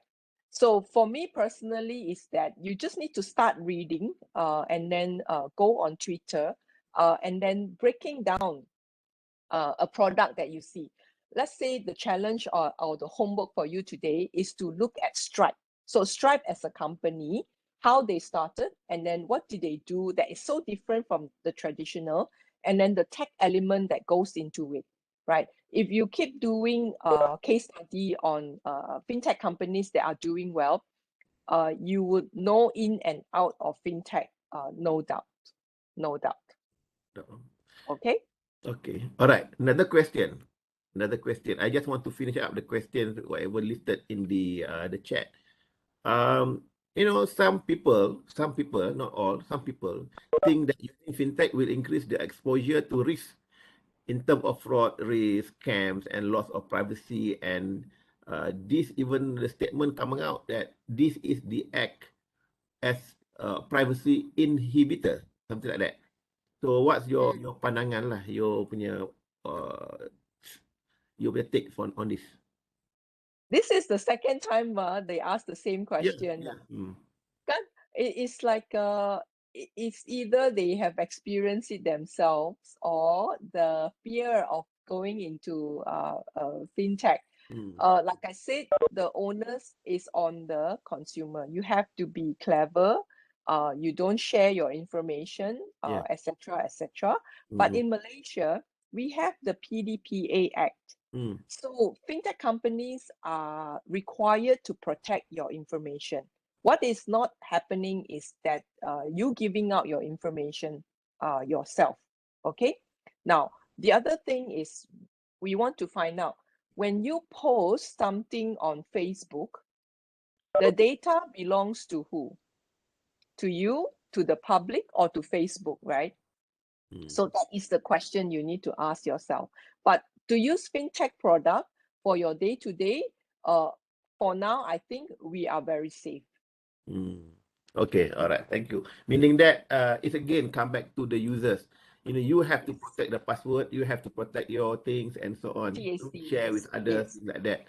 And even to sometimes, you know, you are sharing, you know, sometimes when you want to use the card, even the password you give to other friend, can you please withdraw my money? This password is like this, for example, kan. So very dangerous. So we need to build a culture. Kita kena adakan satu budaya untuk menyimpan apa nama ni rahsia kad kita sendiri lah. I think that's the best way how to do it. Okay, the last one. Yang ni best. The last one. Ada gelak-gelak pula di akhirnya. Do Fintech Association, I mean FAOM, accept internship students. Okay, like I mentioned earlier, we are volunteers. At the moment, I have one intern that runs my administration work, and then I have a community manager that handles the social media and all that. Yeah, so the association don't have space for intern, unfortunately. But of course, you know, the association have the colleague or the associates members who maybe need the interns. That's why again, you know, you can always connect to this FAOM, so that you know all the information, all the maklumat yang penting-penting tu kita dapat lah. Okay, can you continue to your slide? Okay, so before I move on to the next slide, which is my last slide, I hope that everybody who are here today already have a LinkedIn profile, because for me to share your availability, it has to be through LinkedIn, because LinkedIn has become the go-to platform already, even to look for speakers and thought leaders and all that is through LinkedIn. Okay, so promise me if you have not done your LinkedIn profile, please do so, and then email it to me so that I can let you know where to improve. And then this is how you're gonna reach out to me. Oh, why did I want to annotate? I tak nak annotate. Okay.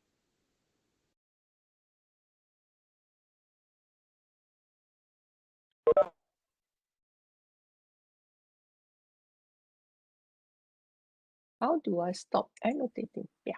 Okay. So this is my contact, my email, and then the website that you can check us out, and then also my LinkedIn.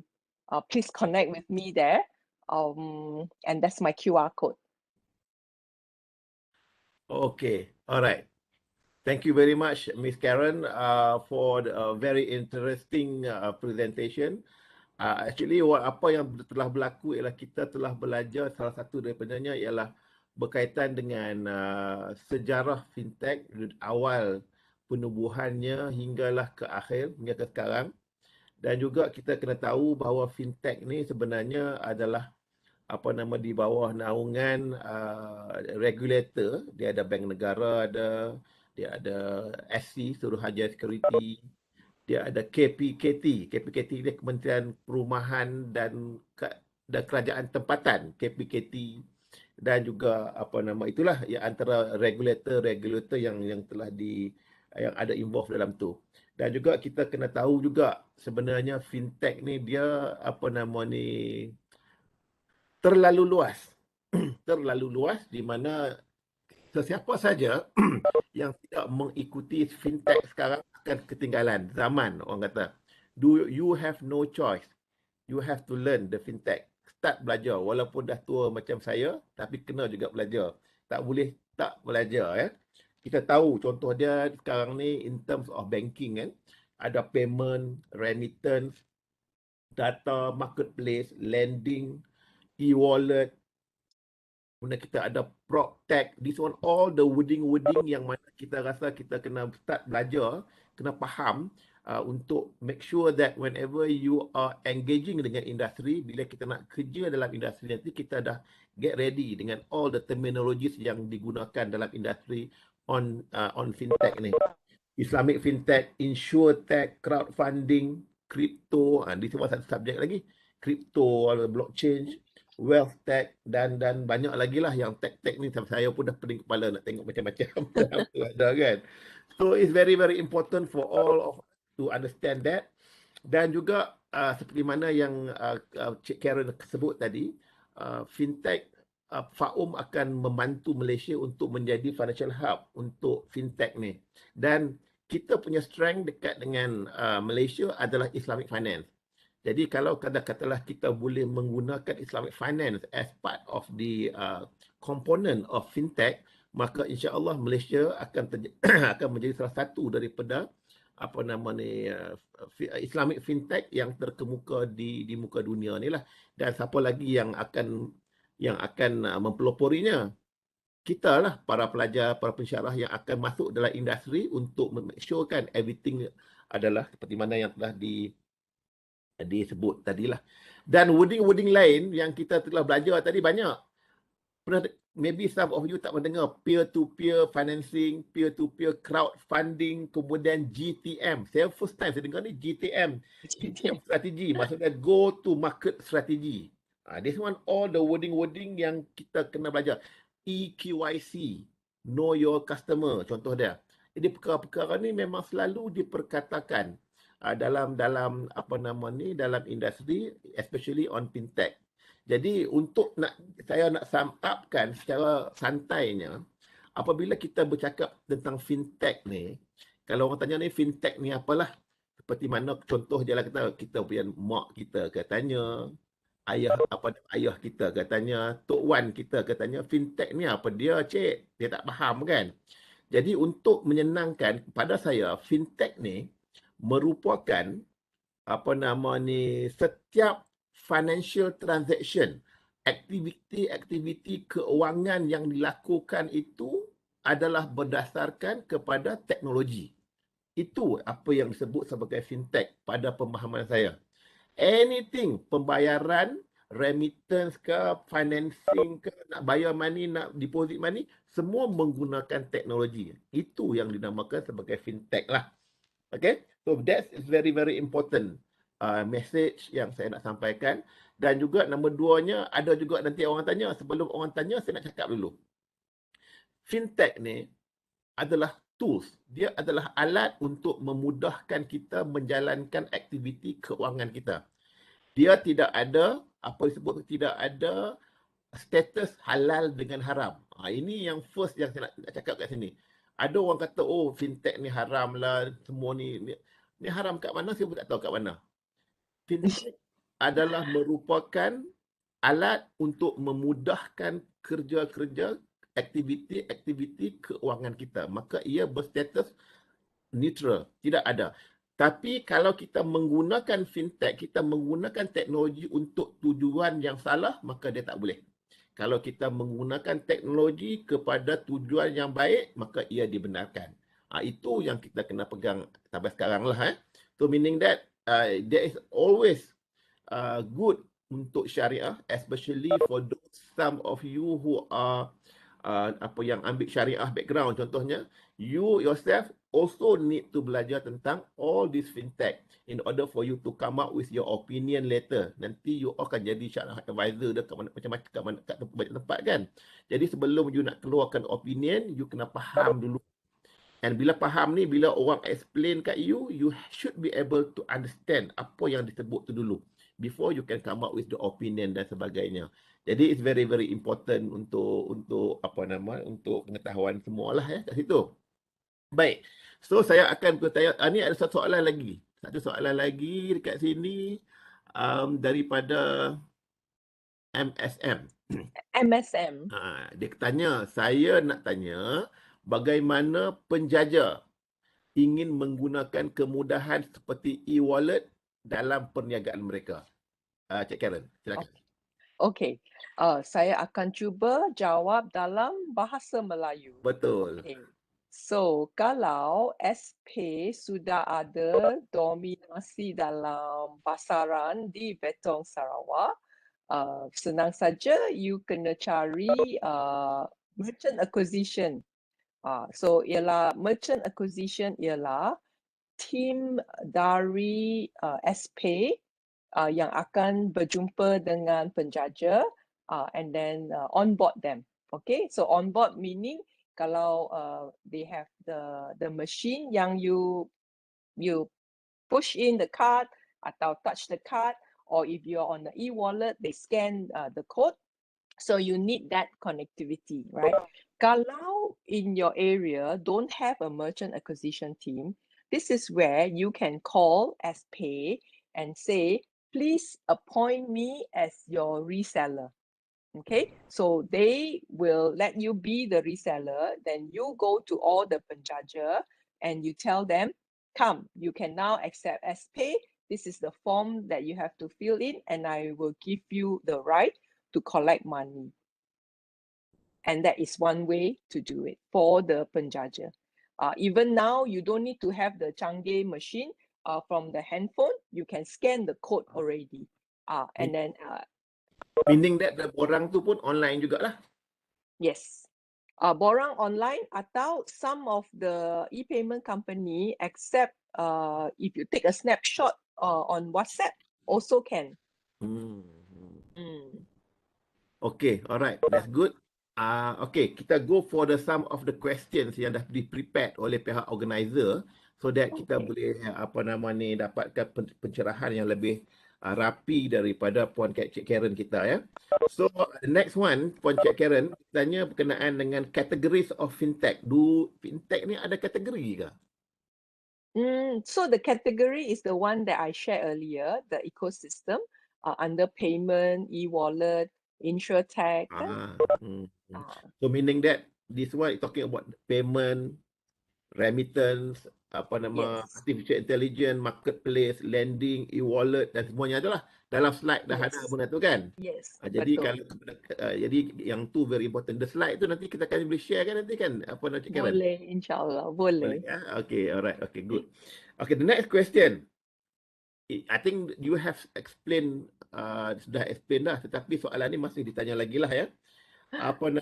Where, di manakah fintech ini digunakan dan how it can be implemented in the education system? In the education system. So the application is actually multi-level. Number one is to increase financial literacy and to start them from young, right? There are fintech companies that are starting solutions or fintech product for teenagers. So that means those who are below 17 years old, that they will be given the card, like I mentioned earlier, how I give my child the card with a limit. So that is one way. Education is through doing things, then the youngsters and the children can remember and know what to do, right? Because then it will also help them to prepare about protection, identity protection, etc.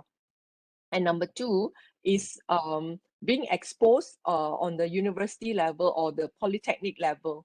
Have hackathon. Get your school to organize hackathon. So how do you do a hackathon? Is that the school will give you a list of problem statement. Okay, now problem statement can be as simple as let's say if Betong is famous for something, what is Betong famous for trade wise? Okay. So masuk ada banyak lah kan. Tak kisahlah. Education bukan sekat education saja, even banyak lagi. Hackathon, yes. To do immersion. So when I ask organizer, what is the Betong famous for in terms of trade? Dia tak nak jawab, tengok. Kejap. Kejap. I think hasil pertanian. Hasil pertanian. Hasil pertanian. Okay. Ya. Buah-buahan. Kat sini So, memang sebutkanlah hasil pertanian, buah-buahan. okay. So I'm sure you will go through a middleman, right? So you see what I can see is already a supply chain, right? Supply chain is like from the buyer, I want to buy, but I don't have money to pay you yet. And there is a fintech company that will hold the money for you because, like I said, with the data, they already know how much you're using, how much your revenue is. So the supply chain financing will be able to, you sell your product to a supplier, but the financing goes through the supply chain company. So supply chain company will pay the seller and then give the product to the buyer. When the buyer accept the money and do the collection, then repay it back to the supply chain financing company. Okay, so that is one thing already that you can implement in your town. Okay, but we digress a little bit. Let's go back to the education side, right? So when I talk about hackathon is you list out the problem statement that you want to see in the future. How does it make life easier for your community? At the end of the day, it is not just about making money, right? There's so many ways to make money, but when you make an impact to your community, that is when everybody will grow. Yeah. So another way is through hackathon. Yeah. Okay. Karen, one question, it's very good question juga kat sini for the students, the qualities ataupun competency of the students that the student need to have lah in order to be prepared themselves before they can go into the industry and face this industrial revolution 4.0. Okay. If you are my child and you're Yes. doing a banking, Our child. yes. And if you're doing a banking course, right, and you already know, okay, fintech is the way that I want to go, right? What would you do, right? Number one, you look for internship. Number two, all your paper in terms of your TCs and everything is angled towards fintech. And then number three, in your CV, talk about it, right? Because when you just leave the learning institution, you don't have work experience to list it down, right? But what you have is a trove treasure of education and writing that you can do. Okay, and then if I were to be you, I will write about articles about it and post it in LinkedIn. Okay, LinkedIn. Don't worry about what people think of you or you like shy or whatever, right? The push out the messaging for yourself. Okay, so if you talk about branding, talk about personal branding first. Okay, now let's go back to LinkedIn again. Okay, now have a nice picture, a profile picture that is professional. Talk about how you are an aspirant fintech entrepreneur so that people know, oh, this candidate is interested in fintech. Okay, and then you share articles about fintech, so you build your branding from there. Okay, now if you see like TikTok and IG Live, all those influencers, right? They only hone into a skill or an particular interest that resonates with their audience. Okay, you don't see them like if it's a TikTok star that does a lot of dancing, you could see them keep doing dancing video. Tuan Haji, you got TikTok account ke? Tak ada. Tak ada. Yeah, so it's the same thing. It is your personal branding. How do you want the whole world to see you as and to take you for? And then you keep pushing that messaging out. Very good advice. Sangat-sangat bagus nasihat yang telah diberikan tu. Okay, students ingat tu. Okay, ingat kena buka account, TikTok account kalau boleh. LinkedIn. link in TikTok account pula. Link in. Okay, good.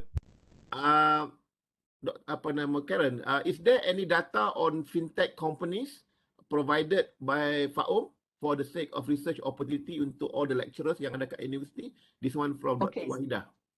So we work very closely with FinTech News Malaysia, fintechnews.my. You can find a lot of what is the latest that is happening, which company raised money, which company is launching new product from fintechnews.my. They are also the one that did the map that you saw earlier, as in who are the new players, you know, who is doing what. So that one is a very good place for you to start your research, right? So the report that I will share with you, if you email me with a question, is about the data from the Southeast Asia, and then also data from what do people think about when it comes to digital bank, right? Who is the one who's interested to take on digital a digital bank account? So from the research, they found that youngsters below 30 years old don't mind having digital bank as their main account. Okay, so what I mean by main account is salary that is being deposited into that bank is your main account. So sometimes you have a main account where your salary comes in, but you have other accounts with other banks. Okay, and then so youngsters are going to use digital bank as their main account. So, but this is not something that people who are more senior, they won't do that because they still need the element of trust. Okay, so that's answer the question. This is very interesting question juga yang I think from one of the students yang bertanya soalan ni. Dia kata apa nama ni, saya ni bukannya orang IT. I'm not the IT guy. So do I have any opportunity to work dalam dunia fintech ni? Maybe Cik Karen boleh cerita sikit? Okay, so if that person is in this call, means he is from finance and banking course lah kan. Like I said earlier, one of the best job to do in fintech is to be the product person. Okay. Yeah, so to be the product manager, right? So what it means is that you need to have both. You don't need to know how to code, right? But you need to know how the tech work. Okay, and then you need to know how banking or financial transaction work. So that's where your banking and finance background comes in, and then also the consumer, how they consume your product. Yeah. So if I can turn back time, that would be the career that I want to embark on, to be a product person.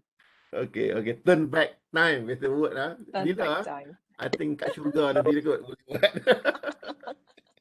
Okay, Ms. Karen, the next one. This is a very current, good question. And I think it's a very good question juga. Talking about COVID-19 pandemic yang kita ada sekarang ni lah. Dalam keadaan pandemik COVID-19 ni. So, how fintech ni boleh meringankan beban ataupun boleh membantu the users in terms of untuk meringankan beban-beban kepada users dalam keadaan COVID-19 ni. Okay, so number one is because of the cashless transaction, your probability of handling fiat or cash has reduced significantly, and also reduce the chances of you getting the disease, right? That to me is already the biggest winner and benefit of fintech. Okay, and then number two is the direct savings that you get when you need to send money overseas. Okay, so I see it with my first-hand experience when my domestic helper sends money home to her family because COVID lockdown, the brother, father lost their job, right? So digital remittance affected their livelihood, right? So that to me is a benefit. Okay. Alright.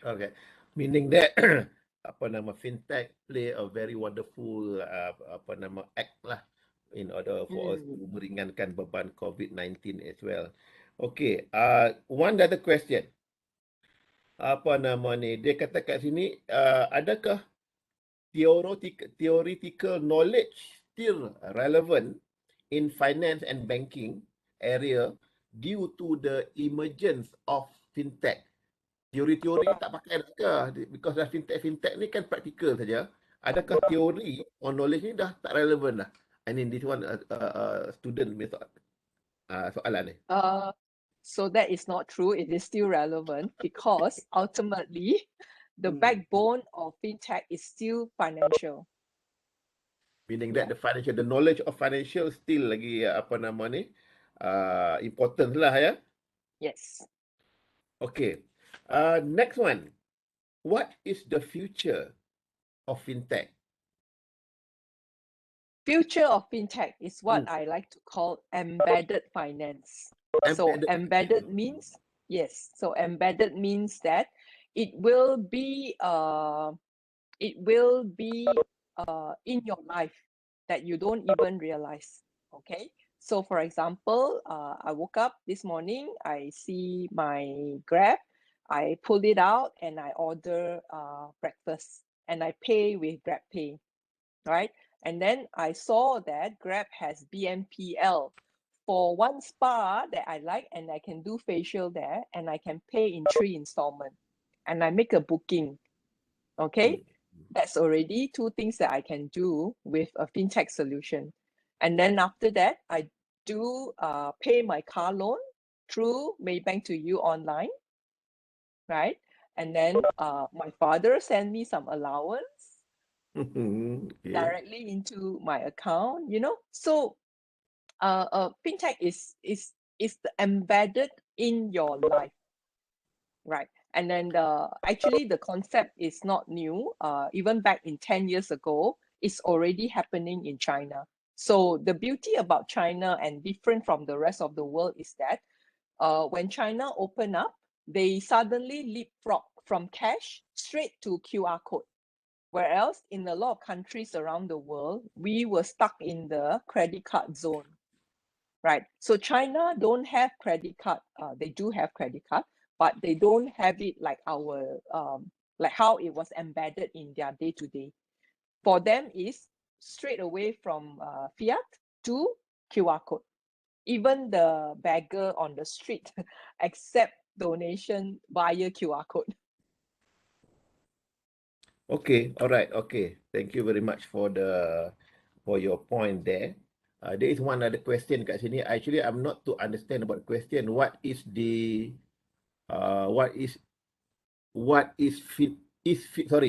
fintech a GLC, government linked companies? No. So it's not fintech is financial technology. It's a sub-industry under finance and banking. GLC is government-linked companies. So some of the GLCs that are involved in fintech companies are like Khazanah. That is Khazanah investing in what is that company? Axiata, for example, right? So that make them an investor. Yeah, but fintech and GLC is totally 2 different things. Okay, alright. Ya, betul lah. Fintech is just ni, okay. Now, disadvantage and advantage of fintech. This one maybe soalan-soalan ni. I think the question asked by the students who need to prepare their assignment, I think. What is the advantage and disadvantage of the fintech? So they want you to answer the question, Karen. I will help them with their assignment. Okay. So when you pass, you say a prayer for me. Don't talk. Jangan cakap panjang-panjang. Just simple one. Simple so that they have to do some research to continue whatever you said, kan? Yes. So I'm going to share my slide, right? And remember the second last slide where I break it down to 5 pillars. Now, with that 5 pillar, you just apply that to every single question that the professor asks you, you will score already because it covers everything that you need to know. Okay, so the advantages of the of fintech, use the 5 pillar and look at it from the positive side. And the disadvantage, you look at the 5 pillar and you talk about the disadvantage side. So for example, we look at education. What is the advantage of fintech in education? It is to push financial literacy. So for example, elderly people are forced and to adapt to use e-wallet because of the pandemic, right? That is an advantage. So what is the disadvantage of from the education point of view? With the lack of financial literacy, people share their information to scammers and they get scammed. Okay, so we take another example. The second example that I shared is, let's say we look at go-to-market, the narrative. What is the advantage of fintech? From the narrative point of view, right? So when there are more population jump on the bandwagon to use fintech solution and then embedded in the lifestyle, it actually saves the company, the bank money, because handling money is very expensive. Even if you are a small shopkeeper, right? Theft is very high. But with fintech, there is nothing for your cashier to steal because everything goes straight to the bank account, right? So that is the advantage. Okay, and then let's say if we look at regulatory, what is the advantage of fintech? So regulators are looking at to improve and tweak the policy to encourage innovation. And what is the disadvantage of fintech from the point of view of the regulator? Fintech companies anyhow create products that goes against the regulation. Okay, so I hope you get my drift. Just look at the 5 pillar and then look at it from advantage and disadvantage. Okay, another question. This one question ni quite orang kata frequently asked question by students, especially those who are at the end of their studies. How to prepare ourselves for an interview if they want to work in the company that doing fintech? Okay, so it depends on the role that you are applying, right? So we'll take an example, okay? You don't want to be, you don't have the aspiration to be a banker, you want to be in fintech. So when you join a fintech company, you cannot be choosy with what you want. But because of your banking and finance background, you will most likely get to be in the product side or customer experience side. Now, customer experience is the key word and the buzzword for anything technology nowadays. Customer experience will actually make or break the company. I'm sure you have had experience where you download an app, you just don't like the way it looks, or you don't like the way they onboard you, or you scroll and then you're like, why do I need to scroll so many times to find something? And then you create this dissatisfaction already. So that is customer experience. So if I'm going for an interview and I want to be in the product or customer experience team, or in fintech companies, for example, again, I will prepare my LinkedIn profile to show that I have affinity and the love for fintech. Number two, I will talk about the activities that you have done. So for example, even with this training, right, if you can use my deck with the keywords that I have shared, write something about it on your LinkedIn, okay? You would be able to talk about it in your interview. For entry level job, if they don't expect you to have work experience, they expect you to have interest in fintech. So you can talk about this. You can talk about, like, surely the HR manager will ask you, oh, why are you interested in fintech? Oh, this is when you say, oh, I had a wonderful session with Tuan Haji. I noticed that, if I get into this, I can change my community. I can bring up the lifestyle, and that's the way to go, and then the government is helping. So it just shows that you are a learned person, that you follow the trend. Don't go to an interview for a fintech company and then when they ask you, oh, tell me what you know about fintech. I don't know. Or they say, like, do you have any fintech products that you use? I don't know. Okay, so I don't know means that you didn't do your research. Okay, very good, very good. Apa nama ni, nasihat jugalah, betul. If you really want to go to interview, you have to prepare yourself. You must be confident, prepare yourself, and then make sure that at least you have 3 items strength that you are going to tell to the interviewer about fintech if you want to join the fintech lah. One of them, of Yes. course lah, I have joined this webinar together with the president of FAOM. Yes. And Haji Rafiq, for example, kan? So that show the Yes. interest and so on. Okay, Yes. good. Okay, Yes. next question. Just secara purata, just from your opinion, kan, apa nak Karen, just list down 5 the top fintech company that come across your mind in Malaysia. Okay, so for e-wallet, I will go for Grab because Grab not only has affected the user with the usability, their Grab customer experience in terms of their app layout is very nice. And then they have affected a lot of people with the e-hailing, which is the Grab driver. A lot of people, even if they lost their job, can be certified as a Grab driver and make a living out of it. So that is really good. From the InsurTech point of view, I would talk about Policy Street.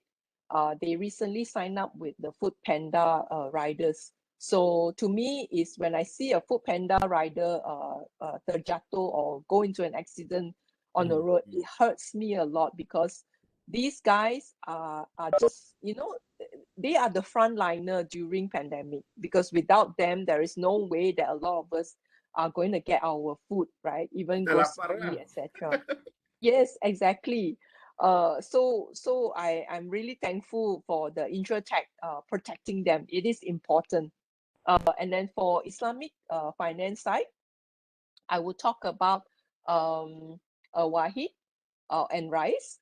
They are both Sharia compliant.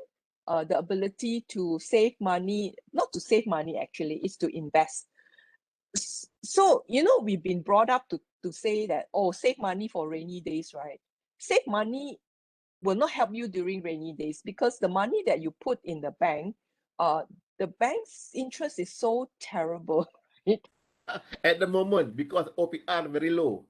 Yes, exactly. So we need to teach the youngsters to invest. Make your money work for you. Okay, so wealth tech and robo advisory is very important. And then the fourth one that I would like to say that it is top is a payment gateway. Payment gateway like Razor Merchant Services, right? Without the payment gateway connecting the dot, the smaller companies will not be able to do online business so easily. Okay. And then last but not least is, of course, equity crowdfunding. Companies like Pitchin and Funnel, they help the entrepreneurs raise the money for them to grow. Yeah, so those are really required if we want to achieve a startup nation and then be a digital nation. That's good. That's good. Okay, so I have another 3 questions. I hope you can answer it. Short and sweet and short. Number 1 is what are the support that has been given by regulators, legislators, for example, for the adoption of this fintech in Malaysia, Karen? Okay, so number 1, there's the program under ePenjana by the government. Yes. So during the height of pandemic last year, MDEC spearhead the program to help onboard smaller SMEs and MSME to get on the digital payment side. So like I said, without the pandemic, some companies think that they don't need to accept digital payment, right? So when the pandemic happened, they realized that they have no choice. So they got a bunch of fintech companies together. Usually, for example, if you onboard with a payment gateway, you have to pay 3,000 ringgit to get the connectivity. And then also you have to pay MDR. So MDR stands for merchant discount rate. So that means that for every 10 ringgit that you pay the merchant, you pay the shop 10 ringgit, 2% goes to the payment gateway as their fees lah kan. So during the pandemic, they reduce it to half so that more money can be retained with the shop. And then they make free onboarding so that more companies can get on to this digital payment track, right? So that is something that a government agency, because MDEC is a government agency, they behave as a platform to get the fintech service provider together to offer it to SME and the MSME. So that is one portion.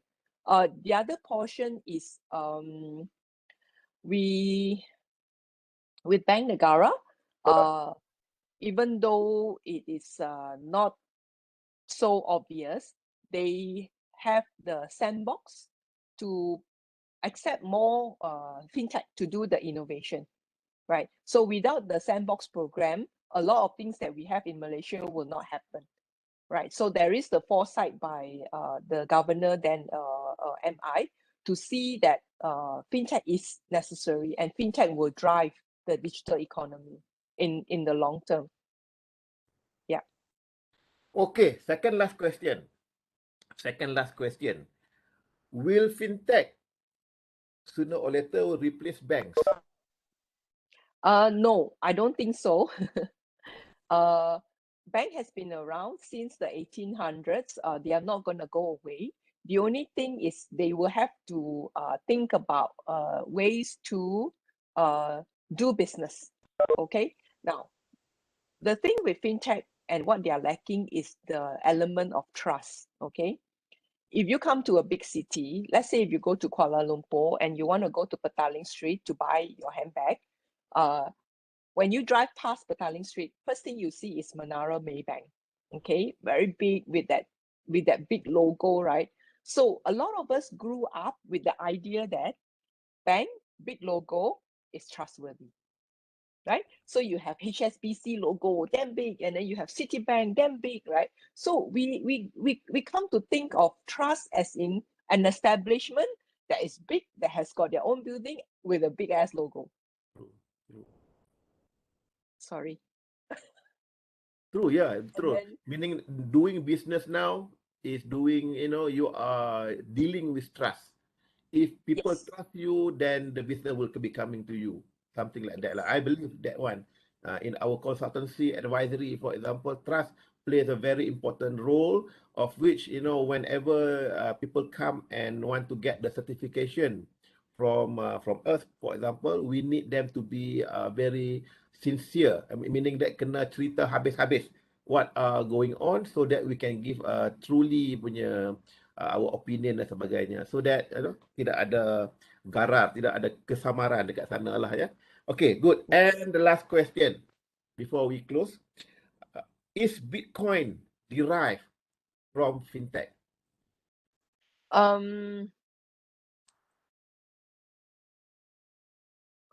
Okay, so because the person asked specifically on Bitcoin, Bitcoin in itself in the Sharia community does not qualify as something that is truly halal, right? Because they don't have a transactional value to that. Betul tak, Tuan Haji? Salah. It's still, yeah, it is still a lot. Bitcoin do not have any what we call any Sharia status value. Dia hukum adalah harus, just to let you all of you know lah. Yes, a little bit of Sharia lesson there. Everybody listen up. Okay, so Bitcoin is actually a technology. Yeah, it is based on the blockchain technology. Exactly. So I wouldn't Yes. call that a pure fintech play in that sense. But there are other cryptocurrency that is on the rise now. And then they are talking about DeFi, which is decentralized finance, and also CeFi, which is centralized finance, that is driven and by cryptocurrency. And then a lot of them are using the Ethereum protocol. Yeah. Okay, I think we have already answered all the questions that's supposed to be answered. And then again, I would like to say thank you very much to Miss Karen. Terima kasih Cik Karen kerana sudi meluangkan Terima masa kasih. bersama saya dan juga Poli Potri Metro Sarawak dalam satu majlis yang ilmu yang amat penting ini. Dan saya juga mengucapkan terima kasih jugalah kepada pihak Metro, Poli Metro menyebut saya sebagai moderator bersama dengan I can say young intelligent lady in the world of fintech lah. Itu my term. Anything saya menyerulah agar sekurang-kurangnya Politeknik Metro dapat bekerjasama. You can connect, you can collaborate and you can engage dengan FAUM all the time, so that you can get the correct and true data, message dan sebagainya daripada mereka untuk memastikan seluruh para pelajar yang ada di Poli Metro ataupun mana-mana universiti dekat dengan yang siapa-siapa yang datang pada hari ini dapat manfaat yang sebaiknya ya. Jadi pada Cik Karen, terima kasih. We hope that we can go and tertarik again one day time after this PKP lah. Dah lama dah tak tarik ni. Kita ajak Cik Rizwan sekali. Yes. Okay. And then thank you very much Cik Farah dan juga kita punya kawan yang handsome sebelahnya. Semoga majlis kita ni dapat dimanfaatkan sebaik mungkin. Yang baik semuanya daripada Allah Subhanahu Wa Taala dan yang lemah itu datangnya daripada kelemahan diri saya dan juga diri Cik Karen kita. Cik Karen, Assalamualaikum Cik Karen dan Assalamualaikum to everybody. Wabillahi taufiq wa hidayah. Wassalamualaikum warahmatullahi wabarakatuh. Saya ingin ucapkan terima kasih. Okay, sebelum saya tamat kita punya slot pada petang ini, saya nak cakap ataupun saya nak imbau balik bagaimana perjalanan saya nak bawa Tuan Haji dan juga Miss Karen sampailah program pada hari ini. Okey, macam tadi kan kita dengar Miss Karen ada cakap pasal penggunaan TikTok tu memberikan boleh jadi satu medium untuk sampaikan ilmu kepada orang awam. Macam itulah bagaimana saya dapat Tuan Haji. Okey, sebab saya selalu tengok sharing dia yang berguna dekat Facebook dan saya selalu share dengan pelajar.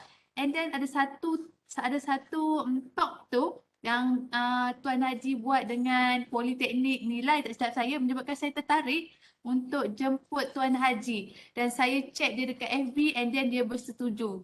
Kemudian saya propose lah projek ini kepada saya punya ketua jabatan dan mereka pun setuju. Dan kami come out dengan satu tajuk tentang fintech sebab bagi saya sebagai seorang pensyarah, kami pun tidak tahu fintech tu macam mana. Even sebutan saya yang pertama sekali dekat Miss Karen pun silap. Tu pun selepas ditegur beberapa kali. Okey, memang saya nak cakapkan terima kasih lah. Ini adalah perkongsian yang amat berguna sebab kita dah ada peserta seramai tadi kita ada hampir 150 orang. Dan sekarang kita dah ada 116 orang dan kita ada daripada Politeknik Engku Omar, pelajar daripada Politeknik Engku Omar, Politeknik Nilai pun kita ada, Politeknik Muka, Politeknik Seberang Perai dan selainnya. Saya pun apa nak sebut sebab kita ramai dan saya juga nak mengucapkan terima kasih kepada Tuan Haji juga sebab wawakan program ini kepada orang luar yang menyebabkan lagi ramai lagi yang masuk dalam kita punya program pada hari ini. Okay, so terima kasihlah saya ingin ucapkan kepada Miss Karen atas penerangan dan isi perbincangan yang cukup mantap dan berkesan. Okey, dan juga saya ingin mengucapkan terima kasih kepada Dr. Razli sebagai mediator bagi perbincangan pada petang ini. Banyak input yang telah kita terima daripada penerangan ini.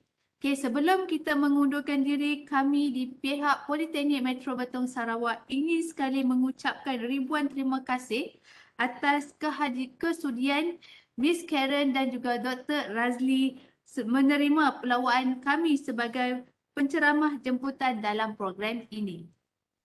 Hadirin sekalian, sebelum kita mengundurkan diri, marilah kita sama-sama untuk mengambil gambar kenang-kenangan.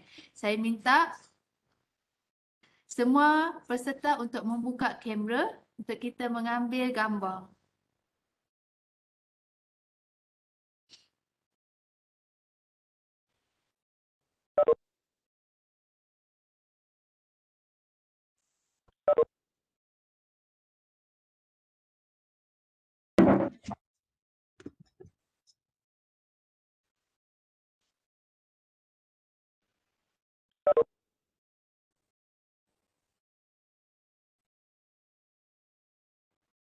Okey, buka lagi. Okey, masih lagi yang tak buka. Jangan malu.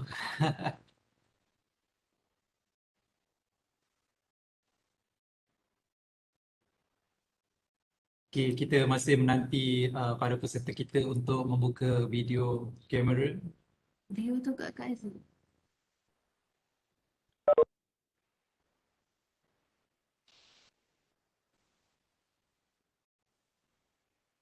Di dalam kiraan 1, 2, 3.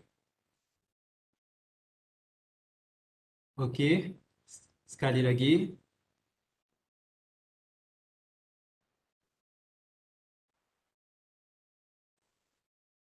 Dalam kiraan 1, 2, 3.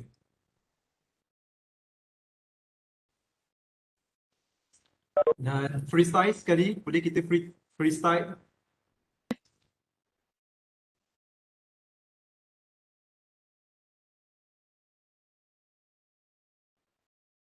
Satu, dua, tiga.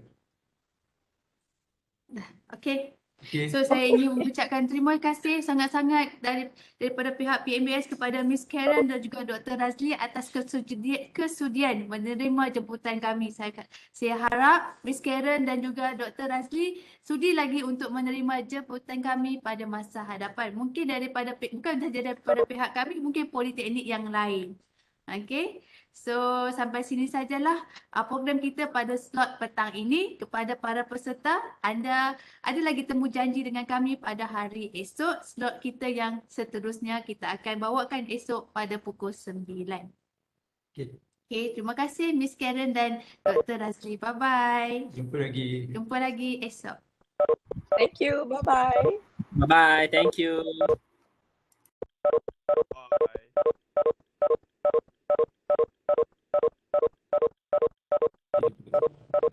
Okay, dah.